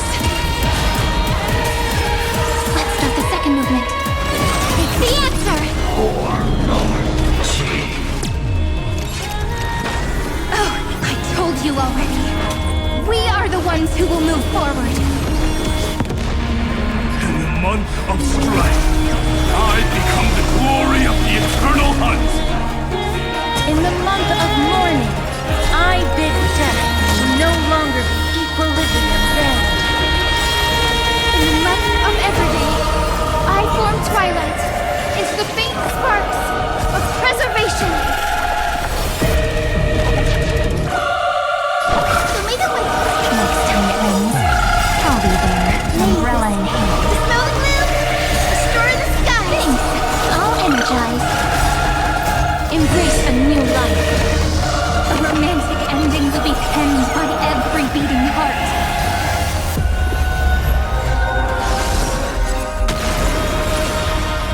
Please cherish darkness with me. In the month of cultivation, I turn into the ridges and peaks of permanence. Evermore, I weave remembrance into countless stars in the sky. In the month of freedom, I impart destruction unto the shackles of destiny. Embrace a new life. Return to dust.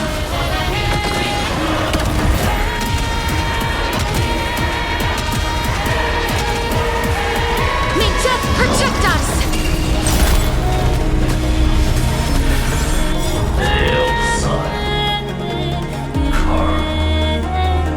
Headless giant. If you never had a chance to be the master of your own destiny, why not give us that choice?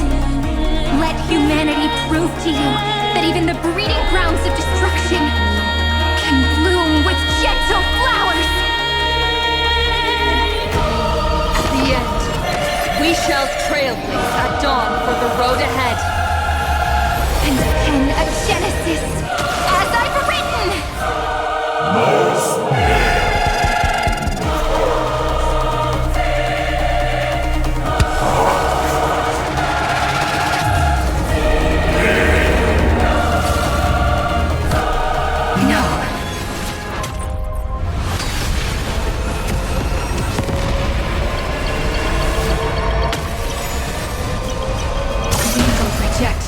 This false answer!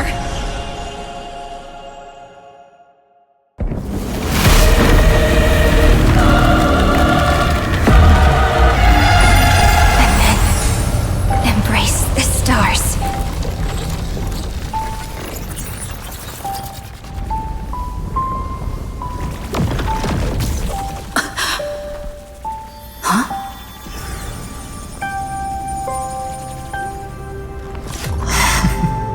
To end the destruction with destruction.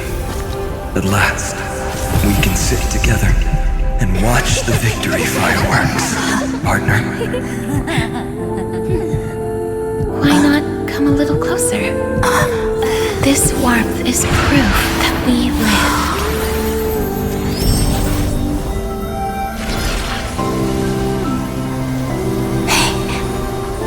Stay strong.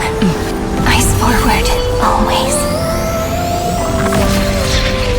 This arrow isn't the end, but the beginning of hope.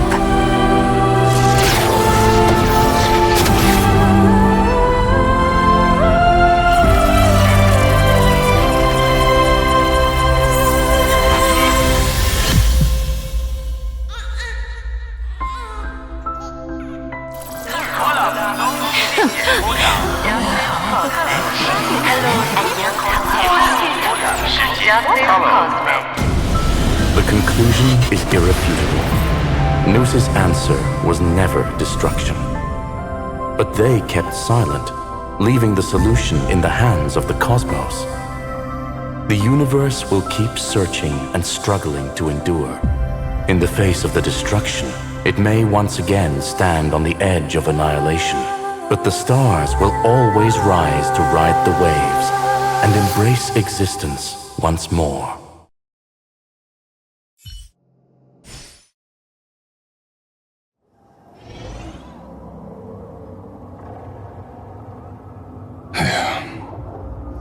It's over, Lycurgus. Yes, another failure. How is Madame Herta? She's fine. The IPC's keeping her under observation. She'll recover soon enough. To bind a mortal body to a scepter and stare straight at an eon. I respect her for that. I still remember the terror of witnessing a single gaze crushing the entire world. No wonder you chose the destruction. Question: is all this worth it? There's no point in debating. This is Xandar I Kuwabara's fate. The prime mover of the universe. The first genius. And the first to fail. Correction. I was asking Lycurgus. I don't know how to measure the worth of curiosity being satisfied. But in its presence, all the bitter fruits I've sown seem to turn sweet. But your harvest was watered in blood. Answer me. Is all this worth it? It doesn't matter to me. Let me tell you a story. Back when he was a student, Xandar's first experiment was slipping poison into his mentor's pipe, just to see how it would affect the lungs. And? There was no conclusion. His conscience got the better of him.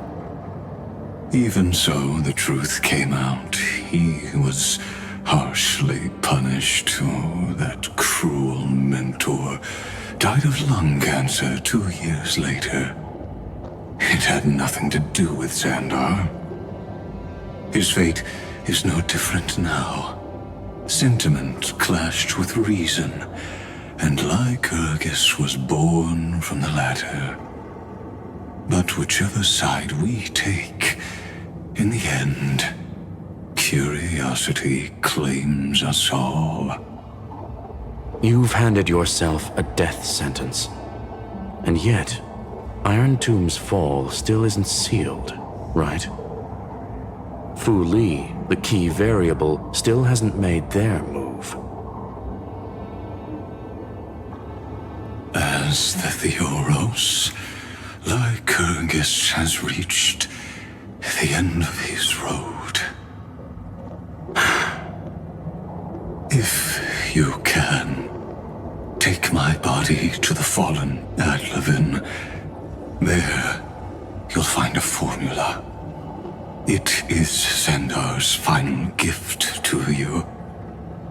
If the day ever comes when you must destroy the erudition with your own hands, it'll come to your aid. A foolish last wish. I won't grant it. You will. Not for yourself, but for your conscience.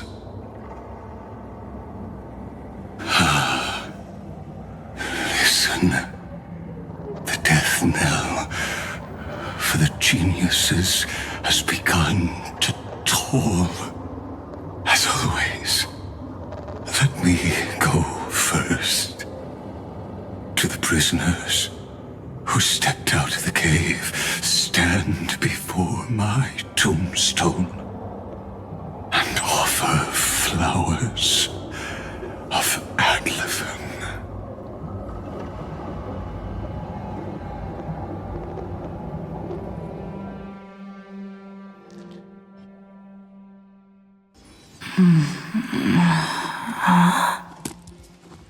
Here, I'm back on the Express.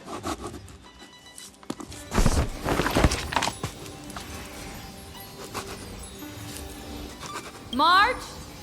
Don Hong? No response. Am I the first one back on the Express?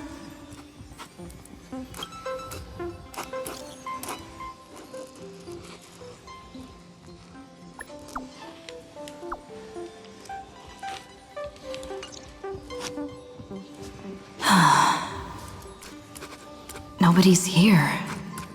I'm getting worried. Did we really win? Why does it feel so unreal? Looks like they are waking up. Shh. Hey, I told you not to talk. Someone's in the bathroom. An intruder. Better be careful and check it out. Oh no, she's coming this way. Quick, hide in here. Huh?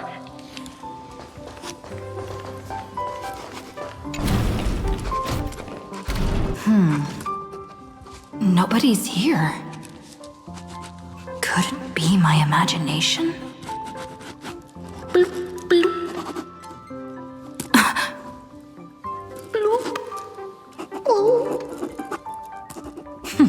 Caught you.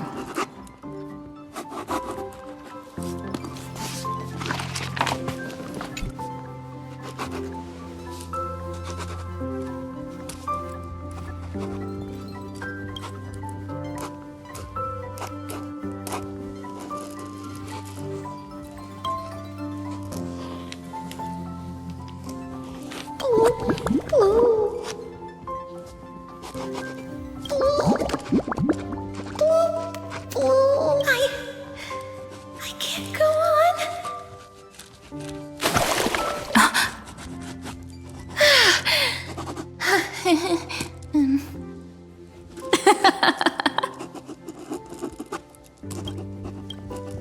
You?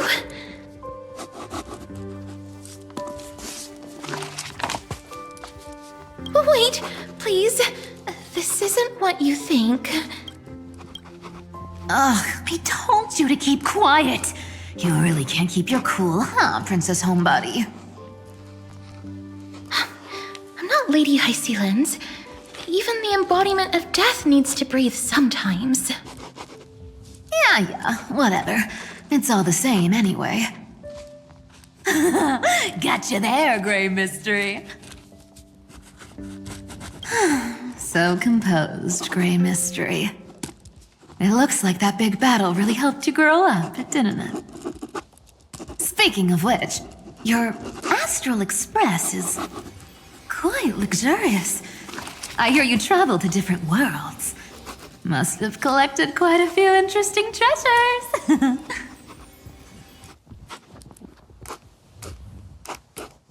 Hey now, don't go throwing wild accusations around. Hey, I was just thinking out loud. I wasn't actually gonna do anything. Don't be so tense. Who knows? One moment we were shouting about love and justice, fighting Iron Tomb's virus.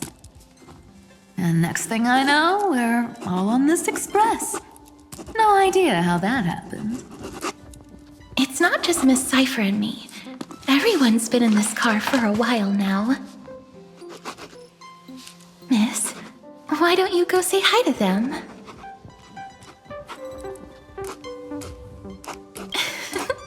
Don't worry. Everyone's following the rules here.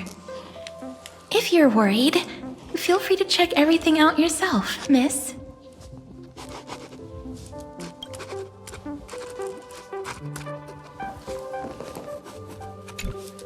Miss, I'm truly sorry for sneaking into your bath without permission. But I've been wondering, why is there a pack of red chili oil sitting by the bath? That's quite bizarre, to say the least. Please make sure Lady Aglaya doesn't find out. She's a firm defender of traditional bathing, you know. We've walked around this car for a bit already. The Astral Express that you've mentioned so many times is truly heartwarming. Like one big family that never splits up. Perhaps living in such an environment made your embrace feel so warm.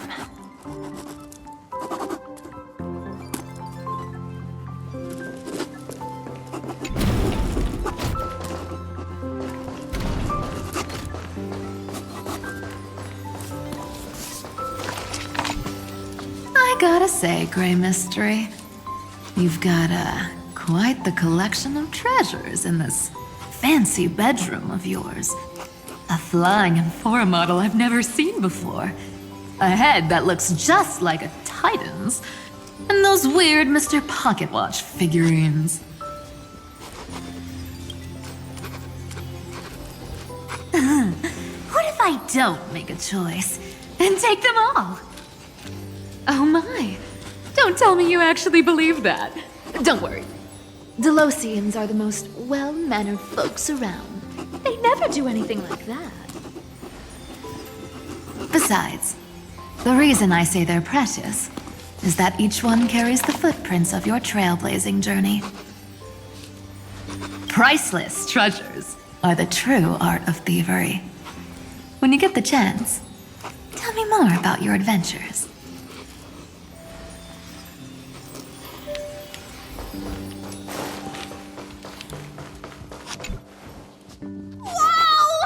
What a spacious car! And these floor tiles are gorgeous! Trian, don't burn up. A moderate system, similar to the Demigod Council, is the only guarantee of a long-lasting civilization. In my view, most civilizations across the cosmos will eventually evolve into this form. I beg to differ. In such a vast jungle, the dictatorship system exhibited by early Akama is the only example of guaranteed survival. The system might not be the key. Force and resources are the decisive factors.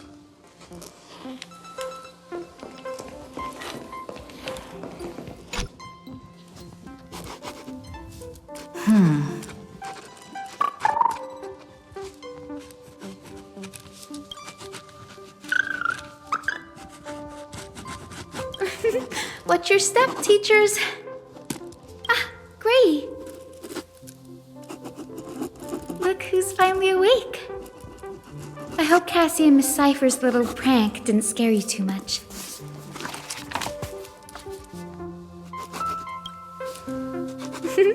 As expected of you. When we woke up, the entire express was completely empty. Not a single soul in sight. Such a shame.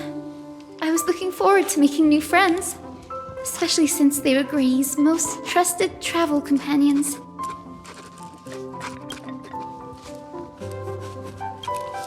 Did you also wake up from total chaos? I'm afraid none of us here has the answer to that question. Don't worry. We beat Iron Tomb together, right? They must be on their way home. When they arrive, we can throw a party together. That's exactly the kind of thing Lord Phainon has been dreaming about. He was just here chatting with everyone. Now, who knows where he's run off to? Lord Phainon's always been quite the restless one. But you're used to that by now, right? Have another drink, my Demus. Sure. Those three have been chatting over there for quite a while now. Why don't you go say hi to them, Bree?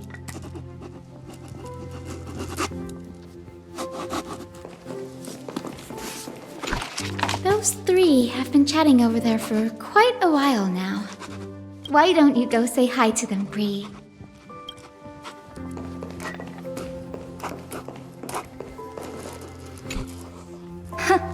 Look who's here. If it isn't the master of the Astral Express. It's good to see you. Glad to see you're safe and sound. I helped myself to some equipment and drinks from this, bar of yours. Hope you don't mind. We're chatting about some topics that go well with being tipsy. Now that you are here, why don't we let someone who's truly worldly enlighten us? Looks like you came at just the right time. I do not mind. What form of government have most civilizations across this vast cosmos survived with to this day?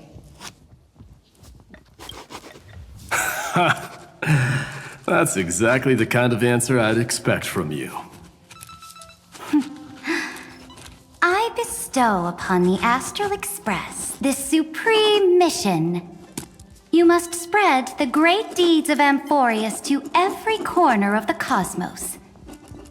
Thus, capable individuals from countless worlds will surely find inspiration in the Flame Chase's tales and embark on their own grand journeys.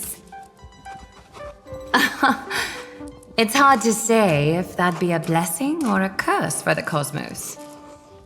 I can imagine our conversations here will only get more unrestrained. Don't let our rare moments of joy hold you back. This banquet on the Express truly lacks manners. You may leave. I permit it. That man just left. Wouldn't even stay for another drink. He needs to show more respect. If you're looking for him, try your luck in the car above.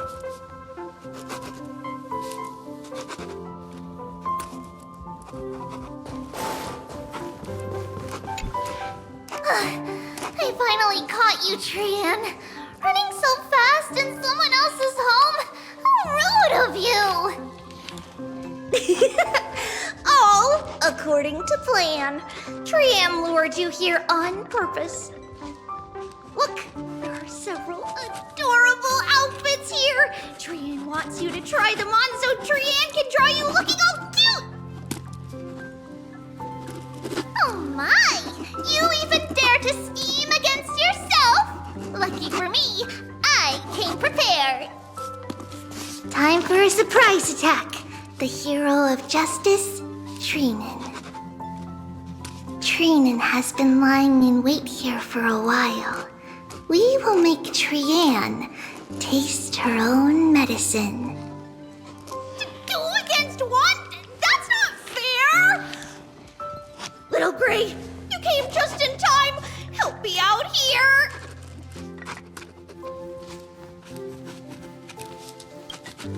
Cyrene, good luck. Even Little Gray's saying that. Darn it! Cyrene won't give in!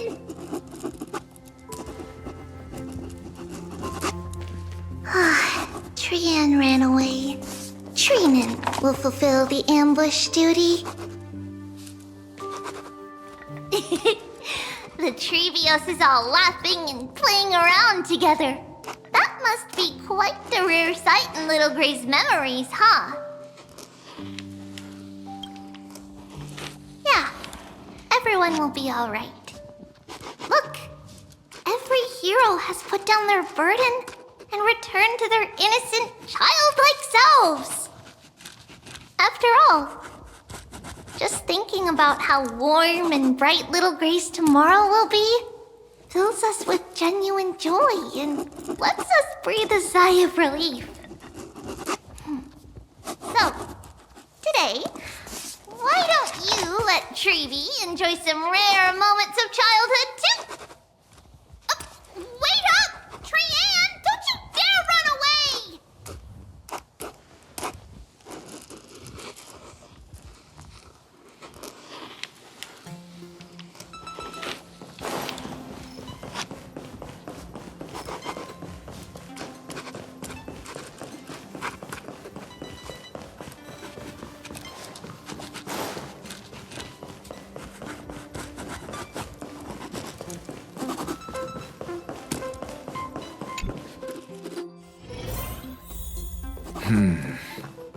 Based on my calculations, there are countless celestial bodies with water in the cosmos.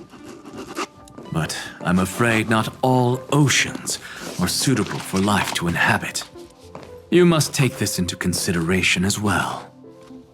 As expected of a professor from the Grove, to be so certain even about things you've never seen with your own eyes. I'll take that as a compliment. By the way, I heard that the Imperator's Flame Chase army like to hold feasts at the Luminary Throne. That's true. However, sometimes Dux Carminum and I feel it's a bit inappropriate to drink so freely before the throne of the most revered Titan in the Grove. Inappropriate? What's inappropriate about it? I only wish I were born earlier. I would have partied like that from the month of Gate all the way to the month of Fortune. Blasphemy is just a phenomenon, not the end goal. I'm sure there are plenty of people across the stars who question these so-called eons or paths. Didn't I spend some time in that Lycurgus's head? I sure learned quite a bit about blasphemy from that experience. Humans create gods, and gods shape humans. Who's really the one trapped? The creator or the believer? Professor Anaxagoras, let me just check one thing. You haven't bought into those twisted theories of that AMPHOREUS, have you? Don't worry. The difference between a genius and a madman is that a genius shares lethal truths, while a madman tries to force them upon others. I see. It's like drinking honey brew at a banquet. Likeable folks invite others to raise their cups together, while the unlikable ones force others to drink with them. Being able to break down complex information into common sense like that. You're quite the scholar yourself.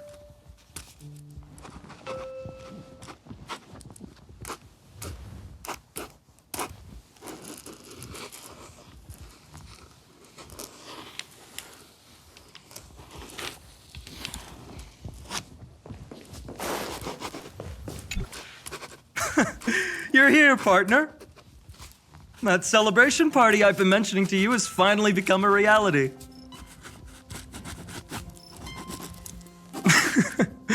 Though the vibe's a bit different from what I imagined, this still counts as keeping my promise, right?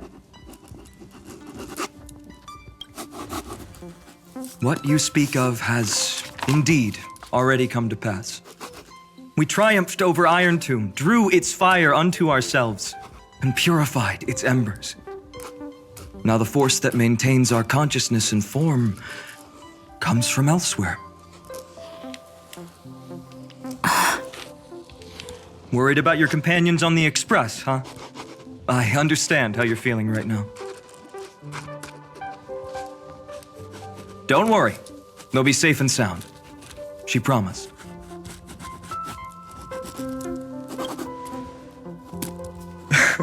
Don't worry, she always shows up at just the right moment. The Astral Express. Honestly, it really feels like home. I can imagine how much you, Don Hung, and Miss March must have missed everything here when you were trapped in AMPHOREUS. The beautiful windows, the soothing music, your fellow travelers on the Express. Like how golden wheat stalks sway in my dreams every night through the countless cycles. Among all these stars in the sky, there must be another little village like Ides Elysiae out there, right? I think I've found my own wish, partner. Someone once told me that home is where you can be truly free and at ease. Maybe roaming the cosmos with you all is my strongest desire right now.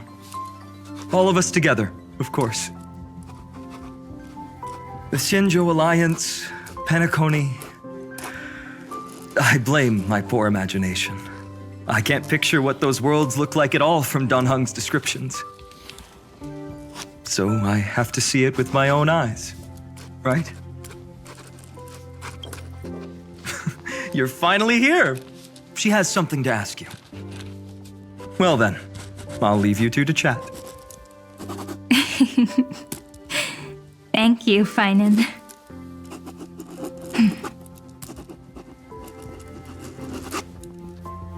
After such a good sleep, you must be bursting with energy now, right, friend? Sorry about that. Since it's our first time visiting the Express, I was hoping everyone would behave. But it turns out everyone's quite the character, aren't they? You know what I mean, right? How about we take a look back at everything that's happened so far? Together, we triumphed over Iron Tomb. It tried to transform into trillions of viral clusters to infect the cosmos. But the heroes threw themselves into the golden flames, becoming arrows that purified the destruction. The fall of Iron Tomb also symbolizes the demise of Scepter Delta ME-13. AMPHOREUS, the home we sacrificed everything for, now exists only in the memories of the cosmos. So, this isn't real. Just a dream. An illusion. Oops. Wrong answer. Huh? In that instant when you broke through space-time with the Trailblaze, carrying all the world's memories back to reality, that world, once shackled by data, became a seed waiting to sprout in the cosmos. Did we really manage all that? Just as Kaslana's rage of 30 million cycles made the destruction shed a drop of golden blood. Perhaps we too have already left long trails on our respective paths. Freedom. What a wonderful word. But that alone isn't enough to make everyone a true life form yet. But AMPHOREUS already has a tomorrow. So as long as you carefully preserve and tend to all the seeds, then when the Trailblaze creates another miracle someday in the future, I believe this world we deeply love will sprout and bloom into a beautiful flower. Don't worry, I've already kept all the seeds safe in the first fruit for you. And its name is As I've Written. So, it's time to reveal the correct answer. This isn't a dream, nor a fantasy. It's the epilogue of As I've Written. At the end of the story, the characters take their final bow and embark on a journey of no return. The one who wasn't part of the story, yet helped write its romantic ending. She bid farewell to her friends and returned to her home beyond the tale. Promise me one last thing, friend. When we say goodbye, give me a smile, okay? I will, Cyrene. Every star that the Trailblaze passes by will remember the name of AMPHOREUS. Hey, it's not fair that you get to be the only cool one here. We'll keep an eye on her. She had better keep her promise. Leave it to us, Cyrene. Your story will be sung across many worlds. Stories this complex and twisted are always hard to believe. If anyone questions the truth of this tale, you'll all have to stand up for us. Rest assured, even the most stubborn person can't withstand our six fists. You're so reliable, March. Shh. Listen. There's a book here? Its composition is similar to Memoria, but it's far more resilient than ordinary memory bubbles. Keep it safe. Perhaps this is the final gift that AMPHOREUS left for the cosmos. Oh no! Passenger March is sleepwalking. Sleepwalking? Oh no, oh no! I don't want to make a fool of myself in front of everyone! I can hear all those sneaky little plans brewing in your head. March, Dunhung, my friend. In the countless days and nights ahead, you must continue to support each other. Time to head home, everyone.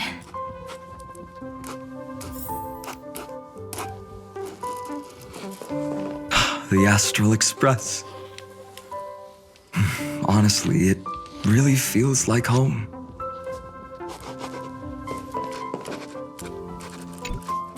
Leaving this place means As I've Written will conclude here. No one will have the chance to revise it, and no one can continue writing it. Don't leave any regrets. What magnificent words could possibly do justice to the finale of such an epic tale? I've been pondering this while you were sleeping. Now, I finally have the answer. Let's keep it simple and sweet. In our virtual extrapolations, we've lived through epochs longer than the lifespans of many stars. No language in this world, no written words, could ever carry the weight of this journey. In that case, let's not be bound by the minutiae of words.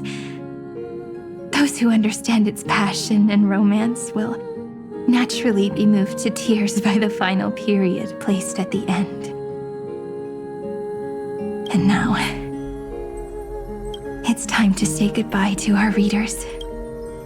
And so we reach the final page of As I've Written. Let's not leave behind any regrets, everyone. Everyone's here. Who wants to write the first line? Going first is the hardest job. I don't want to make a fool of myself. How about letting the great Imperator draft it for us? Are you all such cowards? Then I shall enlighten future generations, just like the 30 million cycles of flame chase. Without me, there is no world. Go think, observe, and conquer. What's wrong? Everyone's gone quiet. The great Imperator set the bar way too high. How are we supposed to follow that up? Where the Emperor leads, loyal subjects must follow. I guess only the Dux Gladiorum could possibly match that kind of overwhelming presence. Me? That suits me just fine. Once the deed is done, one should leave decisively, letting posterity judge right from wrong. Until we meet again in our next conquest, my dear dukes. The stars shall sing of the Imperator's great journey. I should have shared a drink with you all, Dux Goldweaver. Loosen up, High Ceilings.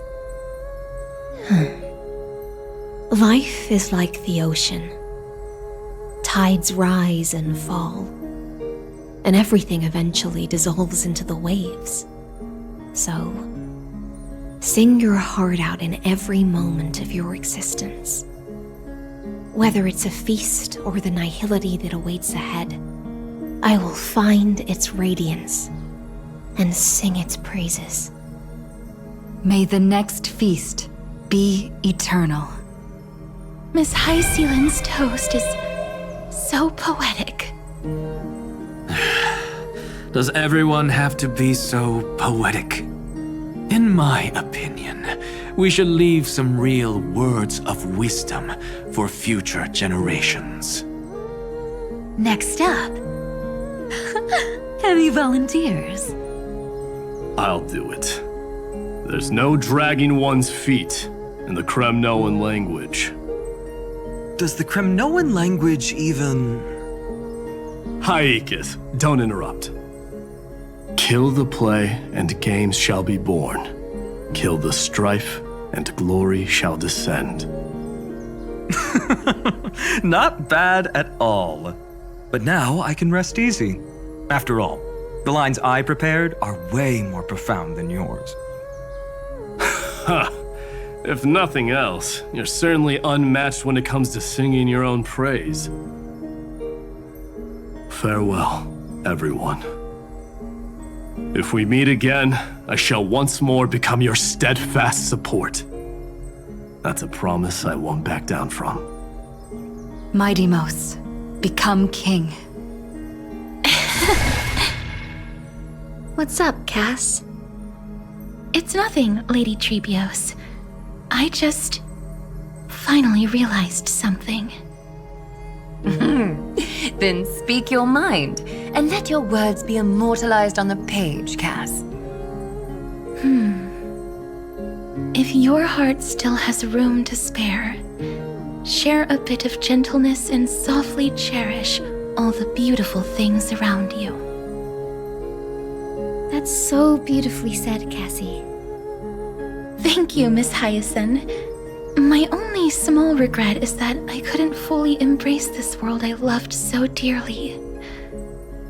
I hope those who read these words can fulfill this wish in my place.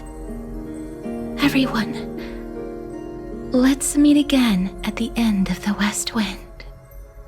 The place you reside is the gentle sea of flowers. Well then, it's my turn. Take it away with your performance, Anaxagoras. This time, you won't have to worry about being interrupted. Then I must thank you all for being such a captive audience. Now, with this golden opportunity, I shall reveal to the world my insights into the world's ultimate truth. Truth is a solvent that dissolves all things in the world, and thus cannot objectively exist.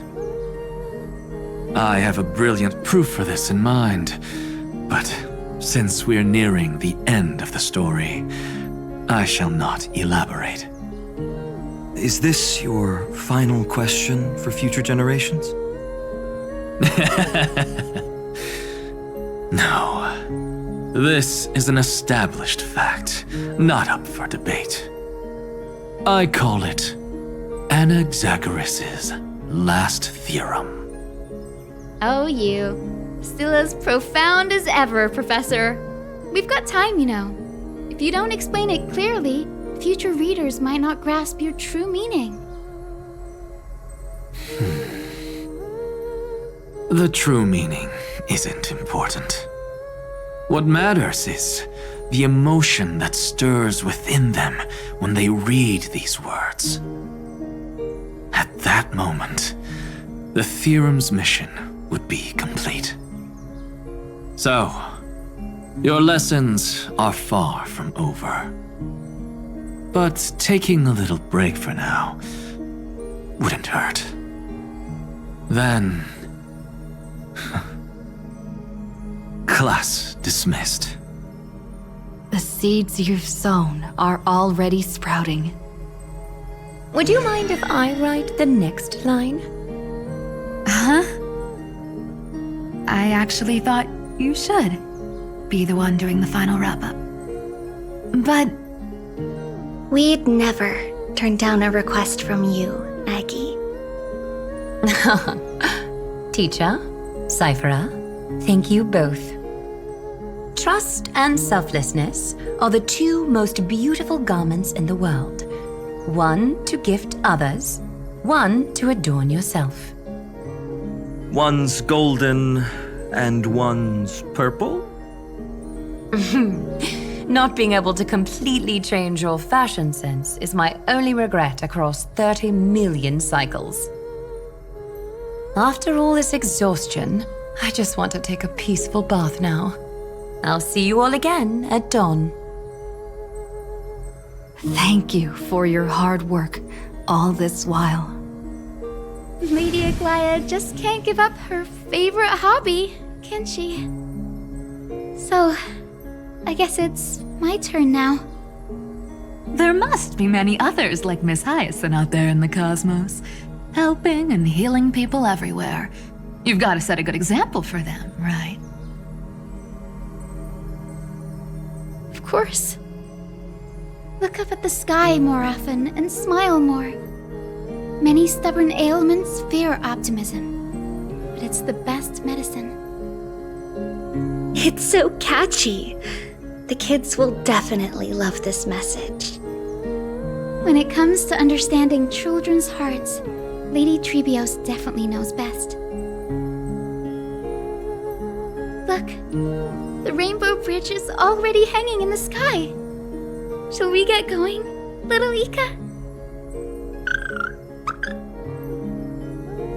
It's you who healed the sky. What's on your mind, Miss Cypher? I'm thinking. Should I leave behind a riddle? Some twisted, convoluted scheme that'll drive everyone in the universe mad trying to crack it. I see. You know what? Just go wild with it. No one's gonna judge you. Oh well, my brain's not working right now. Let me be genuinely sincere for once. Don't be afraid to fall. Just run.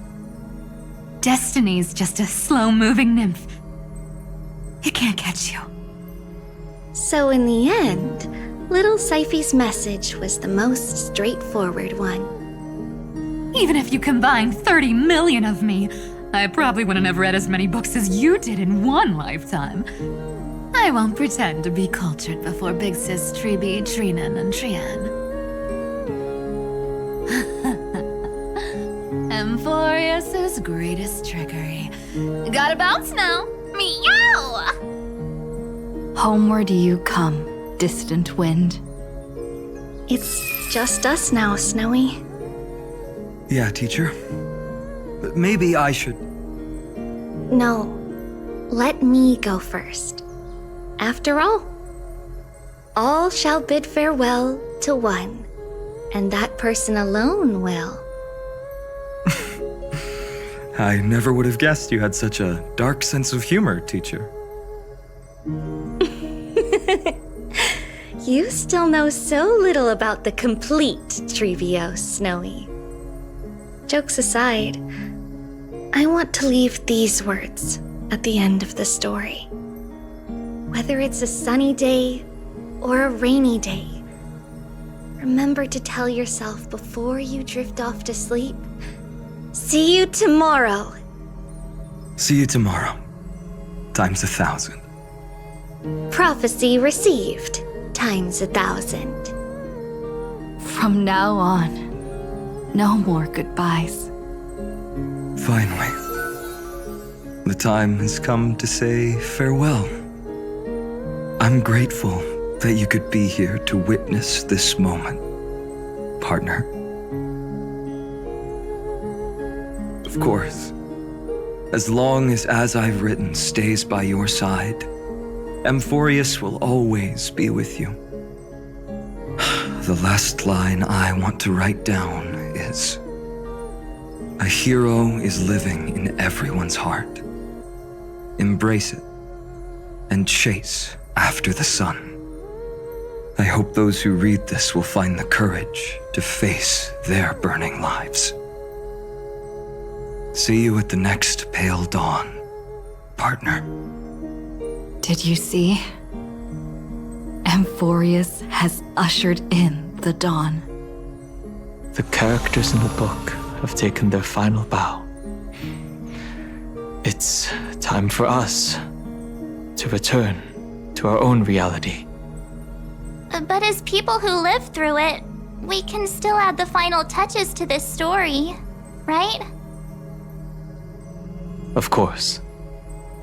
The pen will eventually break, the ink will run dry, and life will ultimately fade. But thoughts will permanently remain in sagas. If time is an endless cycle, then forget the bitterness that keeps repeating, and remember only the moments of happiness. Let's walk towards tomorrow together. We were never apart. Time to head home. Don't miss the crew meeting. We won't wait around for you, you know? See you later, Donhung, March. And with this, as I've written, officially comes to an end. We're its co-authors, after all, friend. Once the words are written down and have been read by others, the meaning they carry is no longer in our control, leaving the freedom of interpretation to every reader who opens it. Don't you think there's something romantic about that? As for what this story means to you and me, let's keep it close to our hearts. After all, we've always had this unspoken understanding between us. Whoa! Passenger March! Why did you suddenly wake up? You scared me so much that I dropped that book! Welcome home, you three. Thank you for your hard work on this trailblaze. We might need to reshuffle the seniority rankings of the Express crew if we count the years you spent in AMPHOREUS. Hey, I was the first one to get dragged into it.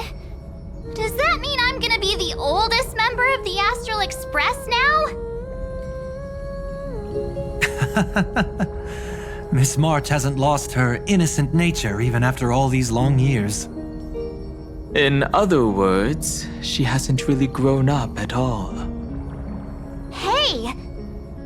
This is the first time I've been able to examine as I've written up close. Miss Cyrene's handwriting is gentle, yet steely, with an underlying strength. I had no idea it was so sophisticated. Looks like I need to brush up on my knowledge in this area. Maybe start with a few basic books first to get your feet wet. Look who's talking. As if you're not glued to your phone in your room all day. Huh? Wait, something fell out. It's... Is that a bookmark? In a corner, unknown to everyone. There was actually an untold interlude that took place. I left it out of the story because it involved a choice. A choice I made for my own selfish reasons. Can you forgive me, friend? I made a decision on my own. While you were away, I wrote everything about it on this little card. If you can find it in your heart to forgive me after reading it, please. Add this final note to the conclusion of as I've written.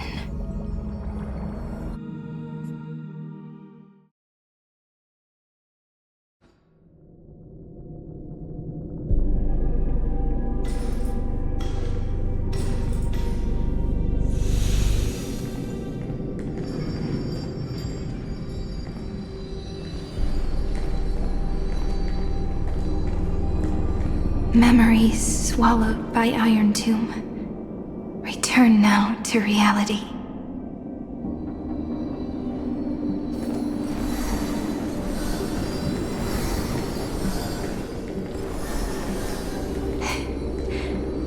And don't lose your way.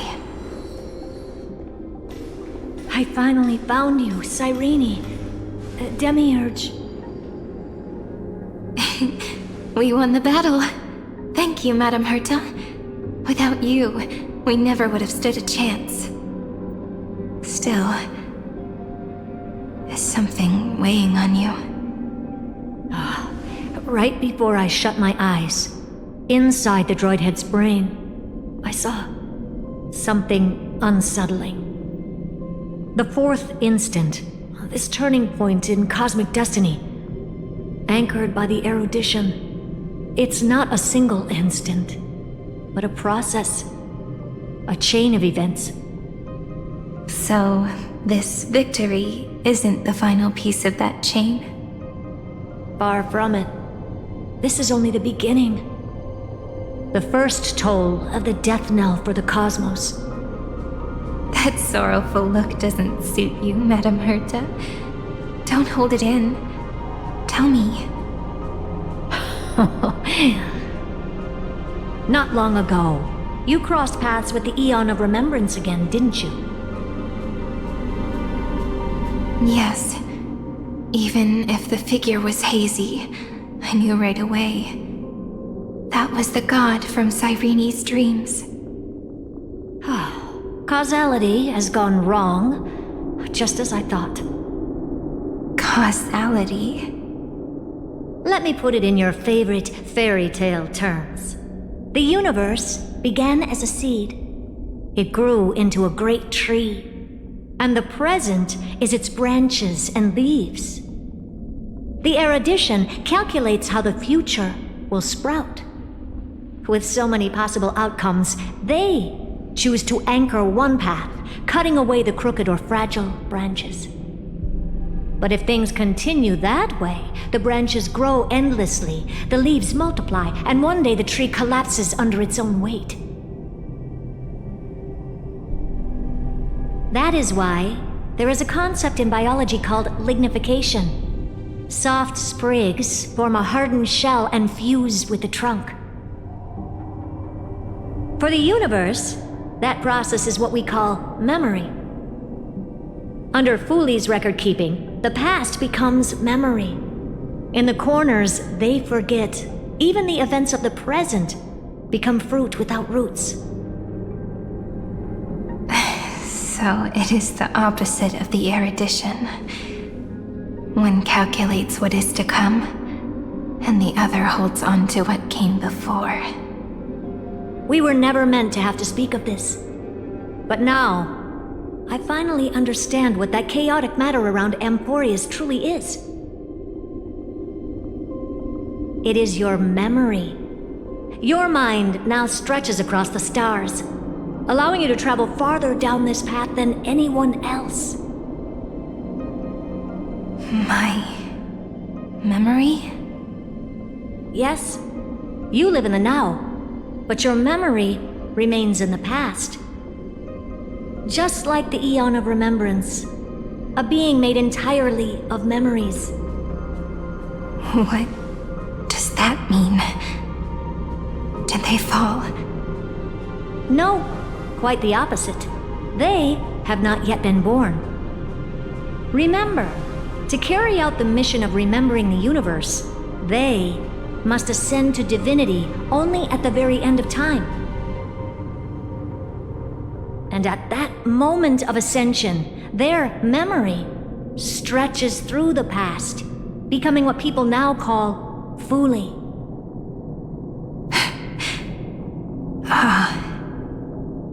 That is why they feel so distant, so cold. That crystalline form is just an empty shell. I do not know how the Garden of Recollection managed to hide this until now.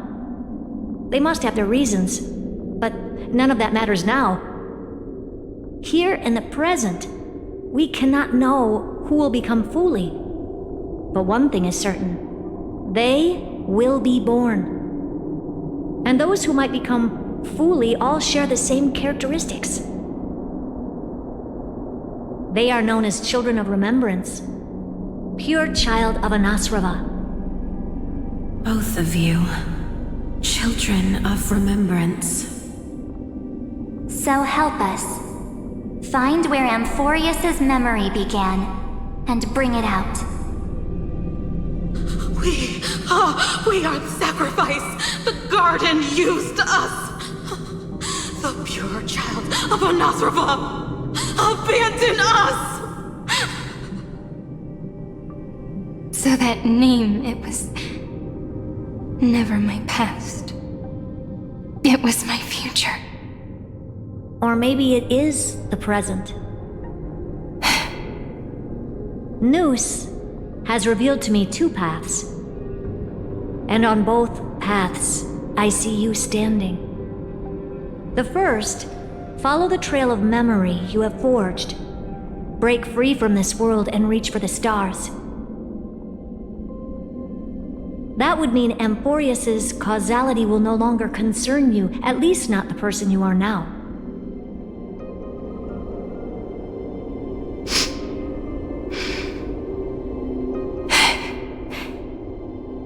Go on. The second, you come to a stop and fade, offering yourself to become the memory that carries through AMPHOREUS.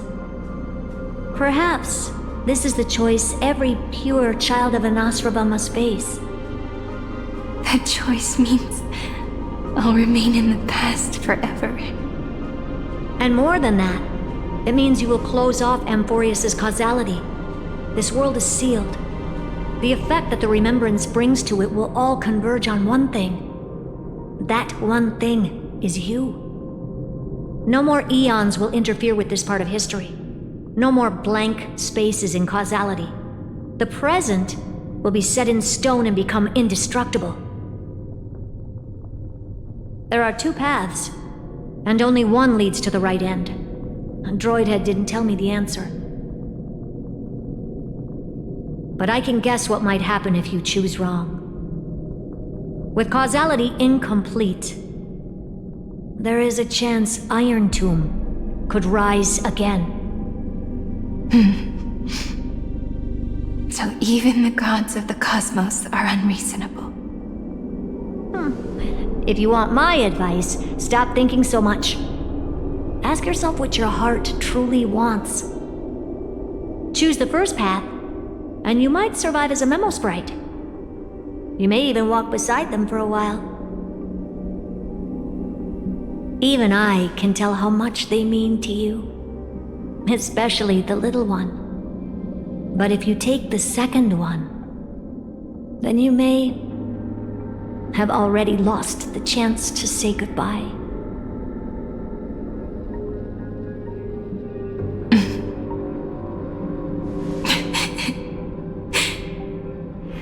have made my decision, Madam Herta. I thought you would need more time to think it through. The answer is clear, is it not? Still, I do need a little time to quiet the sorrow in my heart. Her kindness is always just right for the moment.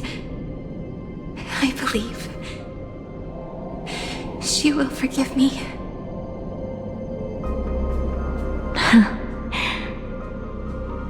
I will say no more. I would rather not break the mood.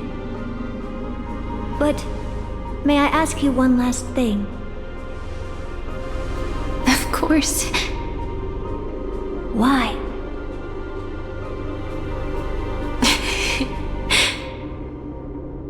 I once heard a saying that went something like this. Divinity is flawless humanity, and humanity is flawed divinity. We children of AMPHOREUS gave up on gods long ago.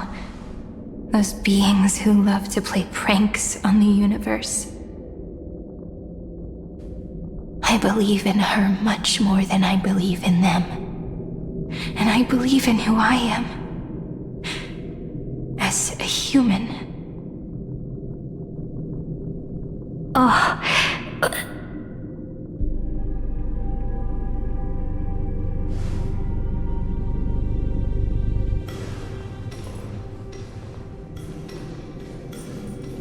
That really is a comforting answer. As for the one wish I still have trouble letting go of.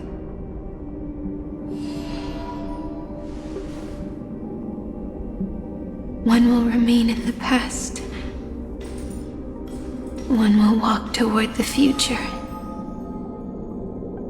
I believe that the one I cared for most will witness on behalf of the ripples of past reverie.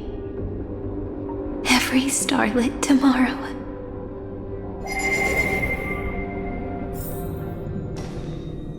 Moving backwards through remembrance. What a curious feeling. Is this the moment Iron Tomb declares victory and casts the destruction upon the stars?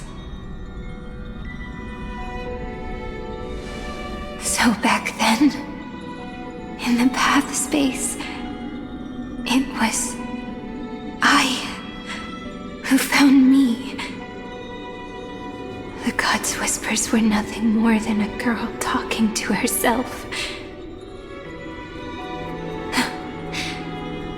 Now that I remember, what I heard back then was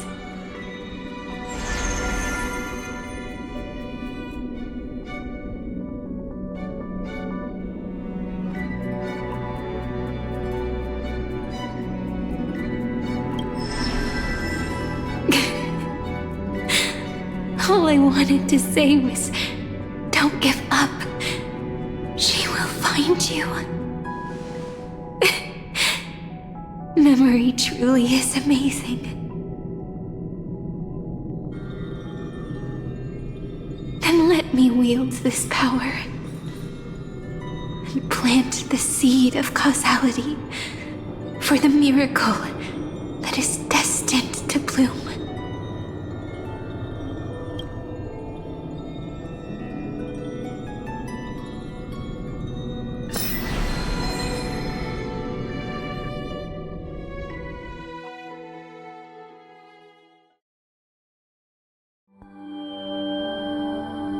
Even so, must we walk all the way to the very beginning of memory?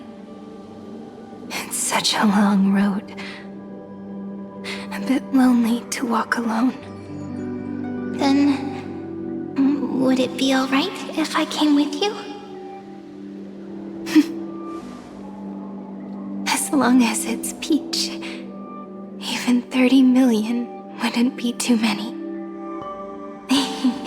one is enough. Take a deep breath, and then we can set off, alright?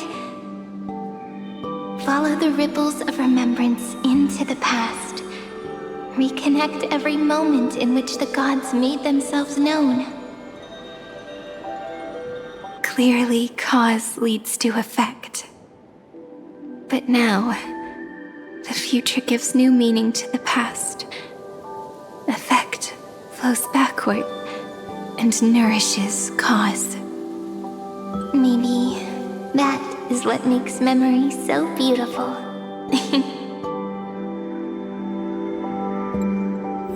So, let us return the way we came. Look back at every ripple that formed. Go back home.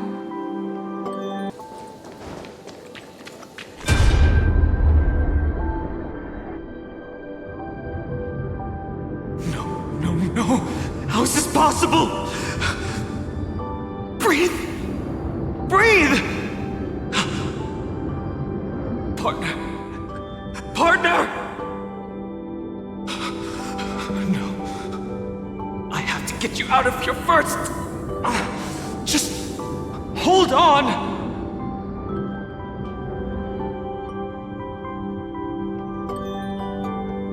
Remember? That pale dawn breaking through the endless night? The spear of strife nearly claimed her life.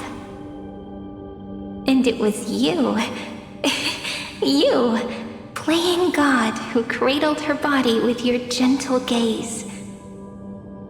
Then, before Ornyx's altar,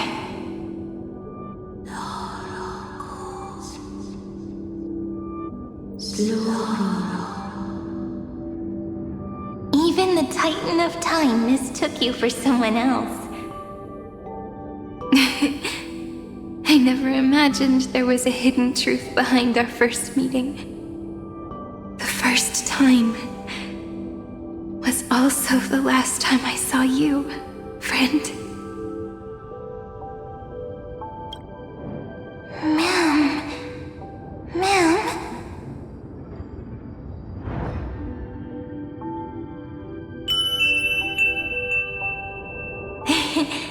That melody from the memory.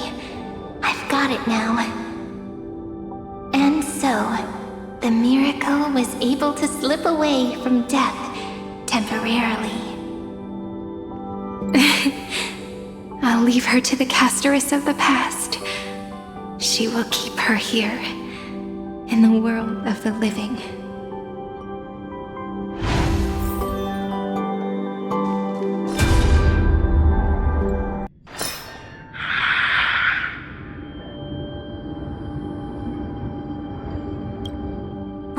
Darn it! What are these things? You're not taking me down! Not before I find a way to help her and Don Hung! If you've got a bone to pick, take it up with my six-phased ice! March wandered all across AMPHOREUS for 97 days straight, chasing one goal: to save her friends. And with her bow and arrows, she brought down every obstacle that stood in her way. So that's how it happened. My skill with the bow. I owe it all to March.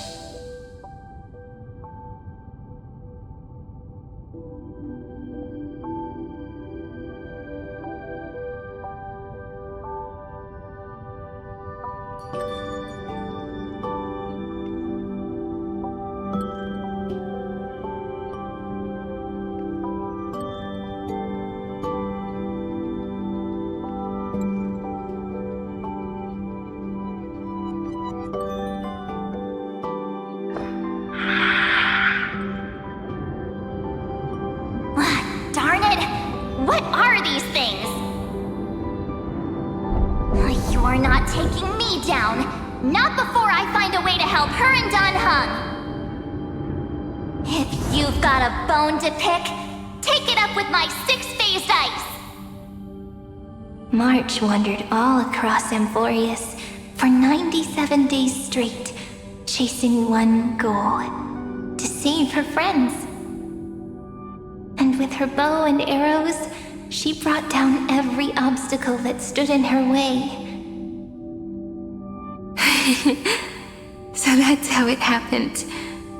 My skill with the bow. I owe it all to March.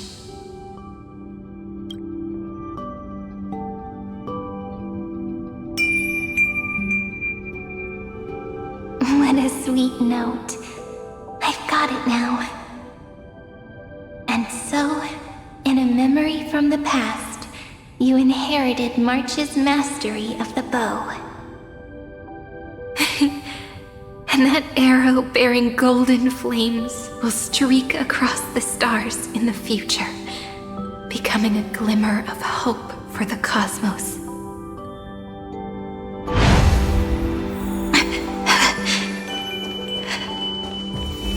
Are you okay? No worries. I'm just turn over this eternal pain. A little tired from all the walking. 3 paths interweave and fetter AMPHOREUS, co-authoring the fate of the world. Ordinary pathstriders aren't known to leave traces in the mirror, so if what you said is true, then this isolated star system must be home to at least 3 beings comparable to emanators. I would even go as far as to say, eons themselves. To gain the favor of the stars for AMPHOREUS, the Remembrance sent a call for help to the cosmos. But the obstruction from the scepter was far too strong. Even the gods could do nothing more than send a fleeting mimetic being to someone who walked the same path. Thankfully, Miss Black Swan caught that fleeting moment.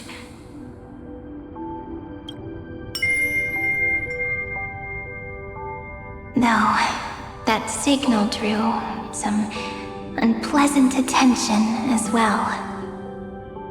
Looking back now, it was all worth it. The cosmos showed us a kinder face. Thankfully, she has a different understanding of the Remembrance. Miss Evernight once said that the Remembrance wasn't looking after AMPHOREUS, but rather scheming and preparing to devour the paths.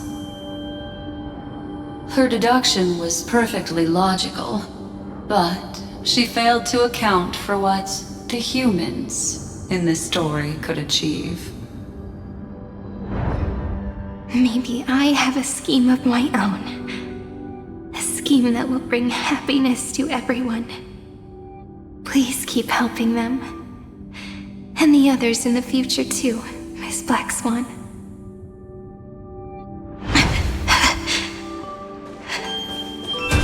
Looking back on the past really does wear down the mind. And wears out the body too. You need to hold tight to this ceremonial blade.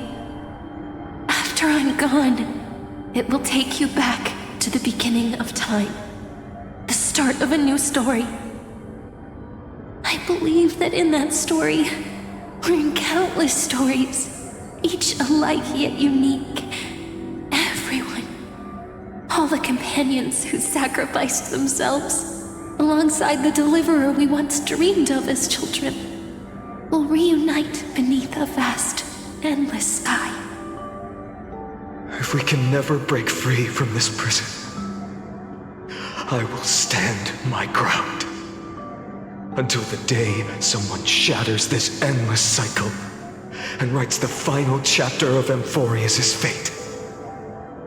In the blink of an eye, we have returned to the turning point of fate. With nothing but a fragile sliver of hope, we embraced 30 million cycles of futility and began the eternal recurrence. I still remember the first time I saw the god appear in a dream, looking at me from behind a thin veil of crystal. Back then, I wondered if they might be someone with ill intent. But now, I finally understand. She was always standing beside me, and she is so very beautiful.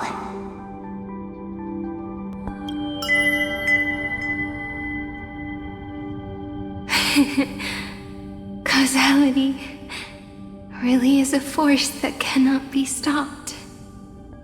Even if I wanted to leave a few more words for Cyrene, it seems I no longer can. After all, you still have to leave behind your final consciousness and plant the very first seed. I remember what you once said. When a god sheds a tear, the thing reflected in the ripples must be the most beautiful thing in the world. But do you know what AMPHOREUS saw when its heart was born? The first thing it saw was a name.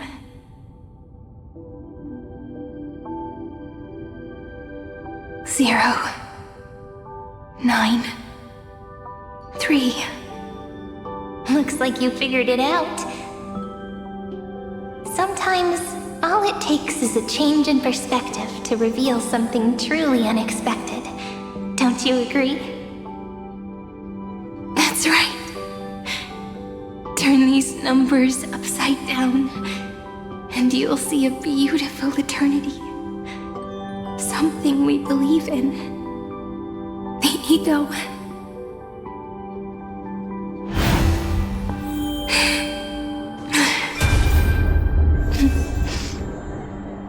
I want to protect everyone in the village. But can I really do that with the strength I have? I shouldn't think too much. Better finish the farm work Dad left me first. The hero within has been by our side since we were little.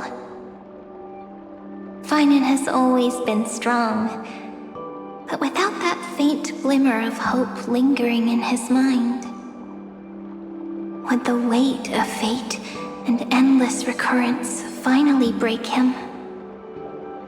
If only someone could place even a sliver of hope inside his heart, he would hold on and keep going. Yes, just a single spark. And he would guard that fragile light until it turned into a blazing sun.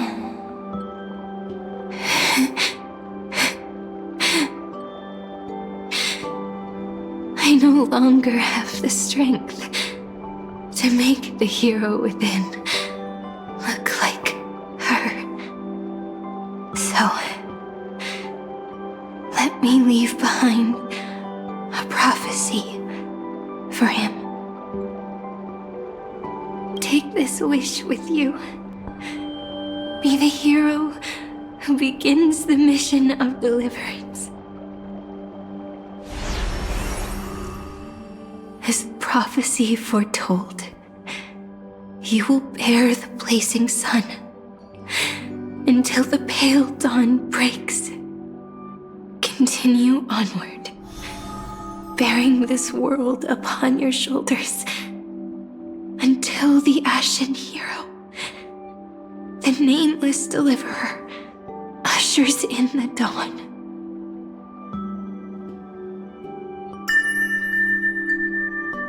Now, your eyes have seen through all of AMPHOREUS, from the end back to the beginning.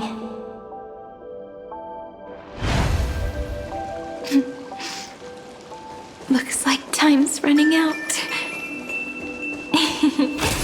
The first ripple was where it all began for me. 1, 2, 3, 4, 5, 6, 7. I thought they were just musical notes scattered aimlessly throughout memory. But they had already become part of this world. No matter how AMPHOREUS came to be, right now it feels so gentle. As I return to where I came from, it wants to play for me once more that melody from when we first met. A simple but beautiful melody. Behind this door, I can smell it. The scent of wheat fields. You're clever. I bet you figured it out long ago, didn't you? The end of this journey back, the final gap in AMPHOREUS. It leads to the place we both call home. We can finally go home. Are you ready? If you leave memory at the very beginning of the story and cast the first stone, that final gap in AMPHOREUS will close. The causal loop of AMPHOREUS will become a fixed point in the stars. And if I don't do that, then this world and the cosmos beyond the sky might still fall into the destruction. There's no way we would let something like that happen, right? Exactly. I remember that tree in Ide Silicii. It grew all alone, unable to go anywhere. It watched the sea in silence, dreaming of a faraway shore it could never reach. But now, a tiny boat sets sail. It carries a seed of hope, plucked from the tree, and heads into the great beyond. Even if the boat's shadow fades quickly from sight, the tree knows that its wish will bloom on the other side of the sea. In that moment, it must feel happiness, right? The way you brought it up, now I kind of miss that tree too. Come on. Let's go home together. Take it with us, back to the sacrament courtyard. Let it become remembrance's anchor, tying together the times we knew so well.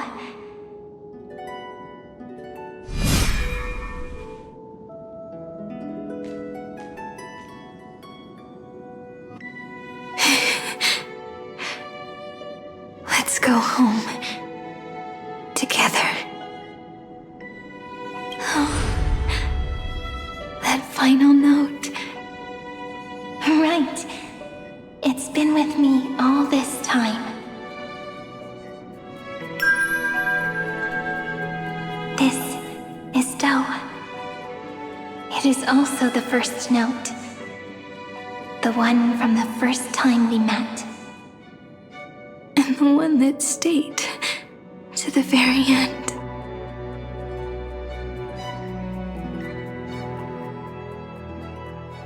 Ide Silicii, the place where it all began. It's like time itself has stopped. And the breeze and the sound of the waves never seem to rest. We've made it. The sacrament courtyard. This is the place where we first picked up the ceremonial blade. And where we first began writing journals. Now, the journey through memory has reached its end. Once the anchor is placed, what awaits us is 30 million lifetimes of reunion. Looping. Again and again. Endless farewells. Do, re, mi, fa, sol, la, ti. And with them, endless encounters. Ti, la, sol, fa, mi, re, do.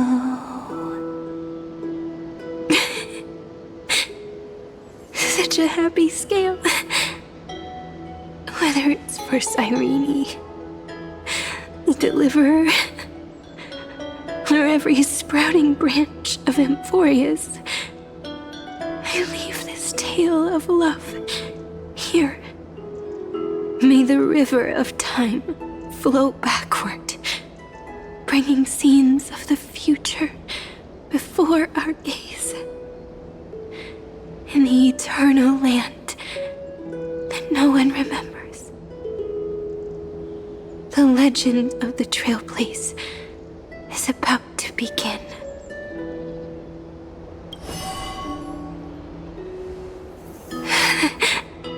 Is it all over now? My mind and my memories. It seems they're beginning to fade. The breeze is warm, but my body is shivering for some reason. If you're feeling cold, let's find somewhere warm. We can rest there, together.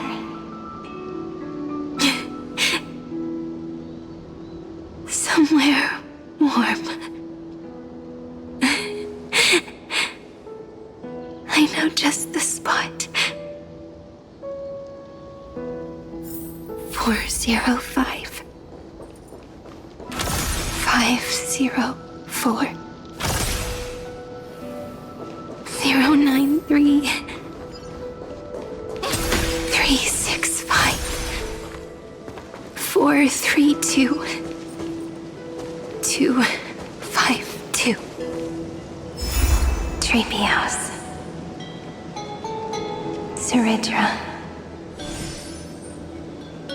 March 7th. Tanham. Electra. Hyacinthia. Caslana. Anaxagoras. Aglaya. Midemos. Castoris. Cyphera. Cyrene. And you. Look. Everything is already as we've written.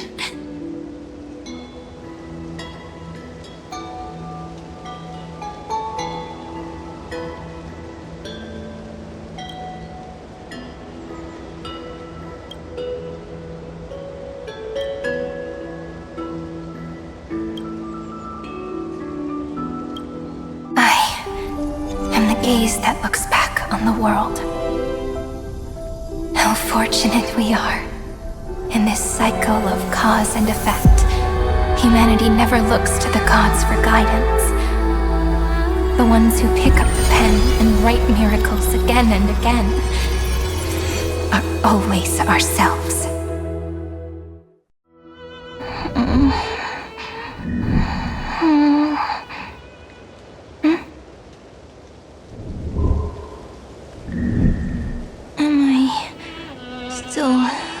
Awake? Peach, where are you?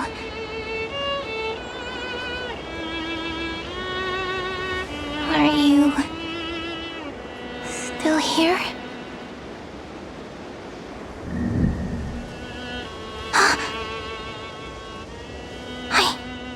Shrink!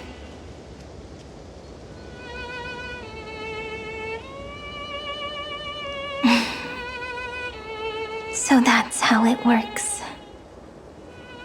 When memory drifts away with the breeze, love leaves behind a seed and turns into lament. Demiurge, Cyrene, Mem. Back again to the first Philia 093. I always do have my charm.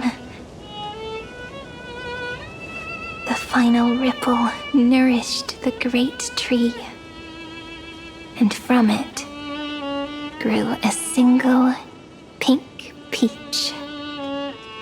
We've been playing for so long, and you still haven't told me your name! I've told you so many times already. You're just forgetful. My name is Livia. Livia. If you forget again, I won't tell you next time. Livia, got it. Then you have to remember mine, too. I'm... Piso. I always remember.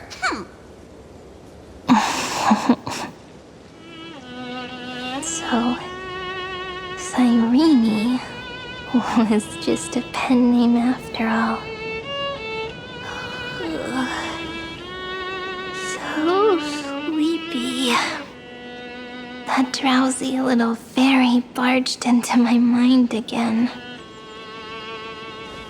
The last of my memories are slipping away. I wonder what this world will look like when I wake up again. I remember a cry and my name, daughter of Mighty Celestii.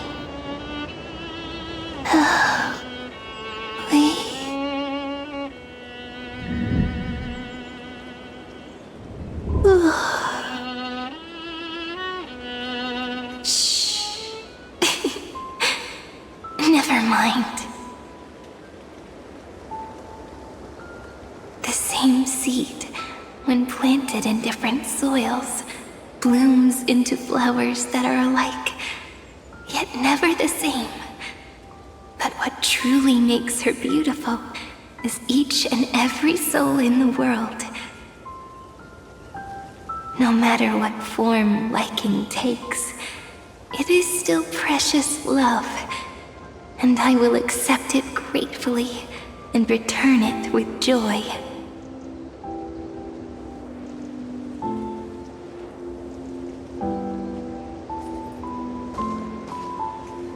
Do you remember my favorite story?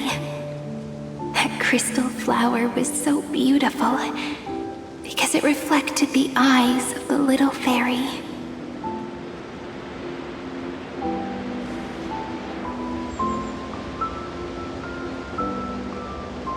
The stars across the cosmos will know I am the fairy who wrote, as I've written, together with you. And in your heart, I know I will always be given the name I love most. The one you gave me. After all, we've always been in sync. Hey, don't rush! Slow down. Let the words settle. We have plenty of time. In AMPHOREUS' month of mourning, all conflicts across the land come to rest. On the 11th day and night of the month of mourning, the dead will part, the living will embrace, the snow will fall, and bonfires will rise to warm every heart aching with lament. It may sound heavy, right? But on this day, laughter always rises louder than tears. Because people understand that parting is for the next reunion, and sorrow is so we may love more deeply. That is why this day is her favorite of the year. Under the same sky, across 8 phases of the moon, 13 heroes composed an epic together. 1 plus 8 plus 13 equals 2 11s.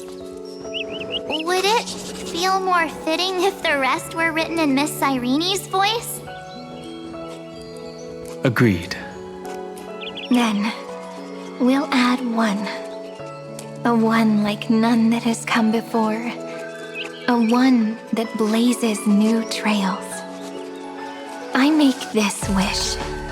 On the 12th day of the 11th month, 13 heroes will take every core flame ignited across 30 million lifetimes and scatter them among the stars. Later, when the people who know this story gaze upon the cosmos, they will discover that the countless stars in the sky now glow pink. And after 13 seconds, that radiant light will quietly fade away. It will be such a romantic, yet puzzling sight. But that's all right. They will keep that mystery close to their hearts, constantly pondering what the ego truly is. They will love. They will get hurt. They will rage. And in 30 million moments of helplessness, they will stitch their shattered hearts back together, again and again. But remember this well. Losses are a constant on the flame chase journey. There may be pain along the way, but you and I will never be alone.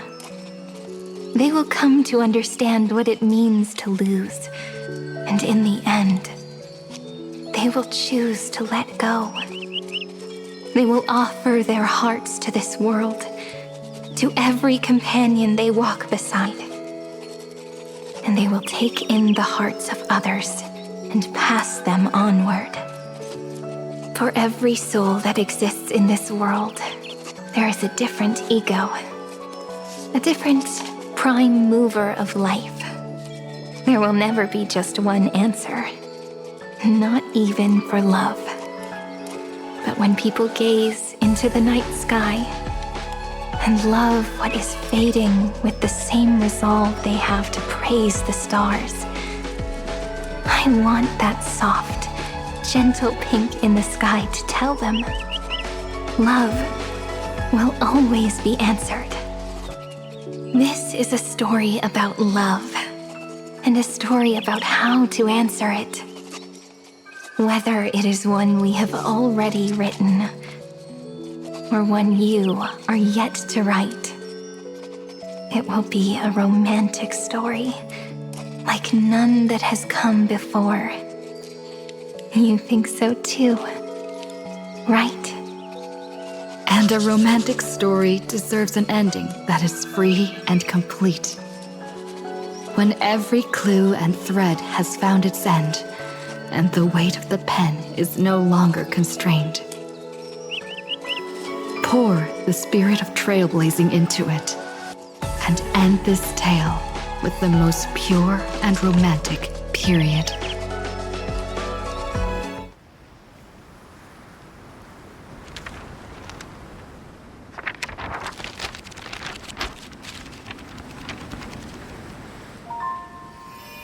Light, sky, sea, stars, seeds, flowers, birds, hope, and love.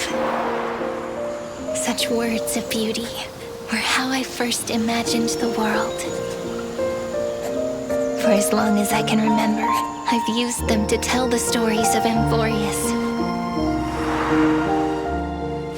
And now, this is the last one. A story about tomorrow. Dedicated to you.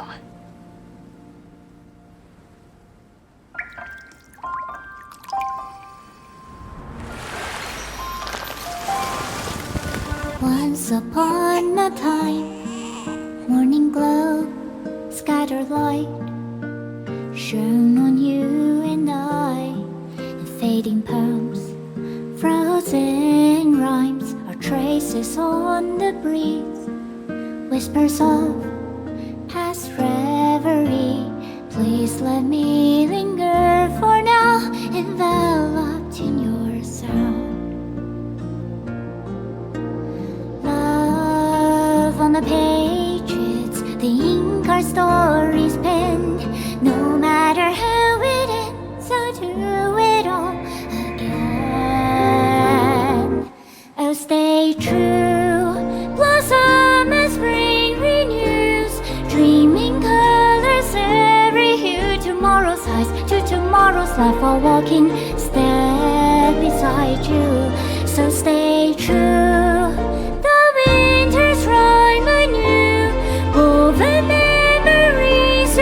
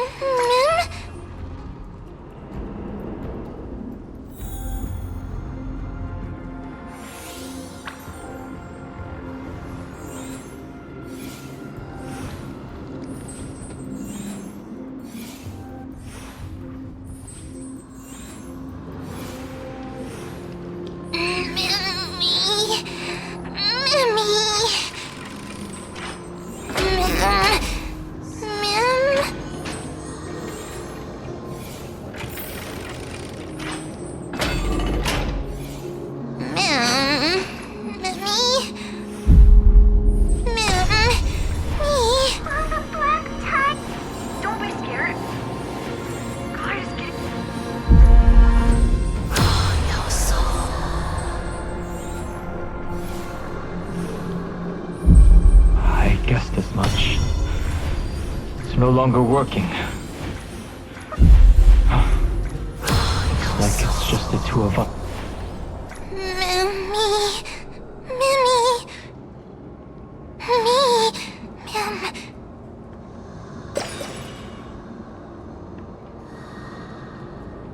Let's find someplace safe to set up a base of operations first.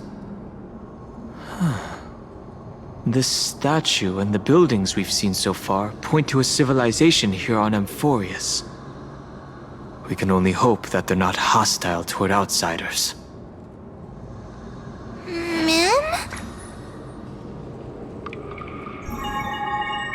I've reunited with you so many times, and every time feels like the first time we met. Each time, love breaks through the stubborn cycles and takes flight toward a pink tomorrow.